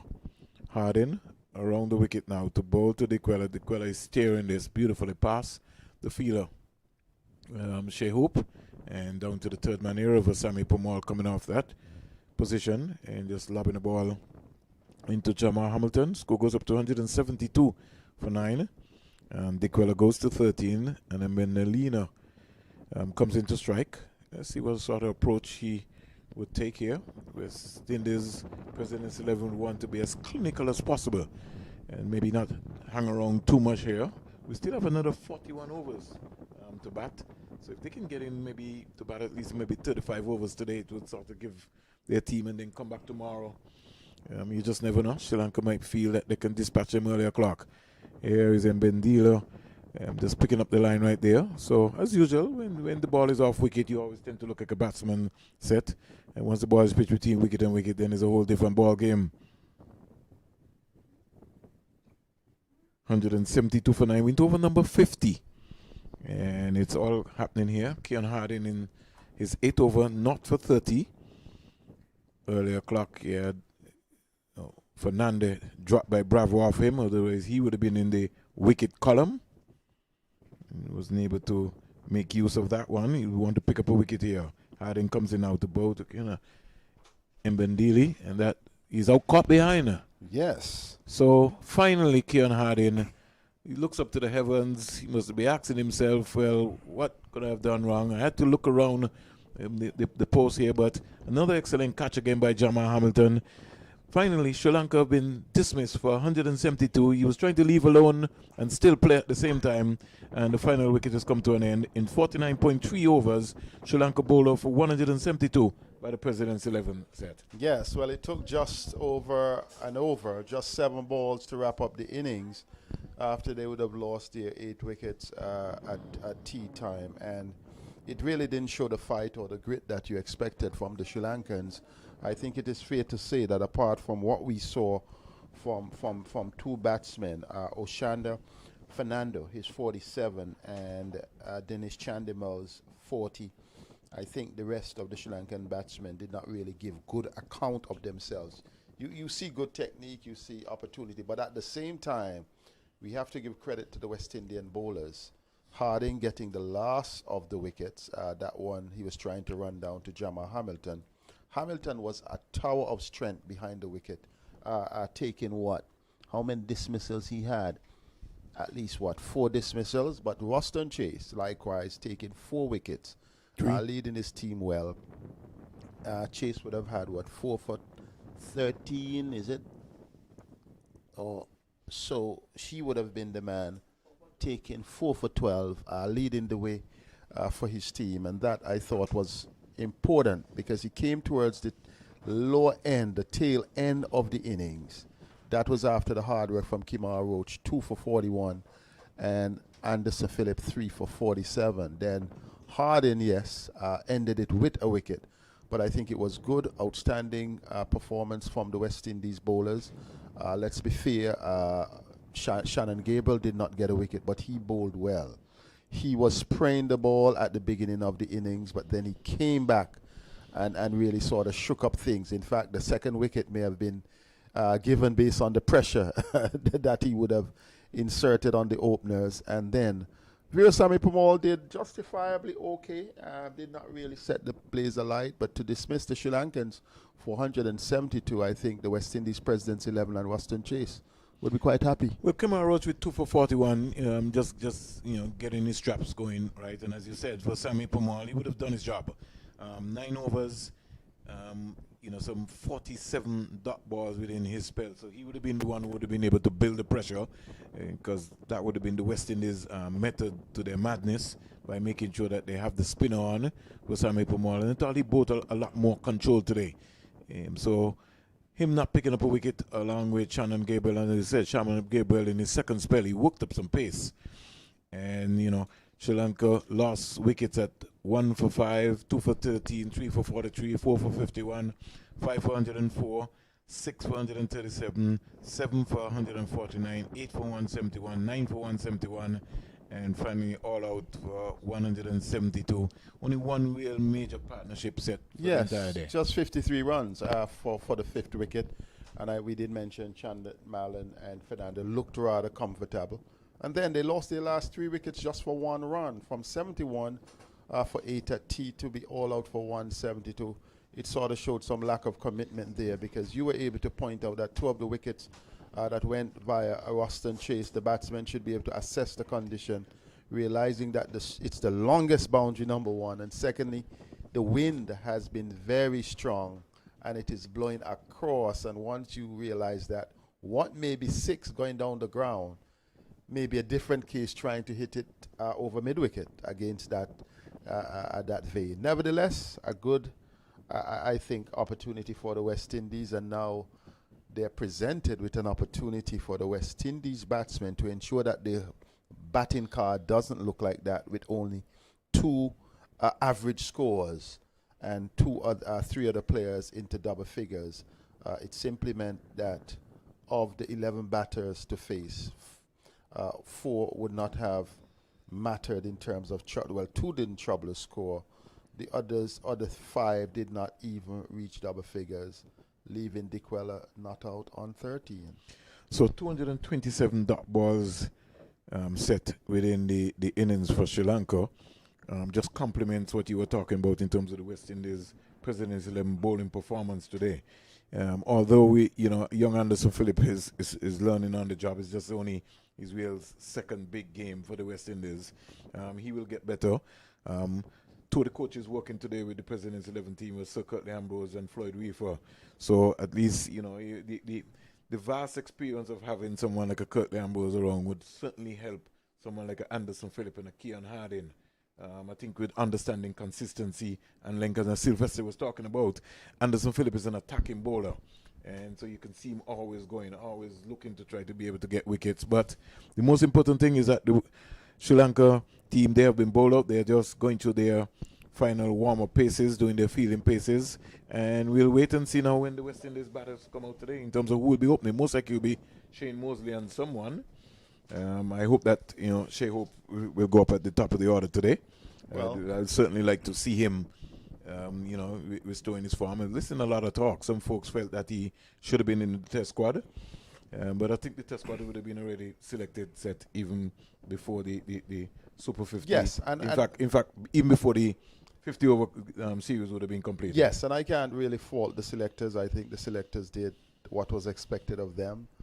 They stuck with the guns, the successes from Bangladesh, and they added just himself, that is, in fact, Darren Bravo rather, and the former captain Jason Holder to those who went. And I think it's an honorable decision. The Shea Hope matter, that would always be left to debate. We know that he's prolific, he's excellent in terms of ODI cricket, but much is left to be desired. He has not transformed the same thing to test match on a consistent basis. And then they gave that only batting spot to Darren Bravo, which I think is understandable. He is a senior pro as well, so what Shea would need to do, just the same thing that Ruston Chase and Shamar Brooks would need to do. Buckle down and pay some attention to their first last game, and then see how it goes from there.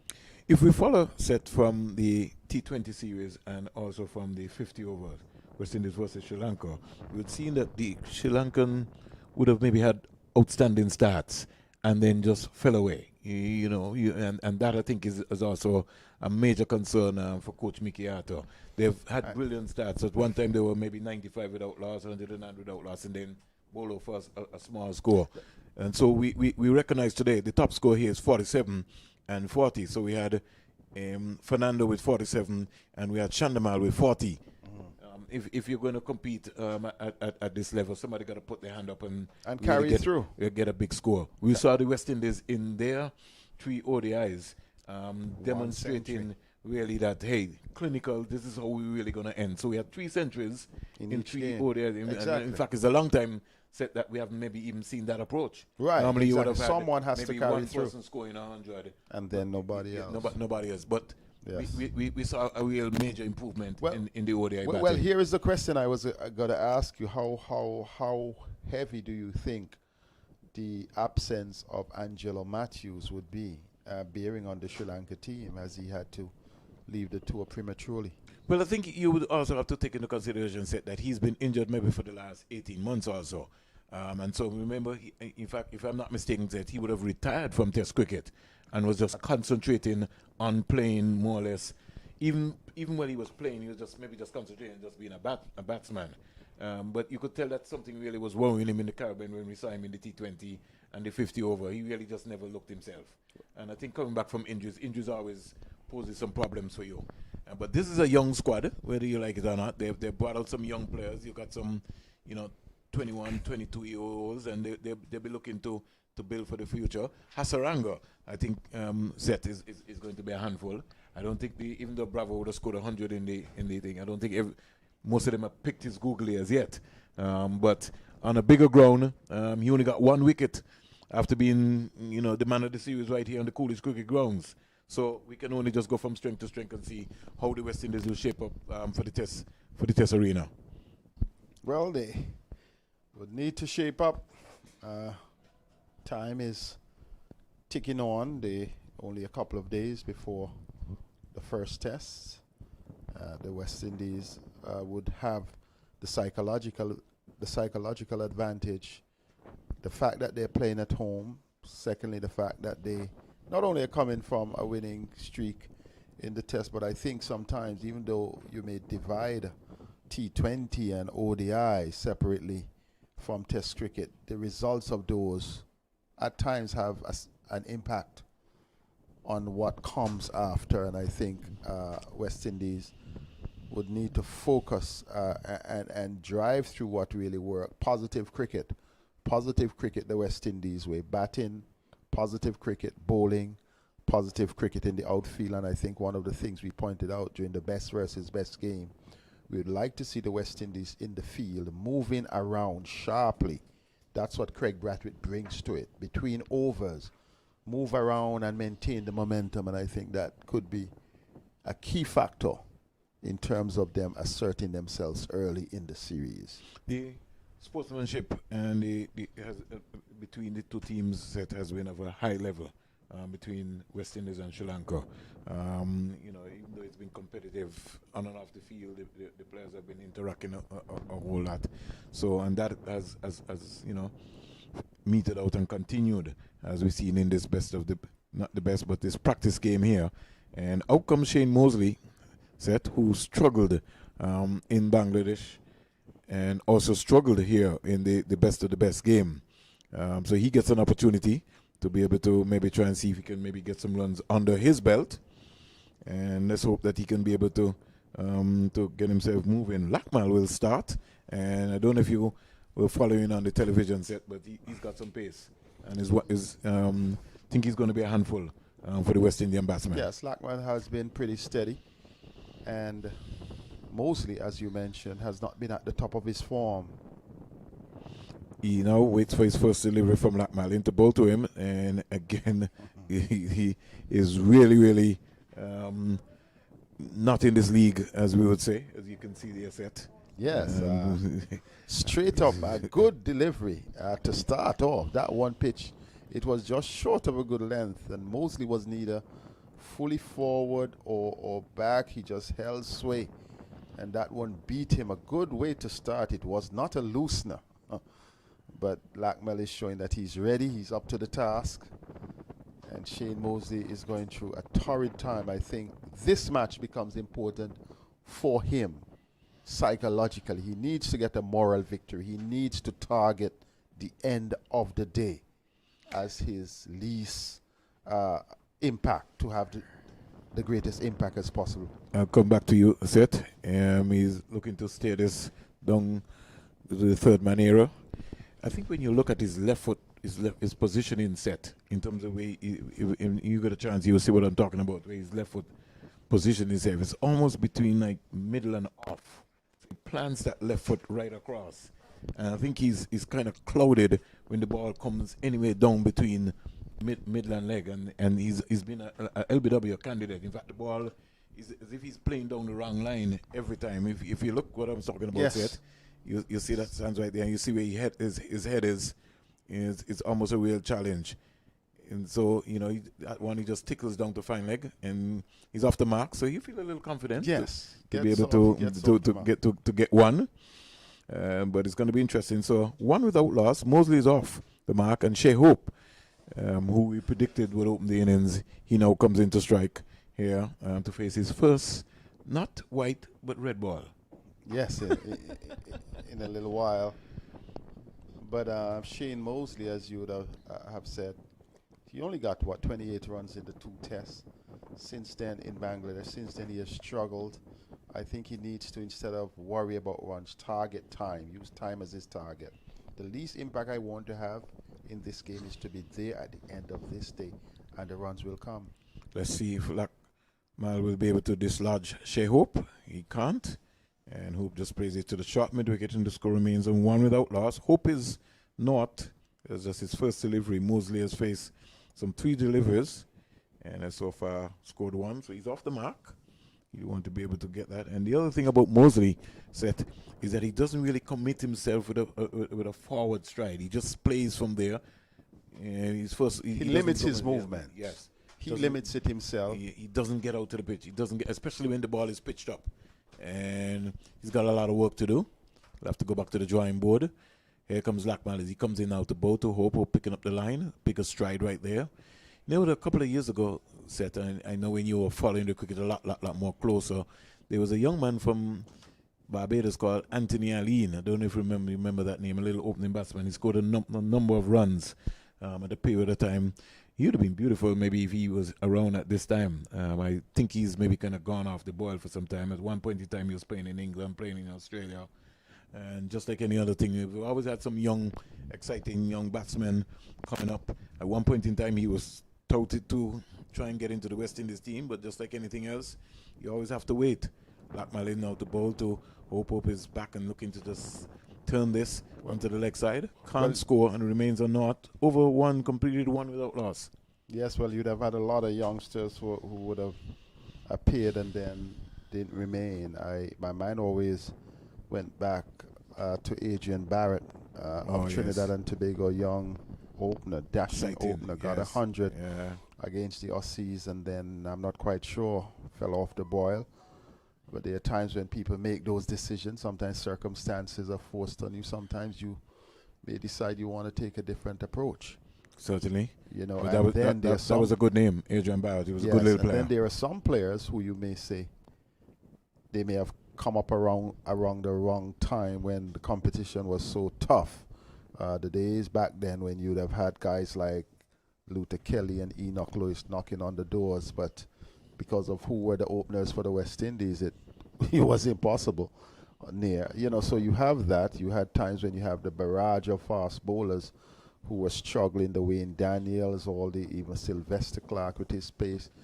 They could not be regular. So you always have those situations, and you wonder what those type of players, would have done.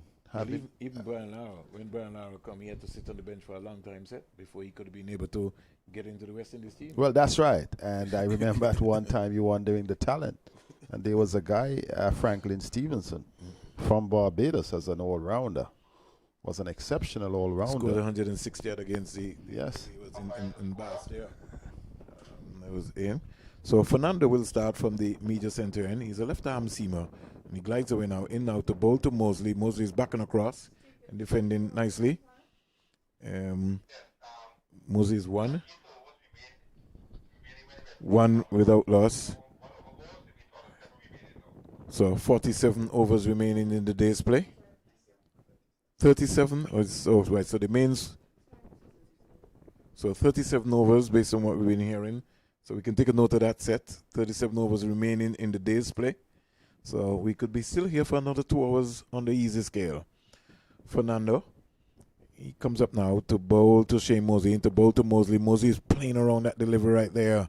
And that's what I was talking to Seth about. He seems to lose the ball once it's coming down there because his head goes one way and his hands go the other way. And these are the things that I think coaches would need to watch out for. I mean, I know there are players who have unique situations, unique body positions, unique actions, etc. But I think there are certain flaws that you look at when you go through age group cricket and then you go through a franchise and then you're at the West Indies level. There are certain things that you expect could be tightened up once you get to the higher level. Fernando comes in out to bowl to Mosley. Mosley comes quietly forward. And not a big stride out there, but he was able to make contact and play the ball right up to cover. Score remains on 1 without loss. Mosley is 1. Hope on the non-strikers end is on 0. Because as you even mentioned that, I know we have high hopes for Shea Hope. In fact, he's our best one-day batsman. I think one of the deficiencies that you see with him in tests is that oftentimes he gets played on, and you ask yourself, why is he trying to go backward points on some occasions? We'll come to that later. Rather than up in the V, here is Mosley driving, and you see what I was talking about. Precisely. Not staying over long enough over the ball. Exactly. Because he's just looking to go really. Right.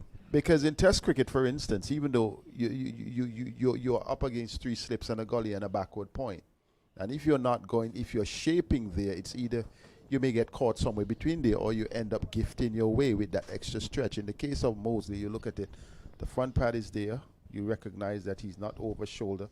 That is square 90 degrees towards leg, and then he gets inside the line and could have been a candidate for LBW had that ball been a bit low. So he's moving and he's very static in his movement. Sorry, we really can't show you a map of it. And now he's rehearsing it and deciding what he should be doing. I think we would like to see that front foot coming forward. Or if his trigger movement is going to be back and across, it needs to be a clear, decisive step.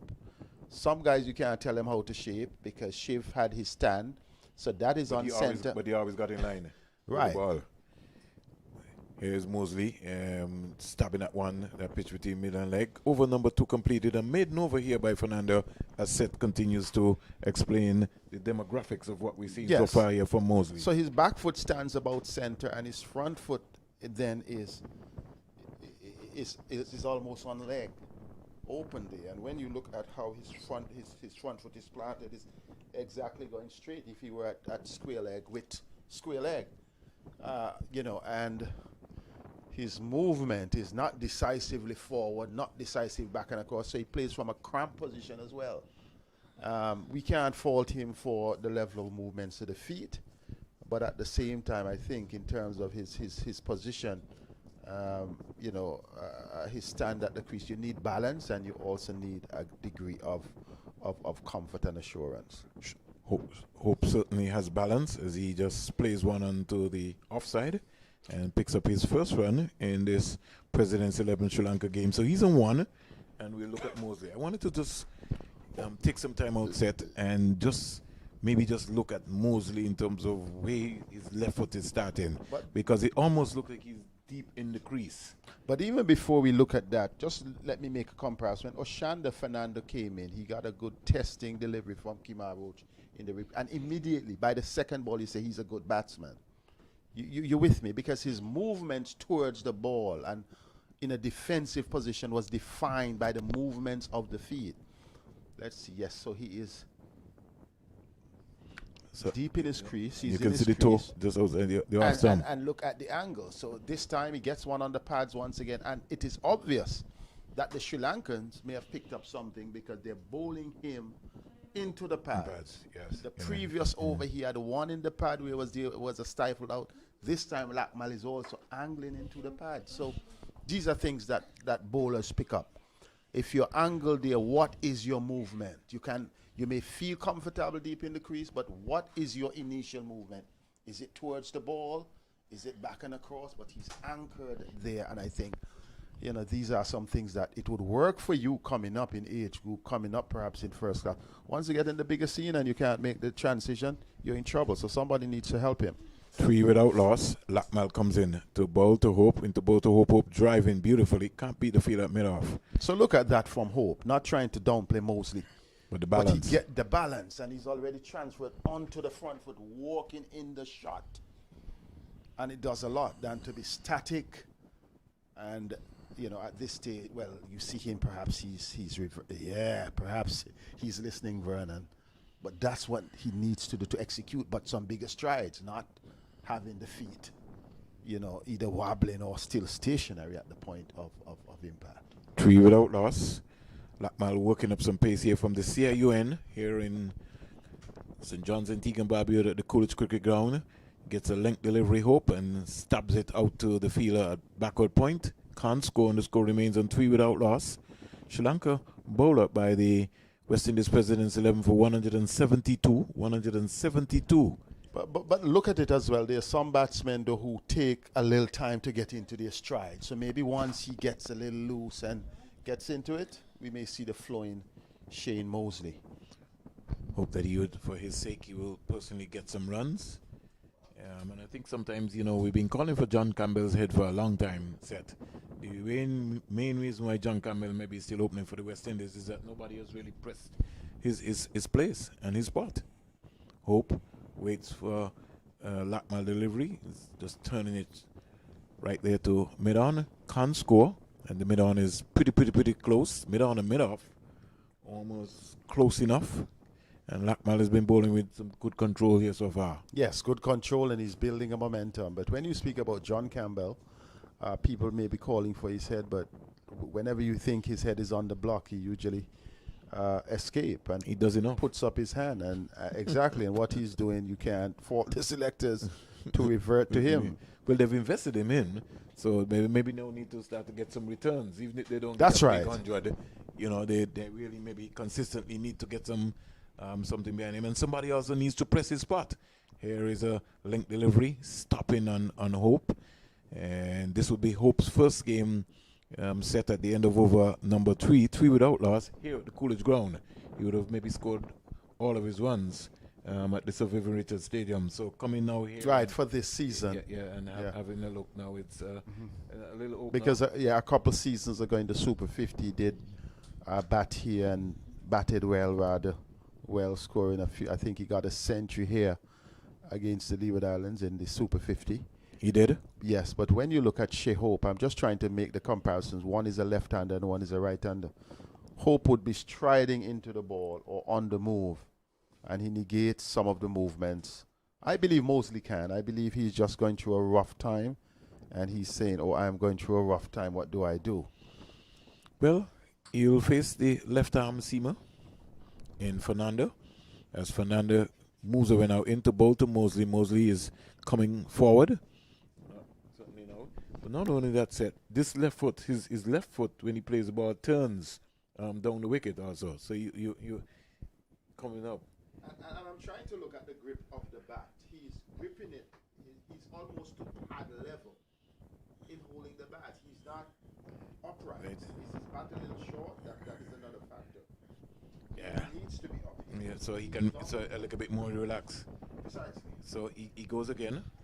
And Fernando working on something. Sri Lanka certainly, they would have spotted something from the Bangladesh tour. Their video analysts would have brought out all of the stats on Mosley into both of him. And again, he comes quietly forward. Again, the stride not positively out, especially on this track. You're going to have to be able to get that stride out. But he will tell you that I played that ball from under my eyes. 3 without loss. I'll say something. I like to see what he's doing after the ball. He was sort of jogging a little bit to perhaps get, because some people it takes a little while for their feet movement to get going, and he's really trying to concentrate. It's a matter of patience for him, and then a matter of time where we may see his best. Here comes Fernandez. He comes in out the ball to Mosley. Mosley's steering this more or less down to the vacant third man boundary for 4. The Sri Lankans won't mind that. Fernandez won't mind that at all. Seth? Certainly not, because 3 slips on a gully, they were there waiting, and it went between the 3rd slip and the gully, though it went all along the ground. So it wasn't, though he steered it, it was not one in which he was in full command, but at least he played it safe, was able to check the bottom hand well, and I think Shea Hope needs to perhaps go and cheer him on. We can't really see the communication from the distance, but at least every other ball, infuse some confidence, because Shea Hope, if it's one thing, is filled with confidence. Certainly is. Mosley waits for Fernando. He's back and just turning this down to the field on the fine leg boundary. And so he quietly gets a single. So he goes to 6, and the score quietly goes up to 8 without loss. We've had a leg by so far in this innings. And Hope, who is on 1, he now comes into strike. Mosley goes to 6. 6 from 14. 8 without loss. So we see in terms of what's happening. President's 11. West Indies President's 11. They executed. They would have come here this morning on a mission led by their 2 coaches in Sir Curtly Ambrose and Floyd Reefer. And maybe just following the script, as we would say. And let's see what sort of mental state of mind Shea Hope is in. He would have known that, as he's considered as one of the best white ball cricketers in the world, and that has certainly not transformed into the red ball arena. In fact, even when they toured England, most persons thought that maybe he should have got an earlier drop than before. Fernandez comes in out the ball to Hope. Hope is playing around the line of a delivery right there. Set button, and he getting a little ambitious. Lost his shape there with that one. Where is he going to clip that one? And lucky to be there, because that could have just nicked off the off stump. It went right through him. He was looking to work it down the onside, and that one was well pitched. It went right through him. He could have been bowled. And Vishwa Fernando, he is really bowling well, partnering Lakmal, and I think this is perhaps maybe the combination that the Sri Lankans may be looking to come the test match. We're in the number 68, Vishwa. Fernando is in now to bowl to Hope. Hope is being tucked up here by a delivery that is pitching between middle and leg. And over number 4 is completed. Hope is 1. 8 without loss. Mosley 6, and Fernandez 2 overs so far, scores 5 runs. The left arm seamer looking very, very businesslike from the media Very center. businesslike, a good combination. A point I would also like to make, you mentioned about John Campbell and about Shea Hope. I think now Shea Hope, in terms of ODI, his position is settled as far as West Indies cricket, barring no drastic change.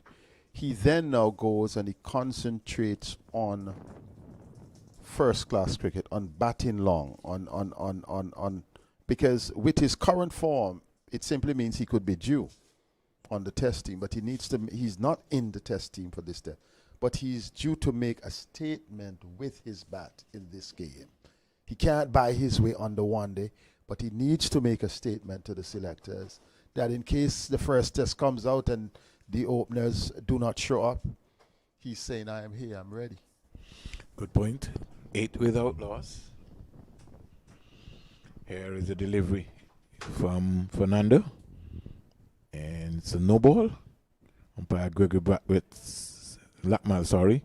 Umpire Gregory Bratwitz looks a little fat to me. The next time I speak to him, I have to ask him what is happening, if he's not training as he should. Yes. Well, Gregory is not so fat. I think No, Gregory's lost at that yeah, end, yeah. so Gregory is at square leg, So and Gregory would not be happy for you to say that he's getting fat. You know, the other day, my last son said, "Dad, you're fat," and I felt I took it on. It was close to after Christmas, so I went on some vigorous exercise. You went on some exercises for the last couple months, and now I looked at him the other day. I said, "I'm fat." So Reefer himself, umpire Gregory Bratwitz will become a test umpire. Here is a delivery, bang on target here from Lackmal, and all Mosley has to do is defend. Now Reefer is just looking to just make sure and just measuring up to just look to make sure that he's not overstepping. He's landing in that same consistent area consistently. Yes. And that is important because you get a wicket off of a no ball. It's really a challenge for the batsman. It's, you know, the batsman would feel later on, I saw that, or that should not have been. There's no DRS today, so the That's umpires right. will have to be unsung today. Certainly won't want that. Lackmal, he comes in now to bowl to Mosley. Mosley is, again, just as Seth was talking about, not really coming right forward, committing himself to the forward defensive. He's literally just pushing or stabbing at the ball. There is no movement coming forward, not right even just going. It's anchored, it's straight, yes. And the upper part of the body is moving towards the ball, but not the feet. Mosley's on 6, home 17. He's bouncing around, trying to get his rhythm, trying to get himself going. He needs a big score because he knows that the microscope is under him. And if he wants to maybe play for the West Indies again, he will have to be able to come up with some runs and come up with some runs very fast. Here comes Lackmal, the right-arm fast bowler from Sri Lanka, in out the ball to Mosley. Mosley is fishing at it. Delivery outside the line of the off stump. He's out caught behind. So Mosley goes. No feet movement at all. Nicked it. And as Seth was talking about all the time, he just looked really out of sorts. Never looked like he was comfortable in the right area. The right foot never got out to the pitch of the ball. The hands went, but there was the head and the shoulders never carried through so that he could be able to get his right foot out to the pitch of the ball. Mosley comes back for 6, and the West Indies Presidents 11 have lost their first wicket, 9 for 1. Unfortunately, Mosley perishes for 6, but I think the writing was on the card. Dick Weller made an easy meal of that catch. Perhaps it was part of the setup because you didn't even see the excitement until they were all gathered together. But Mosley, he needs to get the movement of the feet coordinated with the hand movement instead of projecting the upper part of the body, because that was a good delivery, but it was not an exceptionally good delivery. Just short of a length, needed to not stretch forward, but to move in line with the delivery. And he gave it away as a test bat. I think giving it away too easily. The question is sometimes, do some of the players get their selection too easily? It's a hard question, but it's something. You know, to look sometimes. at. But Darren Braff is at the wicket. You know, sometimes, Seth, you know, you when you see Mosley batting number 3 for the West Indies in the Bangladesh tour, and you look and you see someone like a Devon Thomas, who was here, you beat up on yourself and you ask yourself, you know, what is happening? When you look at Shea Hope and you look at Devon Thomas, who classically two of the best batsmen that we maybe have around in the region, it just raises your head. Sometimes I always say number 3 is a special position set, and then anybody just don't get up and bat it has number to 3. be an outstanding batsman with the right technique, with the right temperament.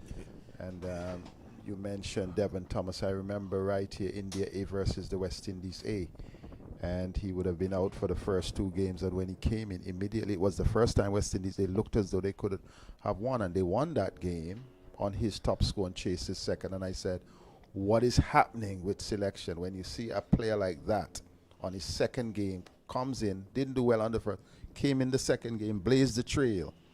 Was never given a long enough run.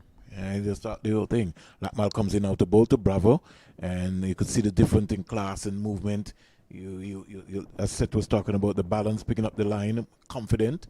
Yes, he would have been coming off of 100 in the CG Insurance 50 over West Indies versus Sri Lanka, but already early o'clock, and he's also going to be peppered here with some short balls because you know that the video analysts that have done their work. So he's going to have to prepare himself. I think the thing with Bravo playing the short ball set is that he's made his mind up that he's not going to hook. But you play cricket at a high level set to a point. At some point in time, you have to hook. You can't just go around the team here taking blows at set. You got to be able to fan. Lakmal comes in out to bowl to Bravo. Bravo is just people leg before turning this one around. Pretty lucky that maybe might have just pitched outside the line of the leg stump there, but the Sri Lankans went up there. And they're having to see that again. Yes, they're having a little kick there by saying, "Can we get the DRS?" It may have pitched outside leg. Because that definitely looked, he was going across the wicket. It didn't. High Bravo is limping, suggesting maybe it may have taken the outer part of the knee. But that looked as though it was very close. But umpire Leslie Reefer Jr. perhaps is on top of things. Darren Bravo would smile and say, I have a chance. Look, batting outside the crease, taps his bat.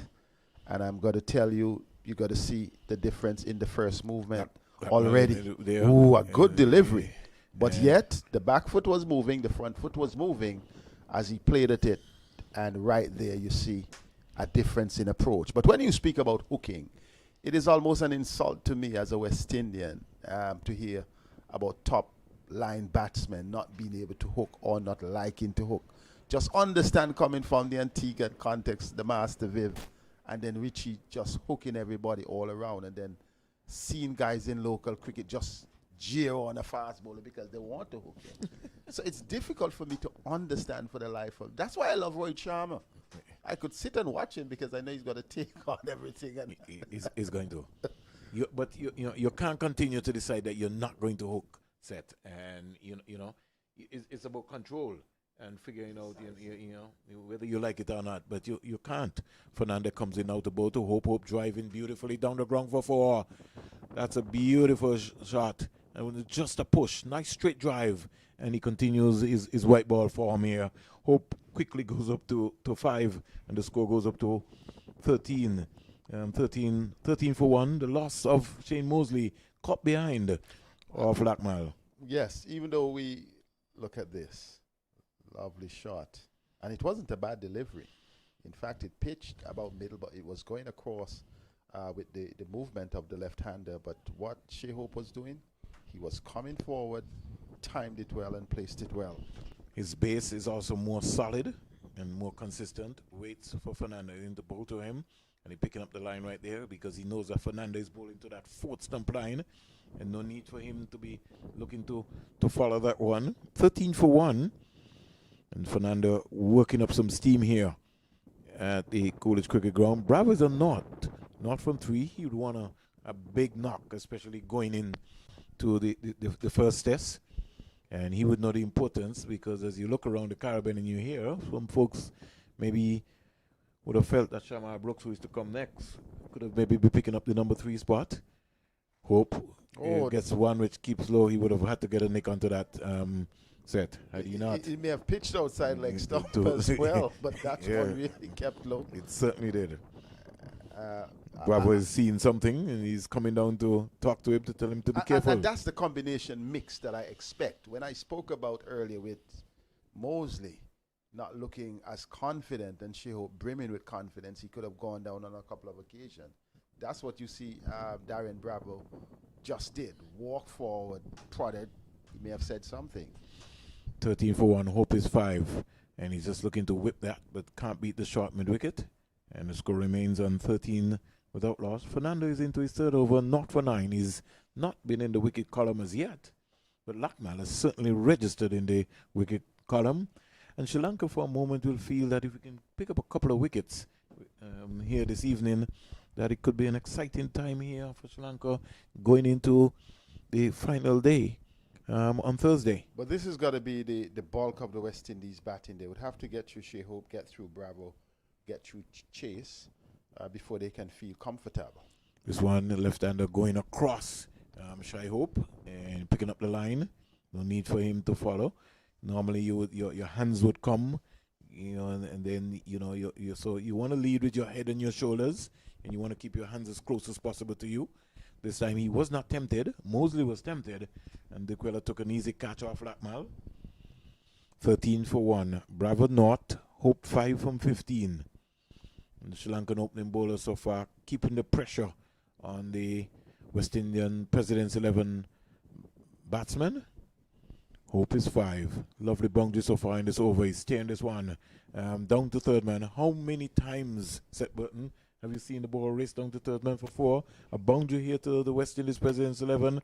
Score goes up to 17 for 1. Hope goes to 9. And we have the end of over number 6. Well, the second 4 that has gone down to third man, 2 out of 3. And I didn't get the impression he was also in full control. Opted to steer, the bat was down. But I thought the ball took the outside edge and it flew through. And once it goes through, you're going down the hill. You can't catch it. And but Hope is battling well, I think, up against 2 good seam bowlers here for Sri Lanka. It would be interesting to see the impact that Bravo himself and Bravo can make. You're making the point about Shamar Brooks.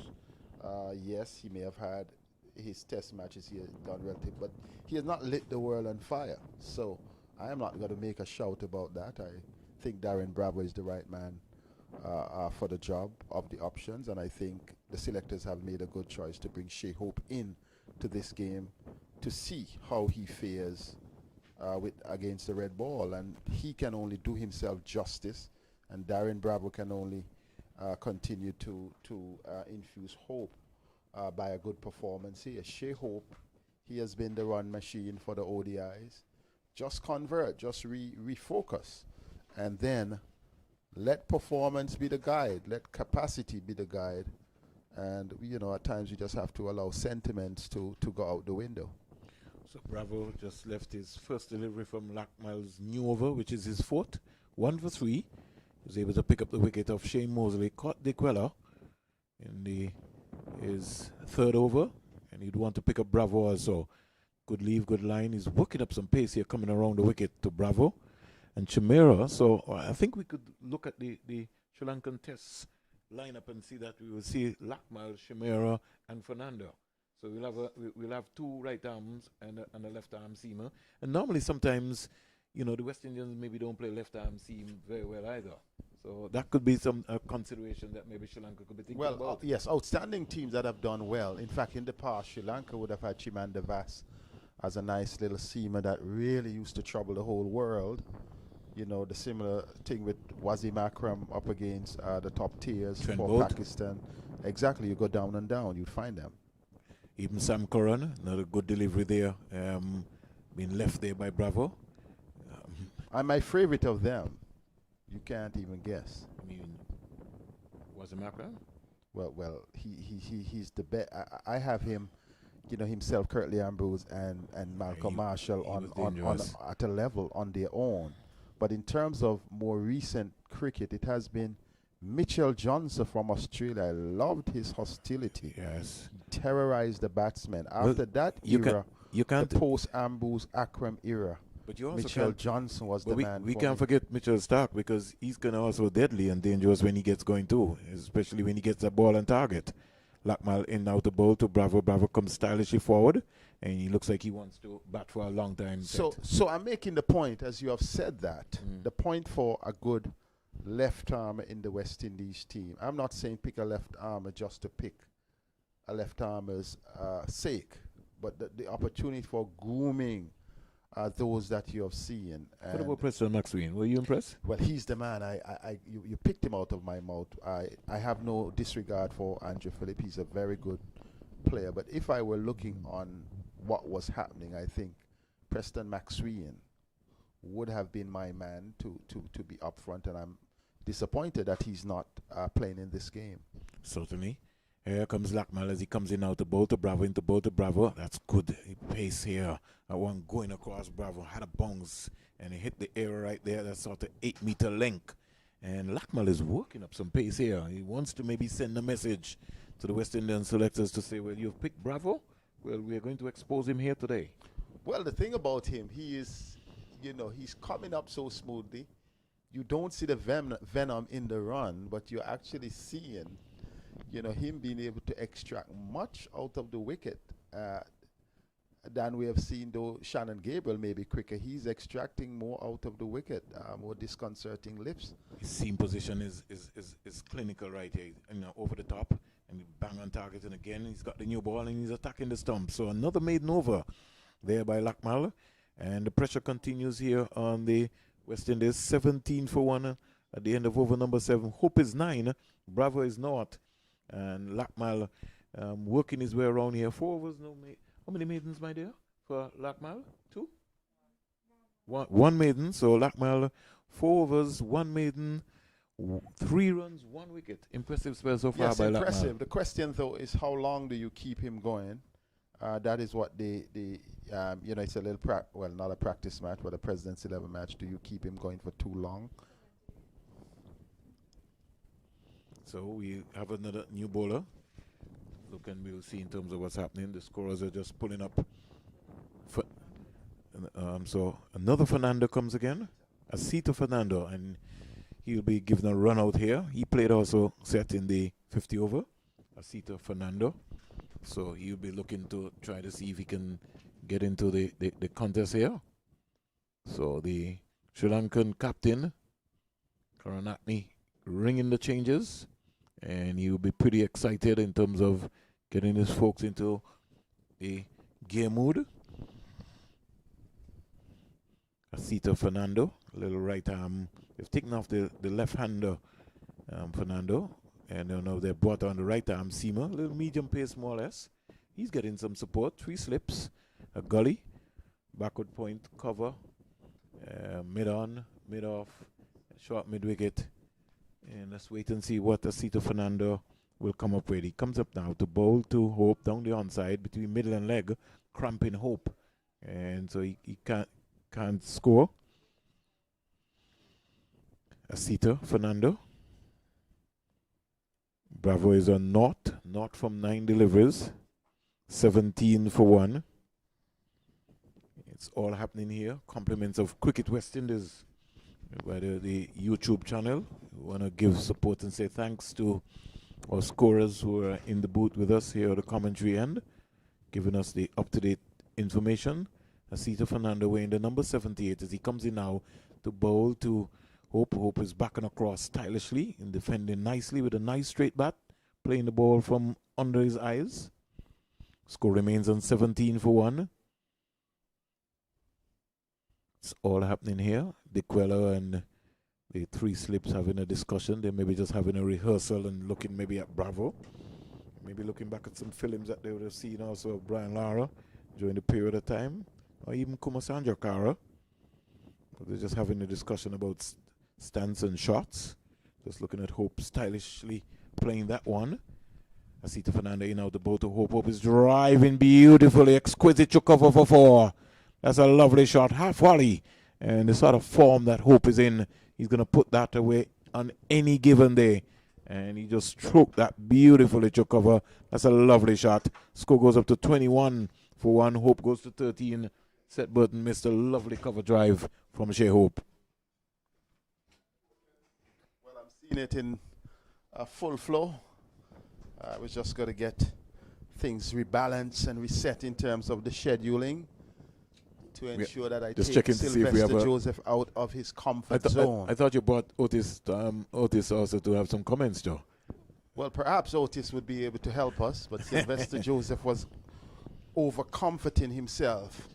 Perhaps in the fact that he's so happy to see Hope that he wants to watch if he's a test off player, of the game. If he's a test player, he's entitled to that privilege. Well, certainly, but he wanted to see Shea Hope so badly, Vernon, that he wants to avoid giving any commentary on Shea Hope, and I do understand, but he has to work. After that cover drive, how could I not want to give commentary on that cover drive? I'm telling you, it's gone to 13. Young Asito Fernando, some 23 years old, and Sri Lanka's brought some young players here. He's in now to bowl to Hope, and that kept low. In swinger darting in to the stumps, and the score remains on 21 without loss. Hope is 13. We're talking a little bit. I'm sorry that you weren't in here. Our good friend Mosley really looked out of sorts. Moved from 3 to opening, and he really struggled here today. Yeah, definitely. I'm glad to be back with you today, Springs. Yeah, he really look out of sorts, and I hope that they don't really put him further out of sorts by giving him more. more. I think he need a rest to get his thoughts together. Certainly. Springs. Ashita Fernando comes in out the bowl to Hope, and stacking the stumps here is Fernando. Hope has to defend the length delivery, can't score. Over number 8 completed here. Sri Lanka off to a good start so far. 21 for 1. Hope has looked impressive. 13. Bravo, as we would say, in school days. He's on a long knot.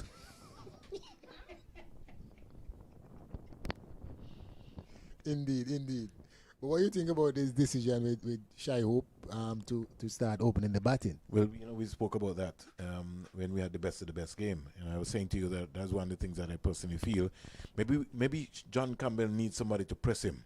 And I think there have been a number of players around have not been able to push John Campbell. So West Indies selectors have just looked around Sylvester and said, well, boy, we don't have a choice.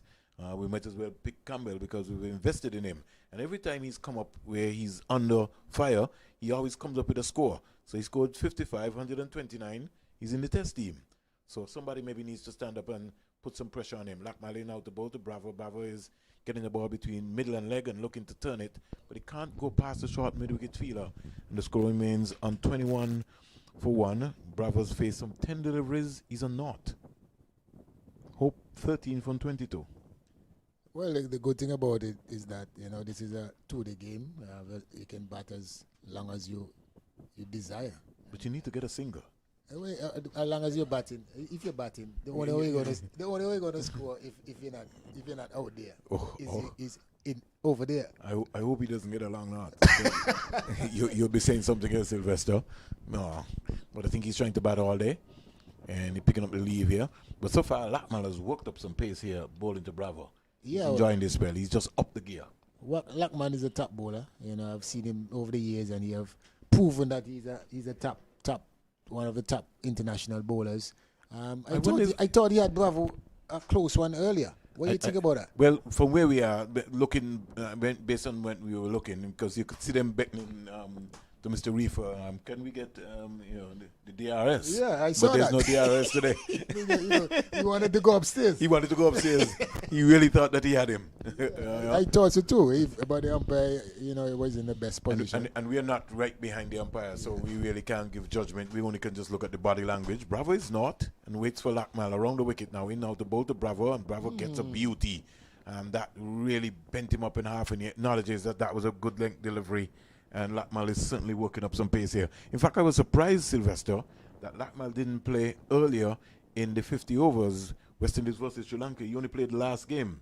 So I don't know if he was injured or maybe they were trying to save him for the test series. But really, when he played the third game, he certainly worked up some pace here. And you could see him continuing now from the Survivor Stadium in the Super 50 right into this practice game. Yeah, I don't know. He was here during the tour. He was. Okay.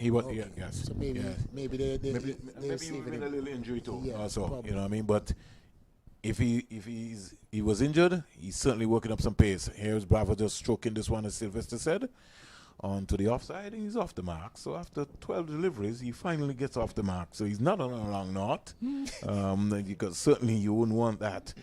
Score goes up to 22 for 1.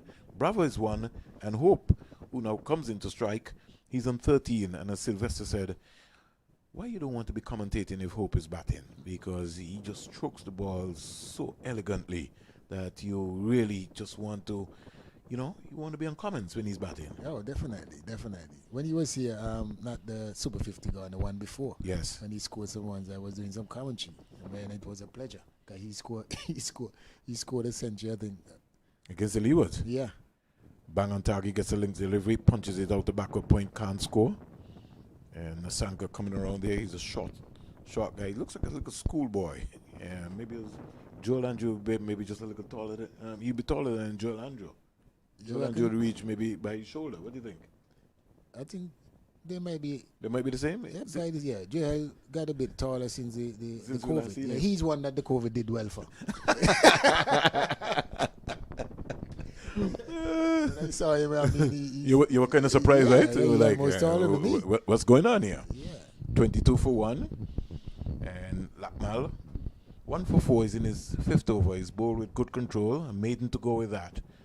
And here is Hope just turning this. Really didn't have a lot of bat onto it. He was leaning over. I think he will get a leg by. So he didn't get a nick onto it. So the score goes up to 23. 9 overs bowled here. 23 for 1. 23 for 1. Hope is 13. Bravo is 1. And Lakmal completes his 5th over. How long he will continue? 1 for 4 so far. But he's bowled with hostility. Yeah, and it's consistently as well. He has proven time and time again that he's a top bowler for Sri Lanka and also on the international stage. Certainly. And he came and proved us right again, do his work. And he enjoyed doing what he's doing. Yeah, he upped the gear. Normally when you see a big batsman, Sylvester, you always want to feel that you can nick him off. We'll have to go to the stats to figure out if he maybe had picked up Bravo before. Because once Bravo came out, he sort of upped the gear and really, as you would say, pulled out the throttle. All the stops, yeah. Sheeta Fernanda, a little medium pace bowler, a little skiddy, running in very quickly. Little dapper guys. Those medium pacers always give you trouble, and Sri Lanka's always had some consistent medium pacers over the years who just come there and just got the ball to go in, out, and get some reverse swing. And Sheeta Fernanda looks like that kind of bowler here. 23 for 1. This is only his 2nd over, not for 4. And Hope is on 13. Bravo is on the non-strikers end, just looking on. And these two would want to bat for the remainder of the day and come back tomorrow and get a good score under their belt. Fernanda in out the bowl to Hope down the onside. And the keeper, Dick Weller, comes across nicely. His body language, Sylvester, almost looks like Jeffrey Dojan. This sort of ease, in no hurry. Just how he collected that ball and he walked back and he just flicked the ball. Jeffrey Dojan, you never really was in any hurry to do anything at all. But when it came time when he had to pull out the stops, he would always come up with something excellent. I think you would say the West Indian fast bowlers made Jeffrey Dojan a great keeper with some of the catches that he took. Yeah. Indeed. 23 for 1. Here comes Sheeta Fernanda in out the bowl to Hope, and that dropped in front of. Did it go to hand, Sylvester? No, I think it dropped in front of him, and then now the inquiry. Now the second slip is now saying maybe I should have gone for it, and not just undecisive there in terms of whether not to go and not to go. And that's always the problem when you're second slip. What happens, Sylvester? Especially when you're staggered like that. Well, you think the second slip should have gone? He definitely the ball. The reason why you stand a bit in front of the first slip, that if the ball is dropping or falling in front of the first slip, you have a chance that you can dive and get it in front of him. But sometimes these guys are so wide. They set up different than how we normally do. Yeah. Okay. 27 for 1.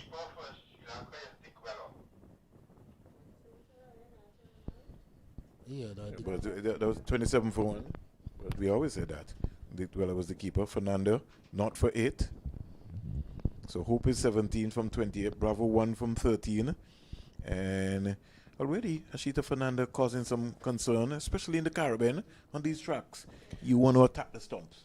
Yeah, I mean, these tracks going to be a bit similar to in Sri Lanka. I've been there some time back, but the pitches in the Caribbean and Sri Lanka, they are dry and they offer a bit of assistance as well to the fast bowlers. Because Sri Lanka normally have a few good fast bowlers over the years. Oh, yes. So they have good assistance in terms of the pitches. When we think about the pitches in Sri Lanka, we think about spinning and spinning and spinning.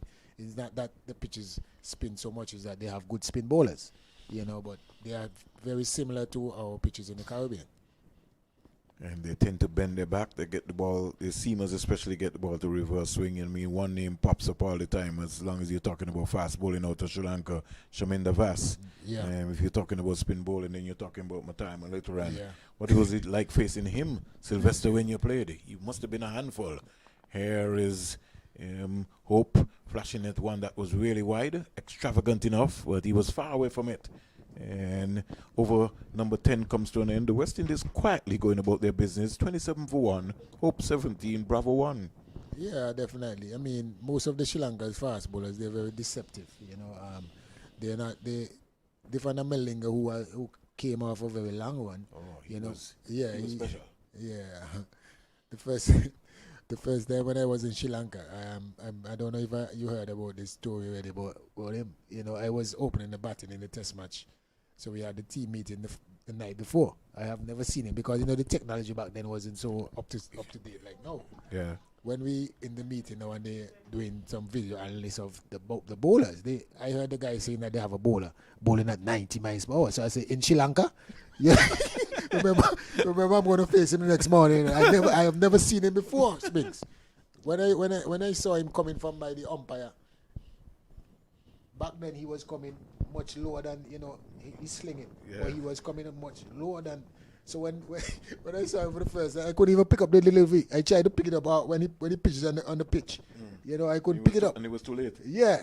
And man, I'm telling you. It was a tough time for you. Yeah, the first time seeing him, I never forget that. So it's important now with all the technologies. That's why the players know, they're not supposed to get caught off guard knowing anyone. No, trust me. The video analysts, as soon as you come onto the scene, Sylvester, they record you. They don't waste any time. Early o'clock on you. Lakmal is continuing here, and he's coming around the wicket to bowl to Bravo. In now to bowl to Bravo, and again Bravo is picking up the length here. Good leave, and Lakmal, he would have bowled fast here. He's maybe been told by his captain Karat Natli to just give me a good 6-7 overs. Let's knock over Bravo. If you could just get me Bravo, you get an extra dinner tonight. Yeah. 15 deliveries faced so far by Bravo for 1. 27 for 1. Hope certainly look a lot more organized.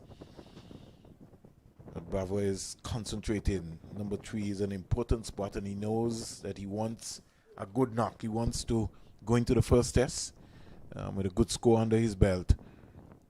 And he's driving beautifully to cover for 4. That's class. Half volley, and Lakmal knew that from the time he bowled it. He knew that Bravo was going to lean into that. Didn't try to overhit it. Just got his head and shoulders out and just stroked it beautifully for 4. Just look back at the replay right there. Perfect. Elbow high. You can't ask for anything else better than that. That's textbook style. 31 for 1. Bravo is 5. Hope is 17. It's a pity that the cameraman is not here. Oh, certainly. Which one? Where is Spoon? Spoons is over there. He's not going to miss that one. We maybe sure? need to. Yeah. I haven't seen him. He's over on the side. He's right over on the side. Okay, I reckon that he has that one. He certainly has to pick that one up. Here is Bravo picking up a good leave and leaving that one around. And he's getting his right foot out to the pitch of the ball. We're talking to Seth. And Mosley is struggling, Sylvester, because his right foot doesn't bend his knee. Yeah. He just, his hands go. If you see Bravo, you can see Bravo bending into the ball. Yeah, I mean, Mosley looks a bit sluggish with his footwork, kind of heavy, so I guess you're referring to something like that. He needs to be more, humble on his feet.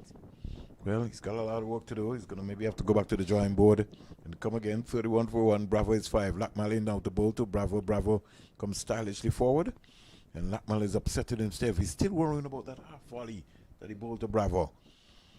And you expected it. 6th over. You're a human being. You can't. You're not a machine. Yeah. Even the machines make mistakes. So much less Lakmal. You expected to bowl a half volley now and again. Now and then, yeah. You see in terms of bowling, he has 6 overs, and that's the first half volley that he bowled. Yes. And when you look at Philip this morning, he almost gives you one every over. Yeah, so that's the difference between the level that this level. Lakmal around the wicket now to bowl to Bravo, getting good leave, and over number 11 is completed here. Lakmal has said to the captain, "I've had enough. Let me get a breather, some water." 31 for 1. Hope 17, Bravo is 5, and Lakmal 6. 1, 8, 1. Picked up the wicket of Shane Mosley, the only wicket to have fallen so far here at the Coolidge Cricket Ground, home of West Indies cricket. And it's right here in Antigua and Barbuda, the high performance center. Some plans are going to be rolled out, Sylvester, over the next couple of weeks in terms of expansion of what is going to be happening here at the Coolidge Cricket Ground. It's going to be massive for West Indies cricket. 31 for 1. I hope they have plans for the nets up there. They need some repairing. Yes. not only that, you're getting a whole new era of just nets alone. So they've acquired some land around the area. So plans will be unveiled. You get an opportunity to see those. Oh, that sounds really interesting. So we wait now as Ashita Fernando. And now the ball to Hope is driving, and he just didn't lean into that. I thought he came back up quick enough there. He's now rehearsing that I really should have pounced on that, the medium pace, and really just hit him. Joe Midon, as he's set coming into the hot seat. Is your turn in set? He's looking at the time. You need to tell me, Seth. I'm enjoying myself here. 31 for 1. I'm next to Sylvester, a test player. You don't normally get an opportunity to sit side a test player. You know, they have some countries around the world, they don't even get a chance to even talk to the test players. So for me, this is a thrilled moment.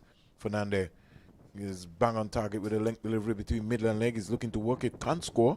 The score remains in 31 for 1. At the end of this over, Seth will come into the hot seat and be able to try to see. We still have what? Is it about 23 overs to go? Yeah, about 27 on the board. Well, yeah, but how many we have to go for the day? 26 overs to go?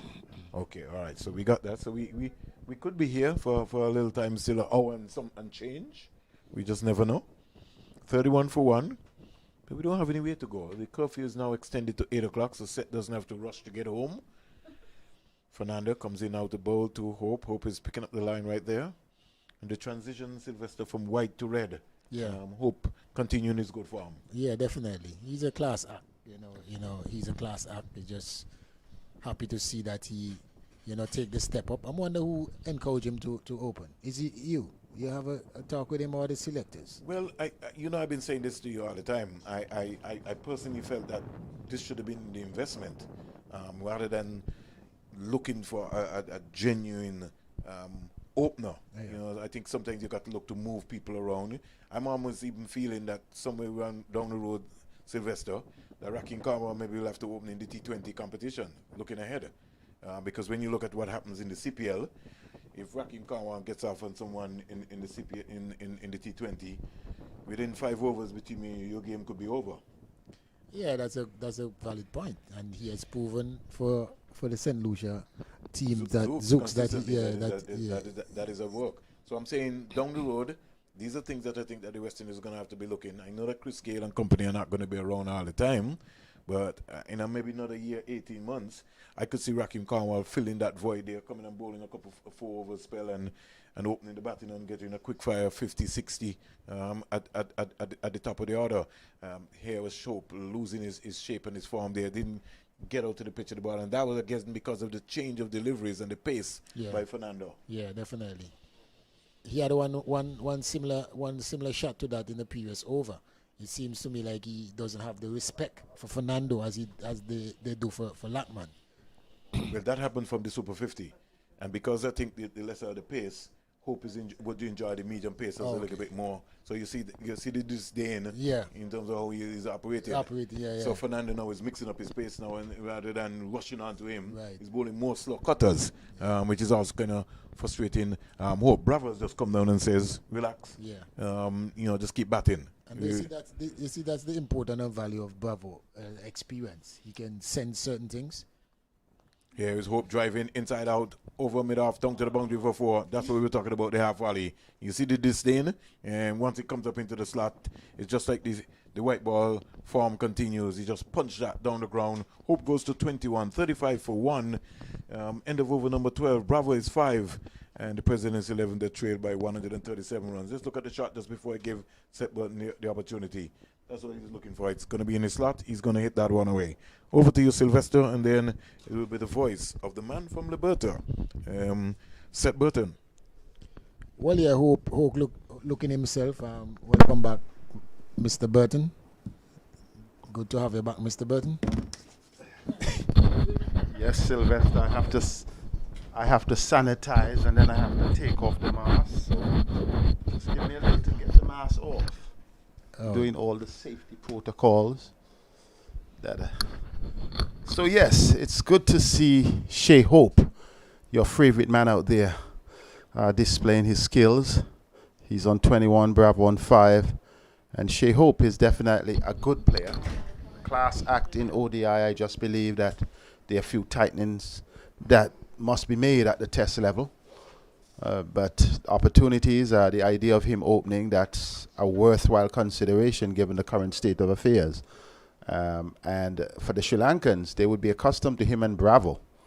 And I think this is the test of the combination. So there's a bowling change.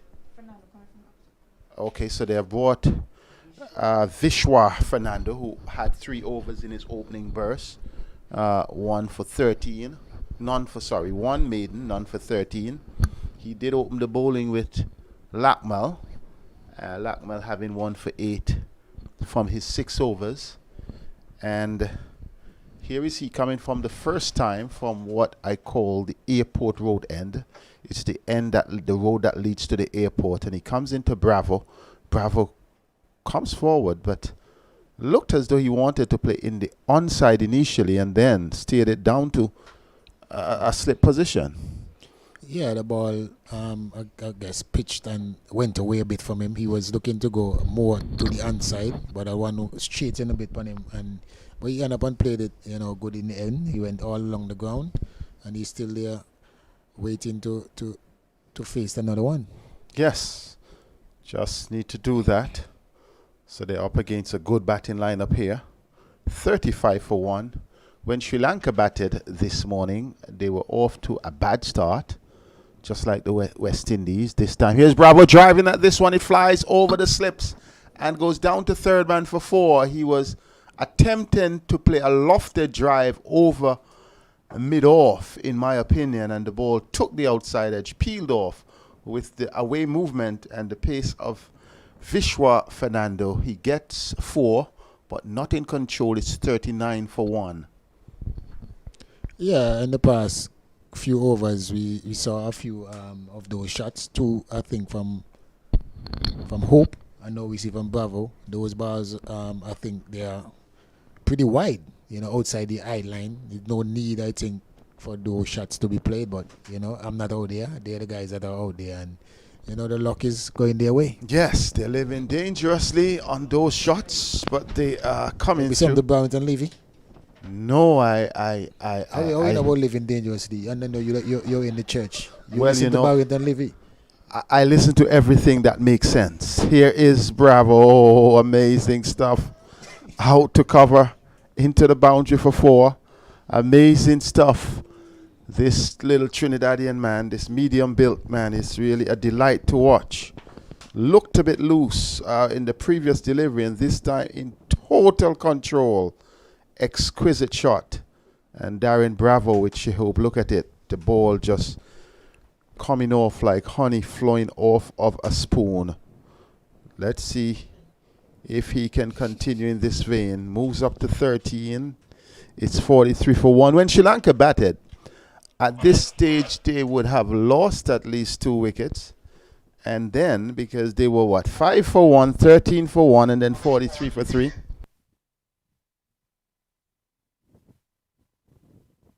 Bravo is beaten on this occasion. Playing inside the line. Gave the last impression.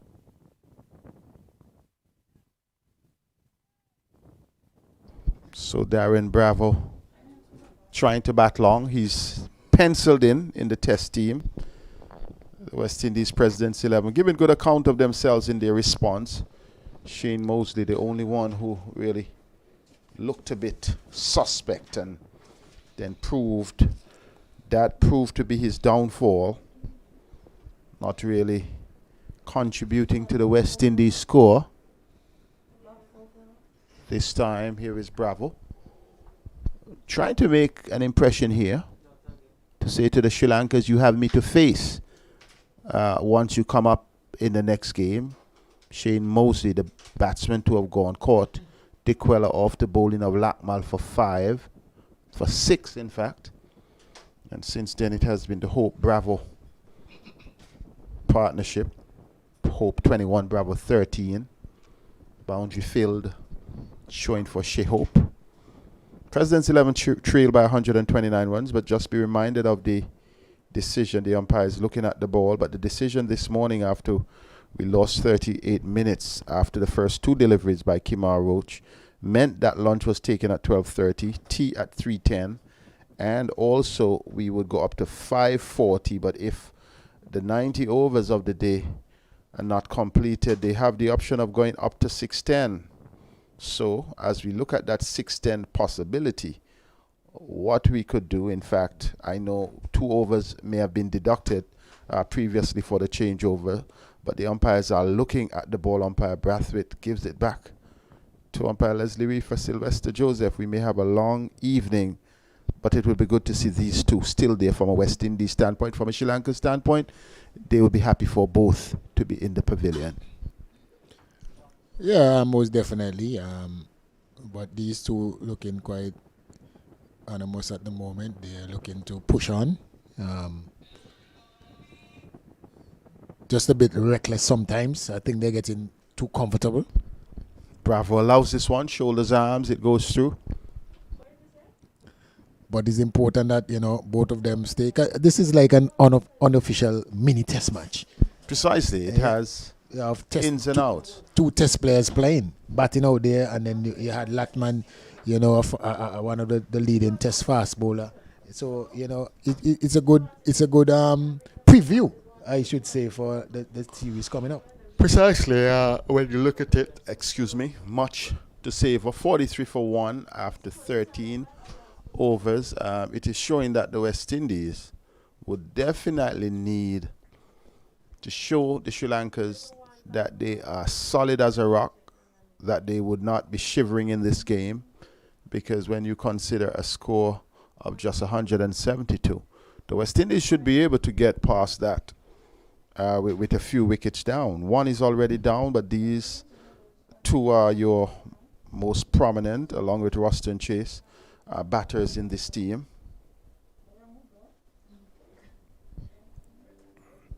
Fernando to Hope, drives, blistering drive, out to extra cover for 4. Hope is on the rampage here.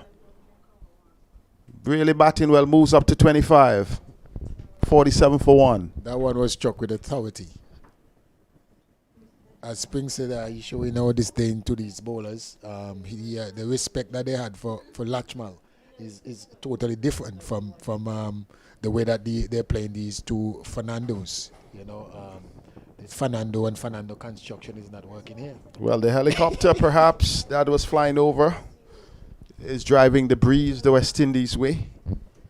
So you have Vishwa Fernando, who is the left armer, and you also have Asita Fernando, who is the medium fast right arm bowler, a bit shorter. This time he gets a bouncer, fishes at it, hooks at it rather, and he's getting some applause from Dick Weller behind the wicket, because he's saying give him that, because he missed it. He could have easily topped edge, and Shehope may have to contain the adrenaline. We would expect that rush in the ODI game, but as you're sensing Test cricket upcoming, got to control it. But it's good to see the positive intent. I like to see a hook shot, but he really flashed at it rather than being in position for the shot. This time he hooks again, may have been struck on the helmet. Was late on that one. In fact, may have been too early on that one. As he turned, he looks at the pitch, but I don't think the pitch was the problem. I think it was a good bouncer, and I think his approach to it was more or less to turn the body rather than to line it up. He prods at the pitch, hits bat with Darren Bravo, and youngster hooking in these times are different. You didn't watch the ball long enough. That's right. And the ball was a bit slower than he expected. He was playing for the length rather than the pace of the delivery. Well, Got into position early.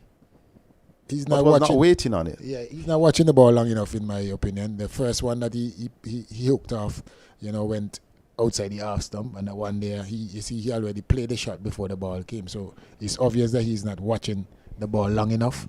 Well, the umpires are watching the ball because they're signaling a change of ball. They had some discussion in the previous over about the ball. They didn't do anything. Now they're having a discussion. And we see the third umpire making his way out. In fact, both Bradwit and Reefer are walking towards the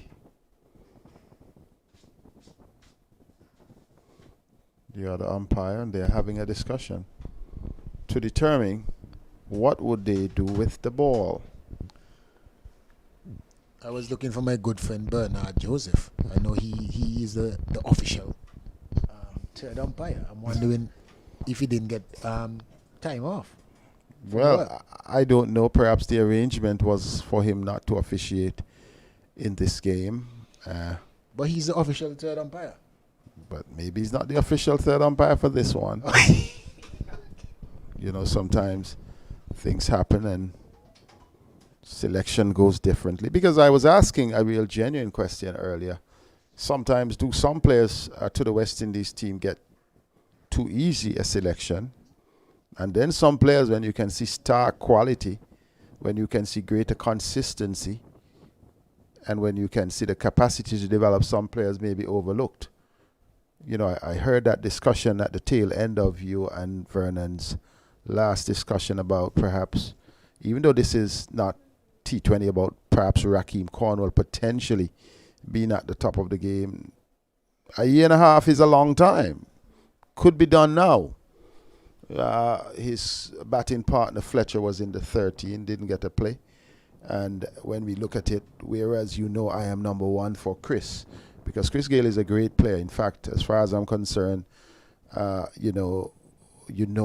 me, my greatest batsman, as far as West Indies is concerned, is Viv Richards. And then that other era came Brian Lara, and I thought in this current era it has been Chris Gayle across all three formats. So I have great respect.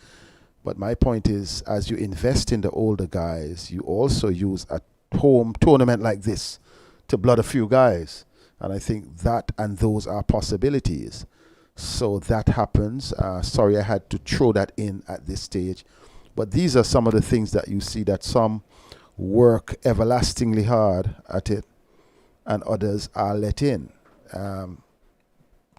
The same person has, 3 List A centuries, batted maybe at number 5 for the Leewards, number 7 for the Leewards, number 8 for the Leewards. At the same time may not be considered for ODI. The question, what do you look at? So these are some of the things. We're saying that Shea Hope is an outstanding player in one-day international, but has to transition for Test cricket. But you may have found some player may have gotten the chance based on the situation. So we have to balance the equation, if you get the point that I'm trying to make. Yeah, I understand. But, such is life. When you look, on various teams and countries and so forth, that will always happen. You always have, people comes before and, they do what they do. So at the latest stage now, they strive on, on experience and basically what they have done. See the Fernando, good attempt off the back foot by Shea Hope. Didn't really time it the way he would have, but the intent was good. And remind you, that came after successive bouncers, one which he missed and one that may have struck him in the side of the helmet. But these days, when you get struck on in your helmet, or you have the physio comes out and give you all kind of. If you're a strong guy with will, it's not about how strong you are. It's just. Oh, this one kept low. It's not signaled by the umpire, but that one was wide outside the off stump and it kept low. Yes, I know there are policies regarding concussion issues, but it's what used to happen in the days when guys used to just take it and shake it off, with and without the helmet. We didn't know any better. Trust me. What about guys who we were never batted? We were living dangerously. I agree. Consider Sir Viv Richards never batted with any helmet. Richie Richards had not batted with a helmet until 1995, after he had a little challenge. Here is Fernando down the leg side. Hope flicks it, taken but not cleanly, and that completes the over. It's still 47 for 1, The West Indies in reply to 172 made by Sri Lanka. They're still trailing by 125 runs. But those guys were happy hookers. And the first time I saw Richie Richardson wearing a helmet was in Anguilla in 1995. Never forgot that match. The stand on the western side of the ground, I don't know how it's still standing. Because the amount of ball that rocked into that stand for sixes against Otis Gibson, what's his name, Vasbert Drakes and Patterson Thompson. Richie Richardson scored about 158, and I watched with the helmet on the fastest wicket in the Caribbean that I think I've ever seen up to now. Well, I must agree with you with that. I wasn't there. I came a few years after, that 1995 pitch. Yes, you're young. But guy. what I can tell, that one square him up again. It seems like the ball is pitching and yes, and deviated. But go ahead. What I'm saying, knowing a few guys like my good friend Wiggly Jacob, Anguilla, the pitch, caused a lot of players to start wearing helmets. Yeah, because Ridley himself, I'm telling you, I remember Dave Joseph went out without his helmet. My good friend Soppy Joseph, and then he came back for his helmet.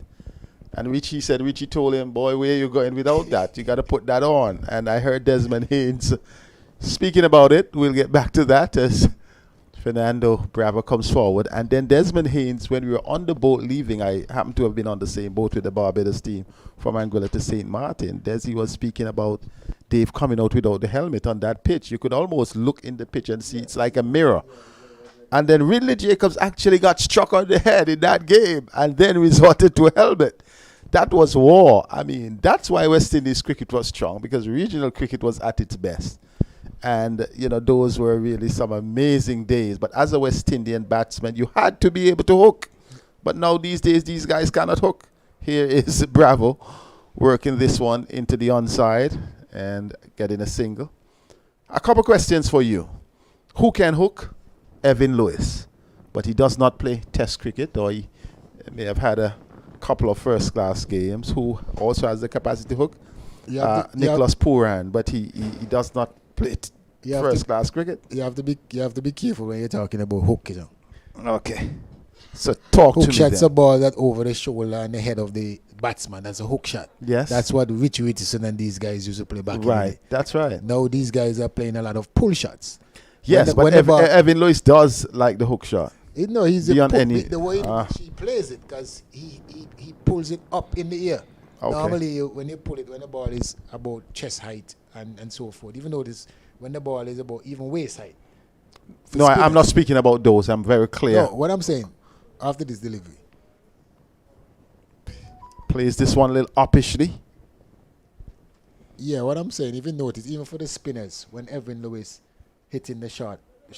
I'm not speaking about the shot when he pivots and cocks it up. But most of the shots that he play in the pull shots.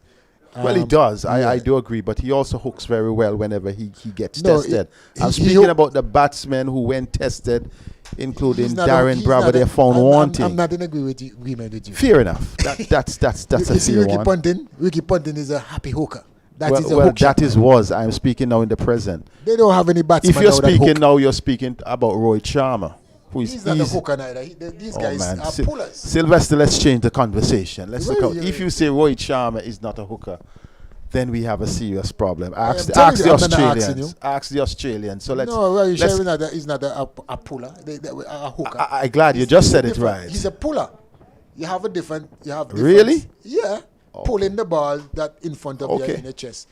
When the ball is above your shoulder and a head height and so. So Roy does not hook above his shoulder? Huh? Roy does not hook above. Oh man, you and I watching it. We're watching a different television. He's not probably. We're watching a different television. So of course, I watch mine at home and you watch yours at home. There is no other person currently in present day cricket who can hook like Rohit Sharma. If you name one, hook? I'll be happy. Hook. I am telling you, most players now these days don't hook. Well, most. But I'm hook. naming you one. I'm agreeing with you that most. Firstly, when you bowl a ball above shoulder and head, it's a no ball. No, they would call one above the shoulder and then they would call two above the shoulder. You're an umpire. So above the head. the umpire would call 2 above the shoulder. So we are saying hooking is in range of between your shoulder and your head and above your head. But how So many I'm saying players the hook like that? umpires would call 1 above the shoulder and 2 above the shoulder in their calls. Yeah. So I'm saying Rohit Sharma is the best player of the hook shot currently in the world. Your Most opinion. other world players I beg don't to hook differ. the ball. That's fine. So let's look at the tower. That is the control tower. Let's look at the breeze. You can see the breeze? No, I can't see the breeze, but I can see the tree. I can see the tree. So that's vision. And then I can see the background that it's not getting brighter here at the Coolidge Cricket Grounds. And at this stage, it is at 48 for 1. 15 overs, that's an easy equation. It's telling you that the Windies are doing well. They are going at above 3 runs per over. Darren Bravo, the man who came in at number 3, is on 14.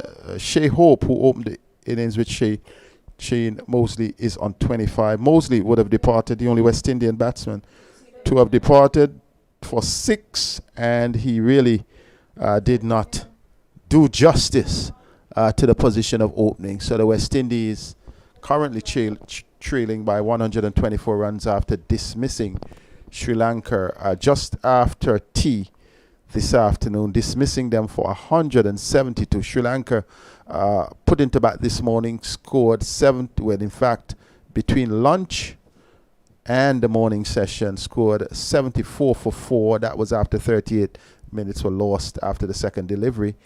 After reaching there at lunchtime, they got to 171 for 8, meaning they would have lost 4 wickets again in that session, but on this occasion for 97 runs. And then shortly after tea, what they did, they lost 3 wickets for 1 run, moving from 171 for 8 to 172 all out. The man who did the main damage was Ruston Chase, the captain of the West Indies President's 11 team, 4 for 12. Ruston Chase, 4 for 12.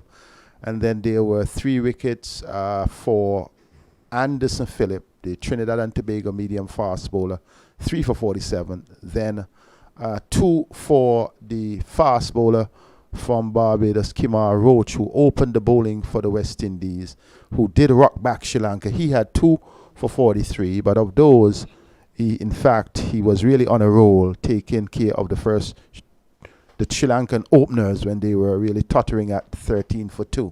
So they had the wickets, and then Keon Harden just took 1 wicket finally after a big challenge and a big effort by him. It simply means Shannon Gabriel did not take any, neither did Virasamy Pramod. In Sri Lanka's innings, the key man, in fact, the 2 best batsmen for the Sri Lankans during their time would have been Oshada Pereira, who scored 47, batted well for them and shared in a 53-1 fifth wicket partnership with the man who got 40, Dinesh Chandimal. Apart from that, there was nothing to write home about for the Sri Lankans.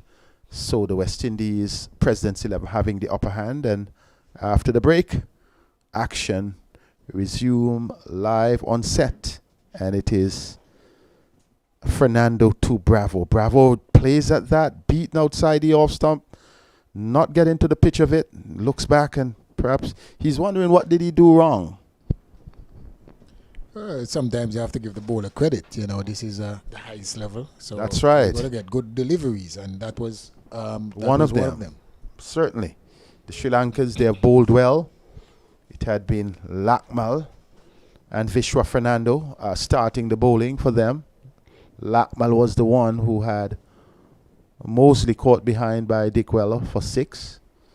And both Asita Fernando, who is operating well, and Vishwa Fernando, they have provided good support for Lakmal, who comes into Bravo outside the off stump. And this is Darren Bravo. So I'd like to draw you into another discussion that is off this game. In the West Indies appearance in the T20, apart from Chris, who would always play at any time, they also went back for 2 veterans. They went for Fidel Edwards and also Dwayne Bravo. Would that be ideal for them? I know these guys, if you need them at World Cup time, it's okay, but wouldn't it have been an ideal situation to groom at home and get the opportunity for the younger fringe players, the Alzari, Joseph, the other younger players. Food for thought as we continue. This time it's down the leg side. Bravo plays inside the line, and no harm done. Well, I mean, I guess looking at it, you wonder what's the priority for the team, and the captain himself says that you need certain players to bring back that winning attitude, that stability. Not that I'm in agreement with it. To be honest, if Chris Gayle is not opening the batting, I don't see the reason for him to be in the team after 2 years absence and then come back and batting at number 3. I don't see the need for that. So they saw things differently. Down the leg side, and the point I'm going to make, and I hope you agree with this one, because you're correct. If Chris is playing, Chris has to open.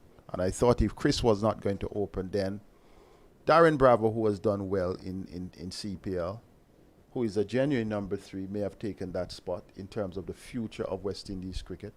And Fidel Edwards, who had not played for the West Indies for 9 years, although I do agree he bowled exceedingly well in the CPL, his spot may have been better taken by an Alzari Joseph, who is a young player, has the batting at least at home. If you need to go to them, you go to them at the time of need, but you need to do some repair and rebuilding work. Here is Bravo leaving this one alone, and Asita Fernando is happy, has a good rhythm, not as tall as some of the fast bowlers of the past, but someone says that the shorter fast bowlers can be more brisk than some of the tall ones. The Malcolm Marshall, you'd recall, maybe the shorter of those pass attacks. In fact, when he bowled with the other guys, he was the shorter of it. When the younger crop came in, including Ambrose and Courtney Walsh, etc., he was the faster. In Antigua, there was a little short guy by the name of Vaughan Hungry Walsh, the shortest of them all, and perhaps the quickest of them all. This one, Bravo works it around nicely to the short backward of square position. Someone is saying Hungry is still quick. Yes, he's about 50-something, and he can rush you. I can tell you that. So that completes the over. The one wicket may have been the most disturbing on the West Indies card so far. And I sympathize with him, Shane Mosley. I sympathize with the situation he finds himself in. And I do hope that setup allows for somebody to be speaking to him technically and psychologically. Because you can't have a player fall off and fall out. But some work has to be done, Sylvester Joseph. Yeah, Mosley need a lot of work. I mean, you get exposed as you come to the higher level. And you can see that he needs to go back to pack, so to speak, and get his game back together, get his confidence back. Because, I mean, if you continue to throw him into the deep end, and hopefully that he comes. Up here is no place for no. You have to have your confidence in your ability. You have to have that confidence, in getting runs. So it's different. So it's sometimes it's not just keeping them up here. Sometimes you have to let them go back and. Oh, this is a good one. Not at top pace, but a good one to tempt Bravo. But he played it well. And as we look at the Sri Lanka end, Sri Lanka also had a ton of experienced batsmen. Quality stuff. My favorite, Kumar Sangakkara. What a player. Must be among the top rated anytime, anywhere in the world. Then you'd have had Jayawadena. Before that, you'd have had De Silva. You're too young to remember De Silva. Of course, I remember him. I'm not that. That man is a class act. I was watching the legends, Sri Lanka legends. Dilshan up there. They still scooping. Still scooping. Of course, he scooped Tino Best a few times. Wow. And then I saw De Silva came in the middle, and this man looked so young, just running up and down twos and cheese and still batting. So I was watching to see if he's the same old guy from way back when. De Silva? Yeah. You're joking. I didn't know he was playing. I didn't get a chance to look at the legendary game. This time Bravo gets a sing. I just got a peek on the West Indies-India semi-finals between, our work here. But the man sometimes it didn't allow me. In fact, I would be honest. I didn't know about the World Legends tournament until you you mention introduced to me last week. And if you're saying De Silva was still running around, that is amazing because he was a top player. The 50 comes up of 16.3 overs. How many balls, Miss Ostry? 100 balls, 84 minutes. Thank you. 10 fours. So we have yet to see a 6 so far in this game. Pretty much interesting. They're focused on the longer haul. And then they also had, man, Jaya Surya. What a man. I saw this man. He's also there. Jaya Surya. Of course. Man. This is the Masters, man. Yes, man. These are guys. This one down the leg side. Hope goes. No, he does not. But the appeal from Fernando suggested that he may have had his man. Dick Weller perhaps did not go up. But umpire Leslie Reefer is just smiling. But when you look at those guys, in fact, after the Viv Richards era, and I call it the Viv Richards era because the only man played Test one day and T20 in Test cricket. Viv Richards is Sir Viv, man. Oh, man. Sir Viv. I was talking to him at the This golf man course is- yesterday, man. That man is a legend. Oh, Shea Hope. Showing class. Another one. In fact, the first 6 of the game. Shea Yes. Hope. At least you can keep on talking about sixes. Okay, I mean, you just mentioned about this. 6 and They haven't been any 6 in it, and then there's another one. well, you know what is Miss Standy asked me if the players can hear us out there. And perhaps that may be so. Because I guess our tech room may have had the audio up a bit. So she hope may have heard that there was no 6. Wanted to play a 6, but Sir Viv. After the Sir Viv era, and forgive me for calling it that, and I would call it that, the Sir Viv era, the Sri Lankans, then in ODI cricket, Yeah, they changed. Jayasuriya Kulitharana, oh man, they changed. In 10 overs, Sri Yeah, Lanka yeah. could be 100 and breeze. They changed the And then, whole- whereas other teams would try to hit out in the last 5 or 10, strategically, Sri Lanka would have you battered Yeah, for the first 20. And if they even out after 37 overs, you find yourself chasing over 250. Definitely. That was they a changed, team. Man, they changed the surf. Man, they changed the whole- ODI. Yeah. They changed that thing, and you have to give them credit, man. Once Sri Lanka was playing, even if you're not seen on TV, just to listen to it, you say, what a team. So they've really contributed to world cricket. Here is, once again, Shea Hope working this one nicely. It will split the 2 fielders, another 4. Acts of class in succession by this Barbadian right-handed batsman. 50 partnership. Transferring his form, and the 50 partnership comes up between Shea Hope and Darren Bravo. 75 balls, 64 minutes, and 10 fours and 1 6. Certainly a solid partnership of class, and that shot epitomizes the level or the standard of these players. I thought you was gonna say that the great man, Sir Viv, he likes No. them in those areas as well. Yes, but I would say one thing to you. When I call Sir Viv's name in cricket, I don't try to call any other at the same time. I have to pause. I get your point. Okay. So you would understand. I really pay a lot of respect for that man.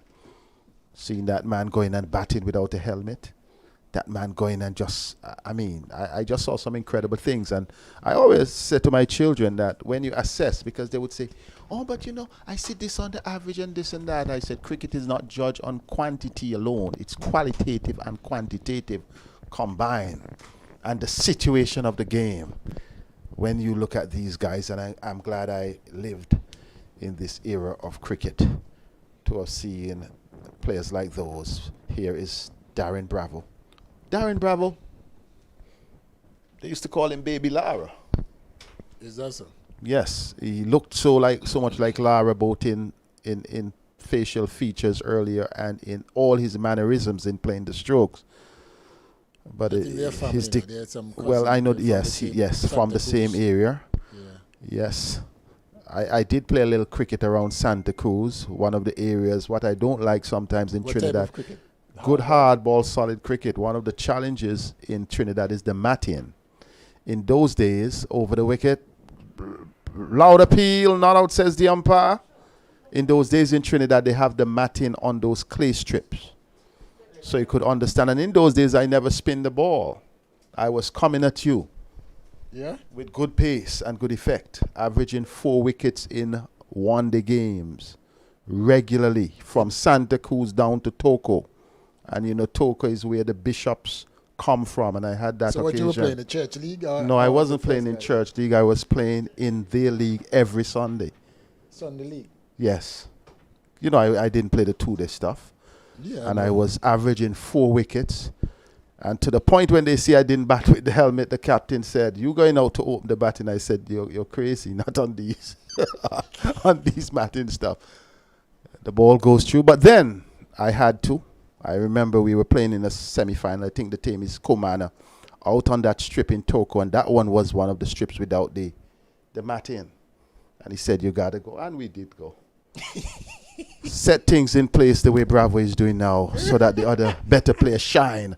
And when they shone, we got into the finals. Okay. So you have to do things. But Trinidad is a lovely. I have never seen. I think they all didn't win the final. The amount of people. Yes, we did win the final. Oh, but it was a Herculean task. But what I love about Trinidad is that the way in which they play that cricket, Sylvester Joseph, Shea Hope.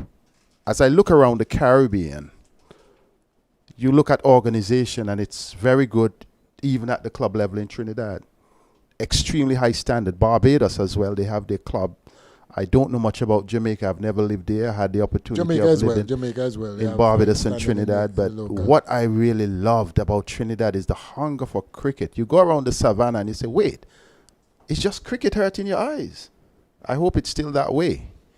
Because these days I realize most of the key players are coming out of Queen's Park Cricket Club. Not at the moment. I'm wondering. I think at the moment now we have a lot of animals in Queen's Park. Wow, that would be a sad case. Here is Fernando too, Shea Hope.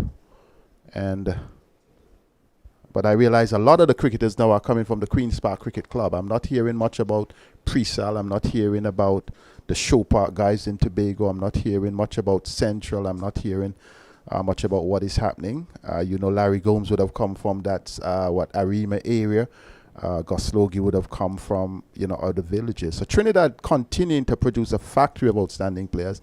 Barbados, a factory of them for the test. Jamaica and Guyana, a little bit. The windwards and the leewards need to step up things. In your day, you were a dominant force. This time, over the gully, Shea Hope living a bit dangerously there. I think he decides to take command, but not fully in control. It means that there may be a bit of away movement for Asita Pereira. Fernando, I beg your pardon. Let's look at this. Over the wicket. Yes, away movement short of a length. He was opting, looking to drive over cover, and the ball peel off the outer edge over third man for another boundary, and Hope hurries up to 39. So we have been speaking quite a lot, Sylvester, but let's put things in context here. How would you be feeling if you were Sri Lanka at this stage when you batted? You were 51 for 4. President's 11, 65 for 1. At this stage, the dominant team being the President's 11. Yeah, the day so far, has belongs to, I think, the President's 11. Yes, it belongs to them because they're trailing by only 107 with 9 first innings wickets in hand. Oh, good delivery. I almost said Brian Lara because I saw the great man himself today in a little Legends game. I think he fell during the last over when the West Indies Legends needed 19. They fell short by 6 or 10? I'm not sure, maybe about 13 or so. Amazing to know Sachin Tendulkar could be still hitting 60-something or 40-something balls, and Yuvraj Singh 49 off 20. These guys are playing like yesterday. Well, they're playing against the same type of people. So it's like, you just get a bit slower in your movement. But the quality remains, and the crowd is amazing. Yeah, of course. These. Oh, this one, Bravo leaves it alone, but it's menacingly close to the off stump. It means he has good judgment. Yeah, these guys are showing their quality. Bravo and Hope, especially Bravo. You want to get back into that test team and stamp his authority. We all know in the Caribbean the talent and the authority that he has when he's in good flow, when his mind is really on the game. Yes. So he looks like he's preparing himself for a good series. Yes, temperamentally good, technically good. He just needs to start to score runs in tons. Leaves this one alone. A good delivery by Fernando. The Sri Lankans are committed to give their seamers a good workout because we really expected to have the spinners doing the bulk of the work. But how many overs we have had so far, Miss Sandy? Is it 18? 18? And we are yet to see a spinner. Am I correct? Yeah, you're definitely correct. I think that is a notion that we have, probably when you hear about the Indian team and Sri Lankan team. But you have some of the fastest bowlers now in the world, come from these parts. So we have to get this notion out of our heads and realize that times have changed. It has changed. It has crept up on us. I remember the days when India would have had, Madam Lal or somebody like that starting the bowling. Well, they had Kapil Dev, and then it was just a string of spinners.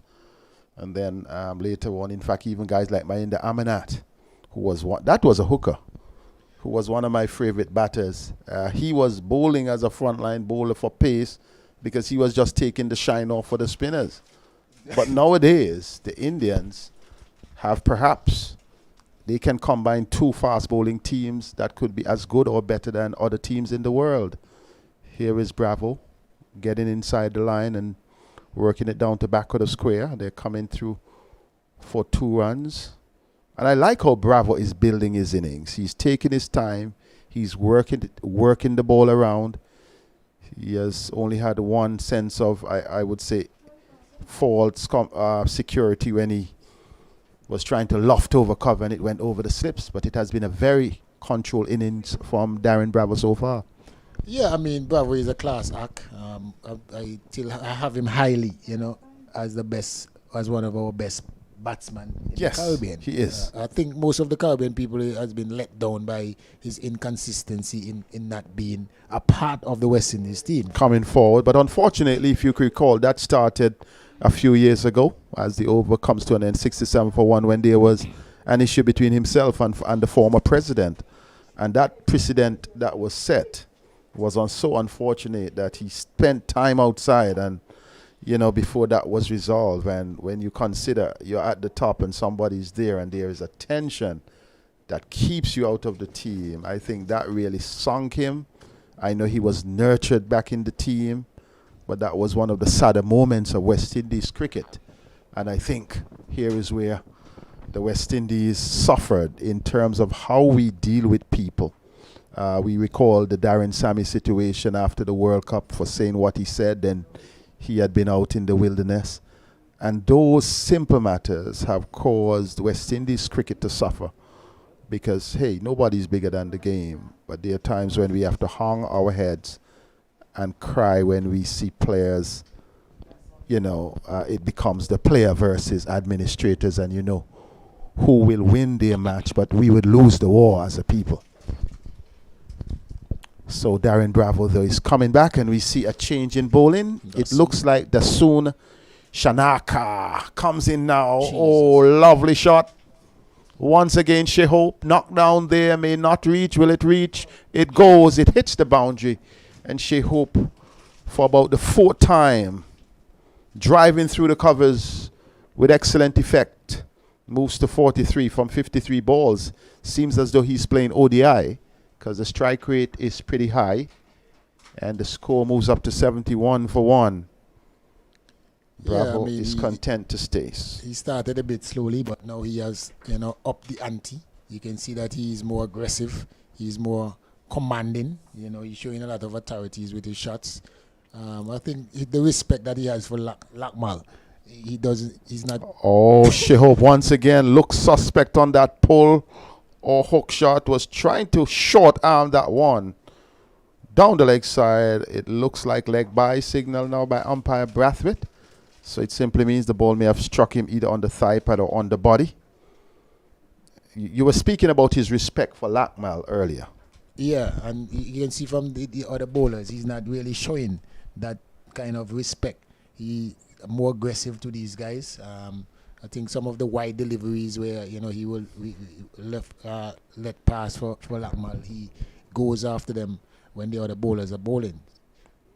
Shanaka to Hope. He covers up well. And so far, Lakmal started the bowling 6 overs, 1 maiden, 1 for 8. Vishwa Fernando, 7 overs, 1 maiden, none for 35. Asita Fernando, 6 overs, no maiden, none for 21. And now we have seen the introduction of the man Dasoon Shanaka. Where's the number 7 jersey? So we have seen 4 seamers in operation for the Sri Lankans. Hope leaves this one alone. And he must be saying we have to close up shop. But we have what, another... Is it another 13 overs remaining? Wow, so we're in for a long time here, Sylvester Joseph.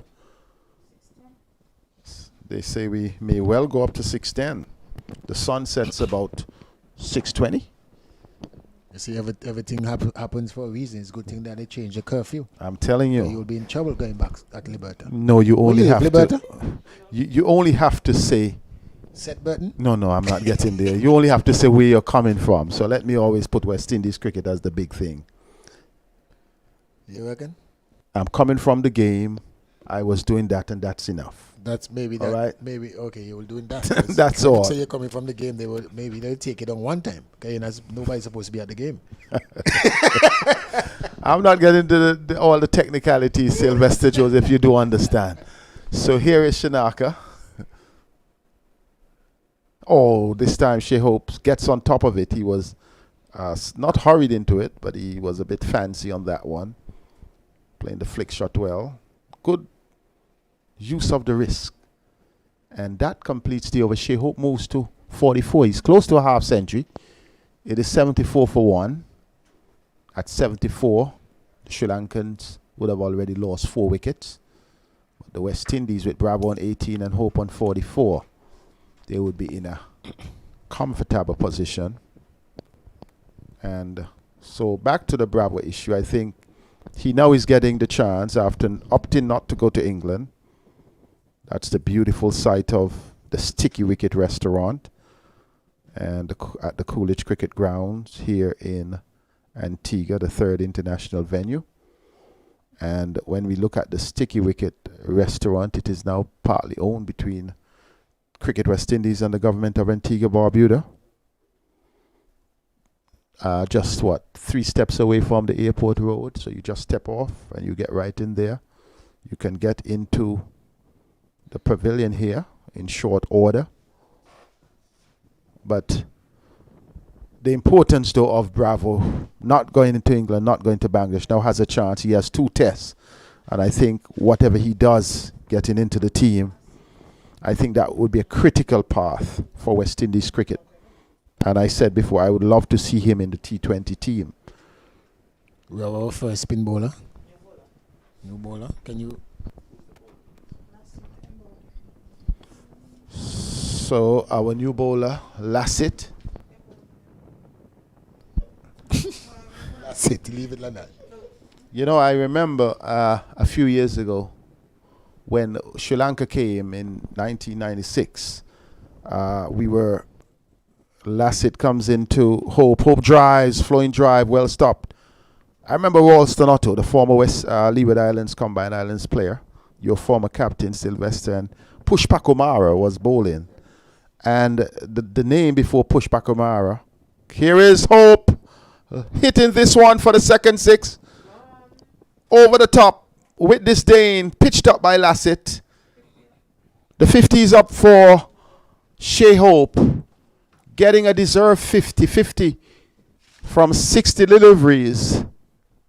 And he is batting well in fine style. Shea Hope must be the pride of Barbados and also the pride of the West Indies at this stage.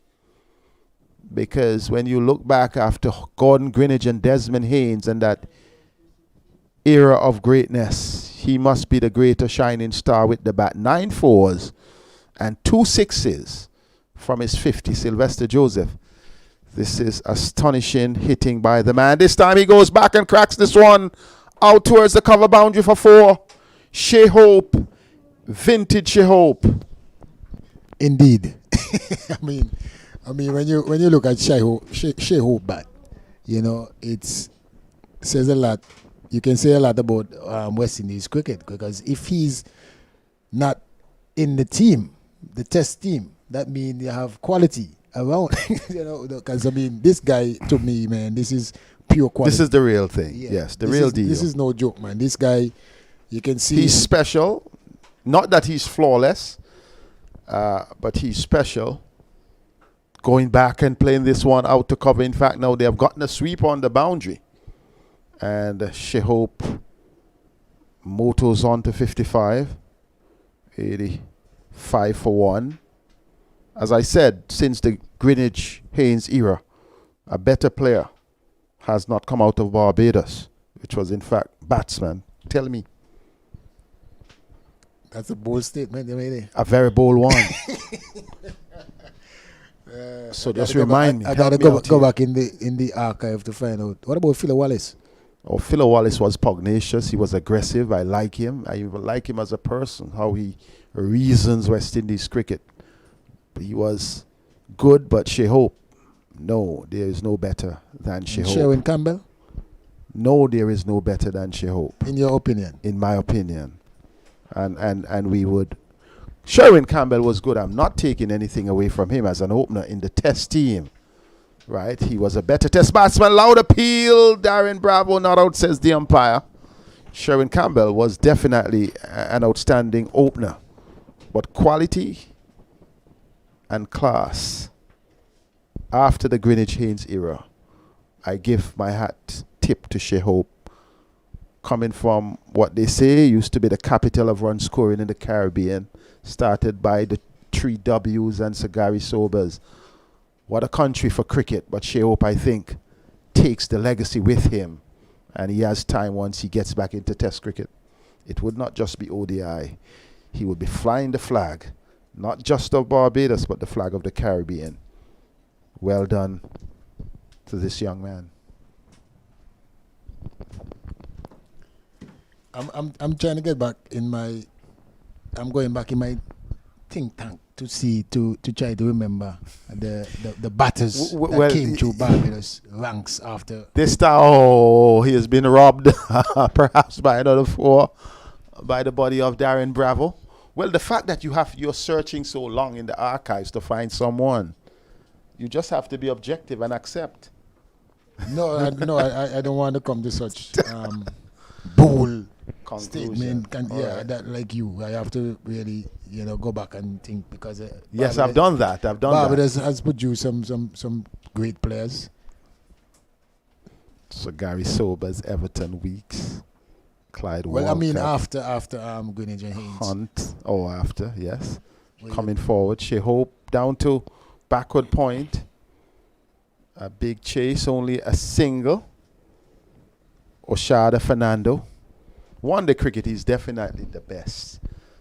You're right, Phil Wallace is pugnacious, is hard hitting, but had never been that consistent, had never been that durable. And we have had some come and stop and come. But this man, I might have to give you my answer tomorrow, because this is my last stint is after this over, and my thoughts are not coming as well. I could invite you back. I could just let Vernon come in, and I think Vernon, would take a leave, and then you just take it over to the end. No, but we have to have this conversation in the air. Here is Darren Bravo showing that he's in charge here, pulling this one with authority over mid-wicket into the boundary for 4. And this is really excellent display of batting by these two men. Short, and yes, he pivots well and hammers it. One of his players, Jammer Hamilton, having to come and move away. The power of that delivery, the power of that stroke. So the combination of Bravo and Hope taking the score up to 90 for 1. Bravo leaves it alone. No ball signal by umpire Brathwaite. Darren Bravo showing definite discipline here. 22 from 48, and he's not trying to step up the ante. He's allowing Shea Hope to do that. He just wants to spend time. And when I was on with Vernon earlier, I was saying that is the would have been the prescription for Mosley. Just to play it, just to take time, but that's a total different matter. Just as you said, you wouldn't call, when you call Saviv name, you wouldn't call no other name, with him. I wouldn't put Mosey with Bravo in the same category. No, I wouldn't. But I'm just saying what he should do is to adopt the approach, time, and this kind of cricket. So his time, even though he was not setting a score, is to be there at the end. Bravo is more experienced, Bravo has been around and has done it. But there's no excuse, though, for a younger, less experienced person to falter the way in which you have faltered repeatedly. Here is Bravo stroking this one well.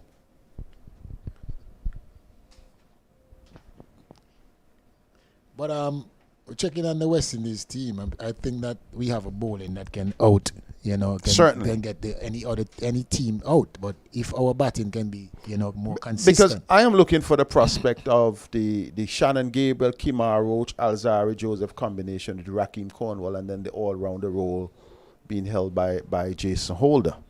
I'm taking your approach that to balance it. So 5 top-line batters. In fact, Josh De Silva as a keeper has distinguished himself with the bat so far. Bravo plays this one down, so no need to worry. I'm going to It take my is leaf the now. West Indies President's 11 showing dominance so far in this game. I remind you, I said dominant so far because they bowled out Sri Lanka for 172, and when you reply, they're 89 for 1, Shea Hope 56. And Darren Bravo is on 22. Sylvester Joseph is leaving us perhaps for the day. And in fact, the score is 91 for 1. 91 for 1. And Vernon Springer is going to join me, but he's going to take over that lead role so that my vocal cords can get a rest. Thank you very much, Sylvester.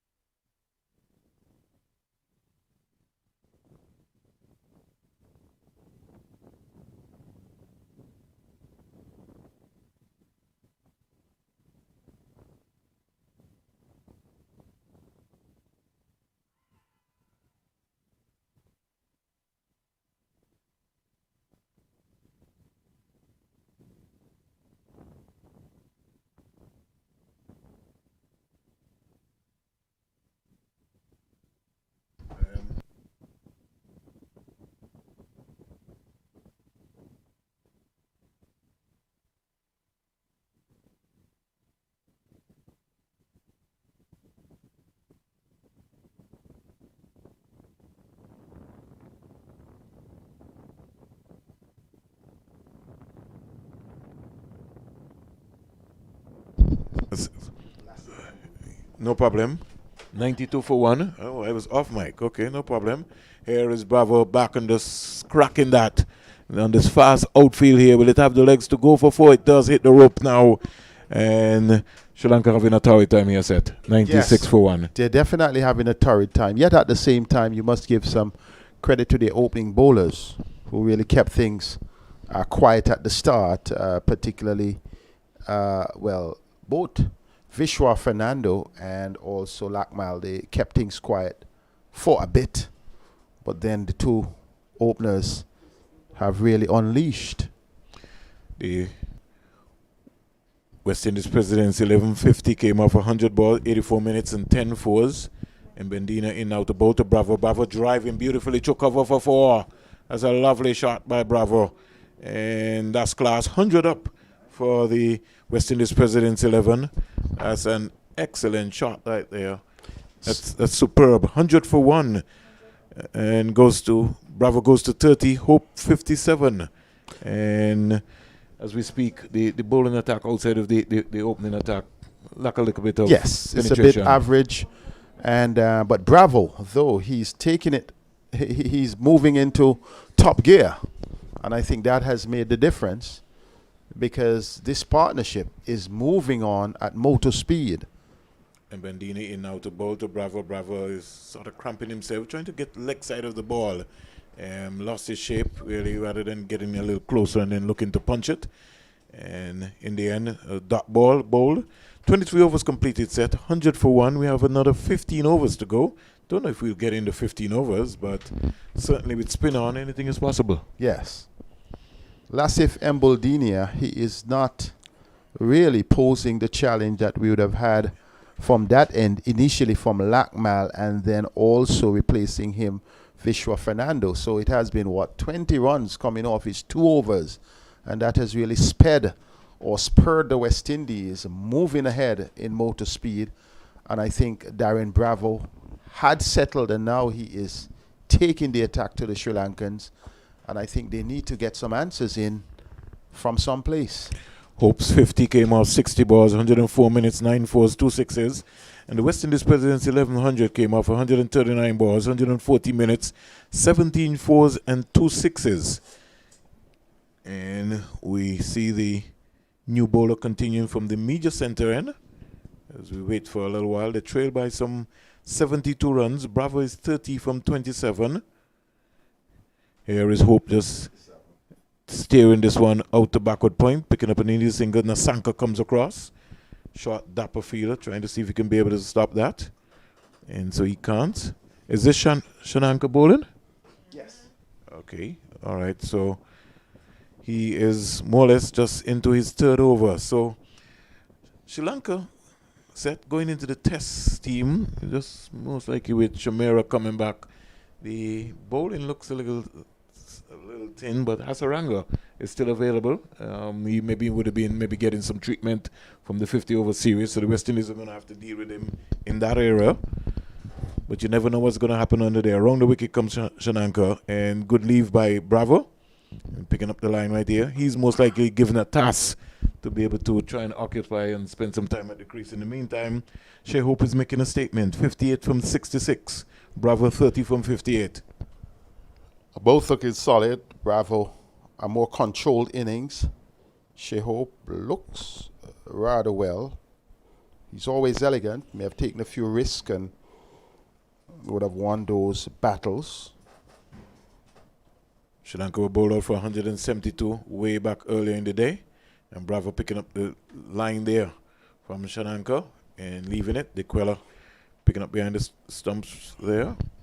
We know that Sri Lanka were bowled out for 172 or 49.3 overs. Only batted for 3 hours and 51 minutes in their knock. Top score being Fernando with 47 and Chandamal with 40. The West Indies successful bowlers. Their captain Roston Chase, 7 overs, 4 maidens, 12 runs, 4 wickets. And Anderson Phillip continued his good bowling form. 9-1, 47-3, Kamar Roach, 10-2, 41-2. Another leave from Bravo. And maybe we could think about how many balls he has left today. And that's what you need as a number 3 batsman. You don't need to be going flashing. You're thinking about Test cricket. So once you're thinking about Test cricket, it matters not. What matters is at the end of the day, the score that you get, how you spent your time and how you put your team in a good position. So I think he's trying to foil himself as he transitions from the white ball to the red ball. Scored 100 in the West Indies clean sweep in the 50 over series. He'll be looking to try and get 100 here today. And Sri Lanka pushing this one a little wider. Bravo not tempted. Scoreboard has 99 for 1. It really should be 101 for 1. So if anyone can maybe just guide the folks on the main portable scoreboard here at the Coolidge Cricket Grounds. 101 for 1. Well, Vernon, since we're not doing a radio commentary per se, they may not know. So that but everybody has a smartphone now, right? That may have to be transferred by the operations unit. You have quite a bit. So I think that's the task. Some people are glued on and looking around. Maybe try and see if we can maybe get a message to maybe Karim Philip or one of the guys to get close to the ground staff. Back of the length delivery again, and Bravo just standing up, can't score.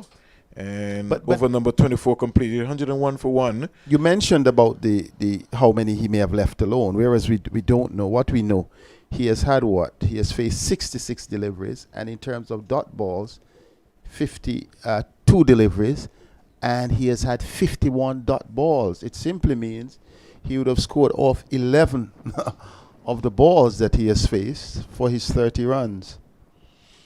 And as you would have said, he's batting for time. Hope has so far batted for well over 140, 150 minutes.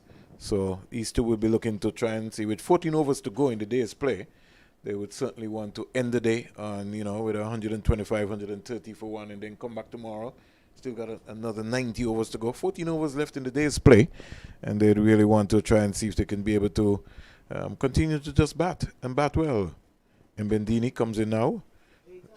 Seth says that he's been a little bit expensive and really has not caused any threat at all.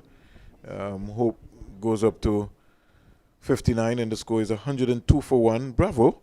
No helmet, no hat. We're in the number 46. Coming back, and with competition for places set. I think everybody is really looking and wants to step up their game. Yes, and chairman of selectors Harper is here every day. So too is Miles Bascom, so they have their work cut out for them. Yes, and Harper is a serious man. He's looking at it. He is ensuring that he makes the right decision. He's ensuring that he's not just guessing or listening to people, but that he witnesses what happens. Mbendini is in now to bowl to Bravo. Bravo comes quietly forward, and he's just thereabout. He's really not trying anything so far. We're in the number 96.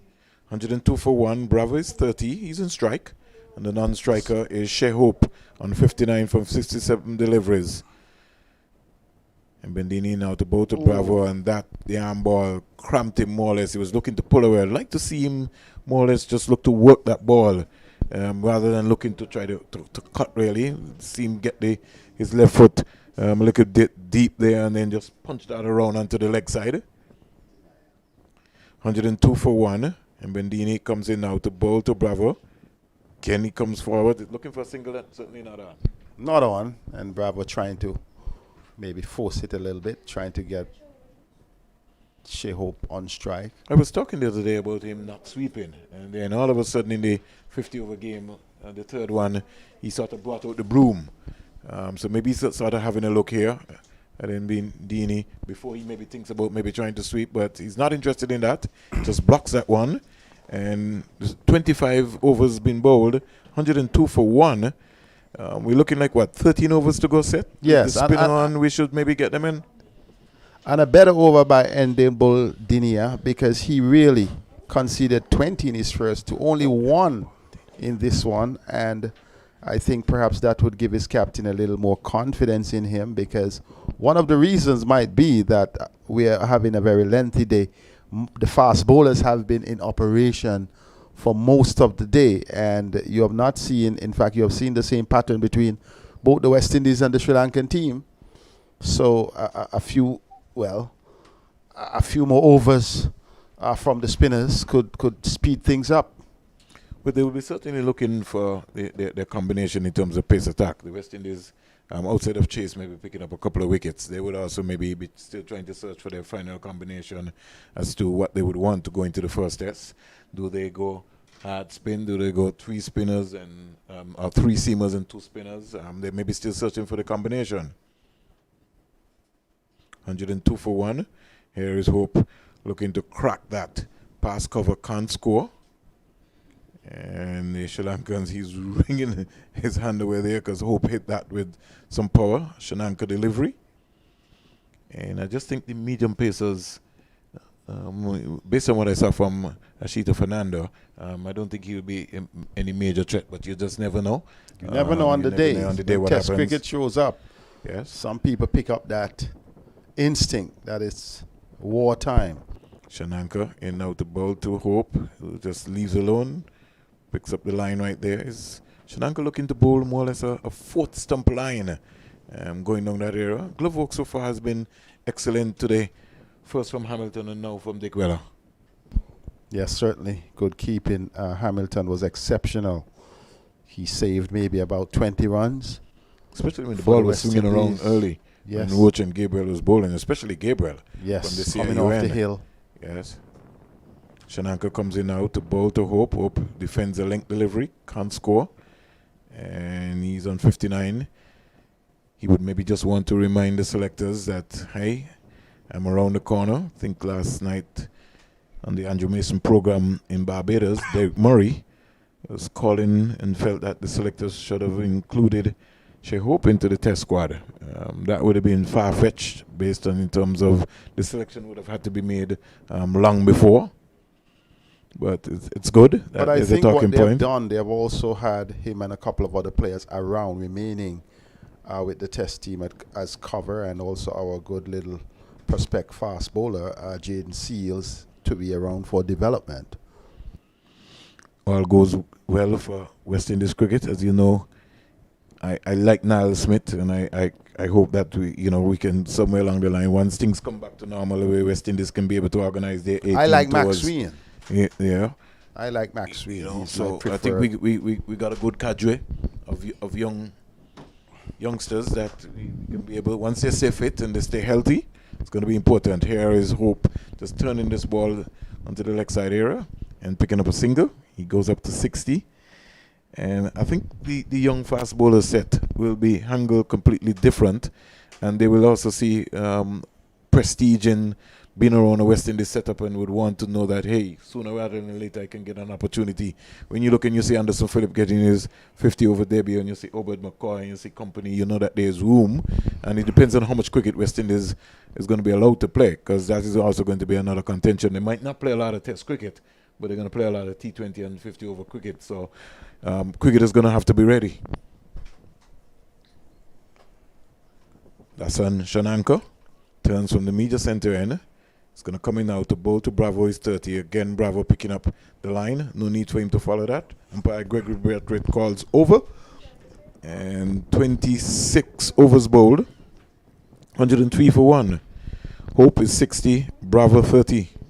And the partnership here is building. They are have so far 92-run partnership. So these two 94-run partnership. These two are doing rather well, and they're not too far from 100-run. I think that's it for the day. The two umpires, set. yes. They have called play for the day with the West Indies on 103 for 1. Vernon wrapping it up. It looks very clear. From the day, Chase, perhaps, you'd say that his plan would have worked, because they're going in trailing by only 69 runs. He inserted Sri Lanka and then bowled them out for 172. Well, it will be a worrying sign set for Mickey Arthur and his team, because he would have expected his team to come out here with 90 overs and bat the entire day, and to be bowled out in about 49.3 overs for 172 with no real major batsman getting any major contribution is also a cause for concern, for Mr. Mickey Arthur. Well, in the meantime, when you look at the West Indies Presidents 11, they're 103 for 1 with the informed Shea Hope, who's not in the test squad, on 60. The bowling lineup there, you could see Lakmal, 6. He is the standout bowler He really so will be the far. standout. Fernando, 35, 7 overs. Ashit Fernando also some 36 overs, 21 runs. The Shankar, 13 runs. So when you look at the context right there, some extras there. Everybody, the COVID following the protocol. Set it safe. Don't worry about that. He's took his vaccine, so you don't need to worry about anything. 103 for 1. Yeah. They have to follow the protocols. So that's all right. They've been working with us. So, Seth, like I said, I think at the end of the day, West Indies will be smiling. Yes. Coach Floyd Weaver and the man himself, Sir Kurt Certainly. Ambrose, will be very impressed with the bowling and now with the batting. Yes, Darren Bravo and Shea Hope really standing out with their partnership of 94. So far, Shea Hope getting his 50 and moving up to 60. Bravo. doing rather well. Even though he may be only on 30 well compiled runs, Sri Lanka bowled well. I thought Lakmal at the start was menacing, was threatening, 1 for 8. Fernando also, that's Vishwa Fernando, also bowled well, got a lot of swing across the right-handed batsman. The others were not as penetrative. So at the end of the day, it is all to play for the West Indies, to force a very big score, perhaps bat up to lunch, see if these two players, one could get a century, what they could do. And then if they want to give Sri Lanka a knock, it's all up to them. But a day for the West Indies, being 103 for 1, Sri Lanka scoring 172, all out. I like your proposal. I think if the West Indies bat up to lunch, maybe just an hour after lunch, and then give Shannon Gable and Kemar Roach an opportunity to come back into the second innings. So, Seth, on behalf of the commentary team, Sylvester Joseph, Seth Burton, and myself, we and our scorers who have worked very closely with us right here in our booth. We'll be back tomorrow morning at least 9:55 a.m., 8:55 Jamaican Eastern Caribbean time, bringing to you the final day's play of this important practice game, the West Indies Presidents 11 against Sri Lanka. Just to let you know, Sri Lanka were bowled out for 172 runs. West Indies closing 103 for 1. They trailed by 70 runs. They would need 70 runs sometime tomorrow morning. And so we hope and pray that they'll be able to get that, and we'll have good weather. Let's salute the groundsmen who've done an excellent job here today at the Coolidge Cricket Ground. This is Vernon Springer signing out for Cricket West Indies YouTube channel. See you tomorrow.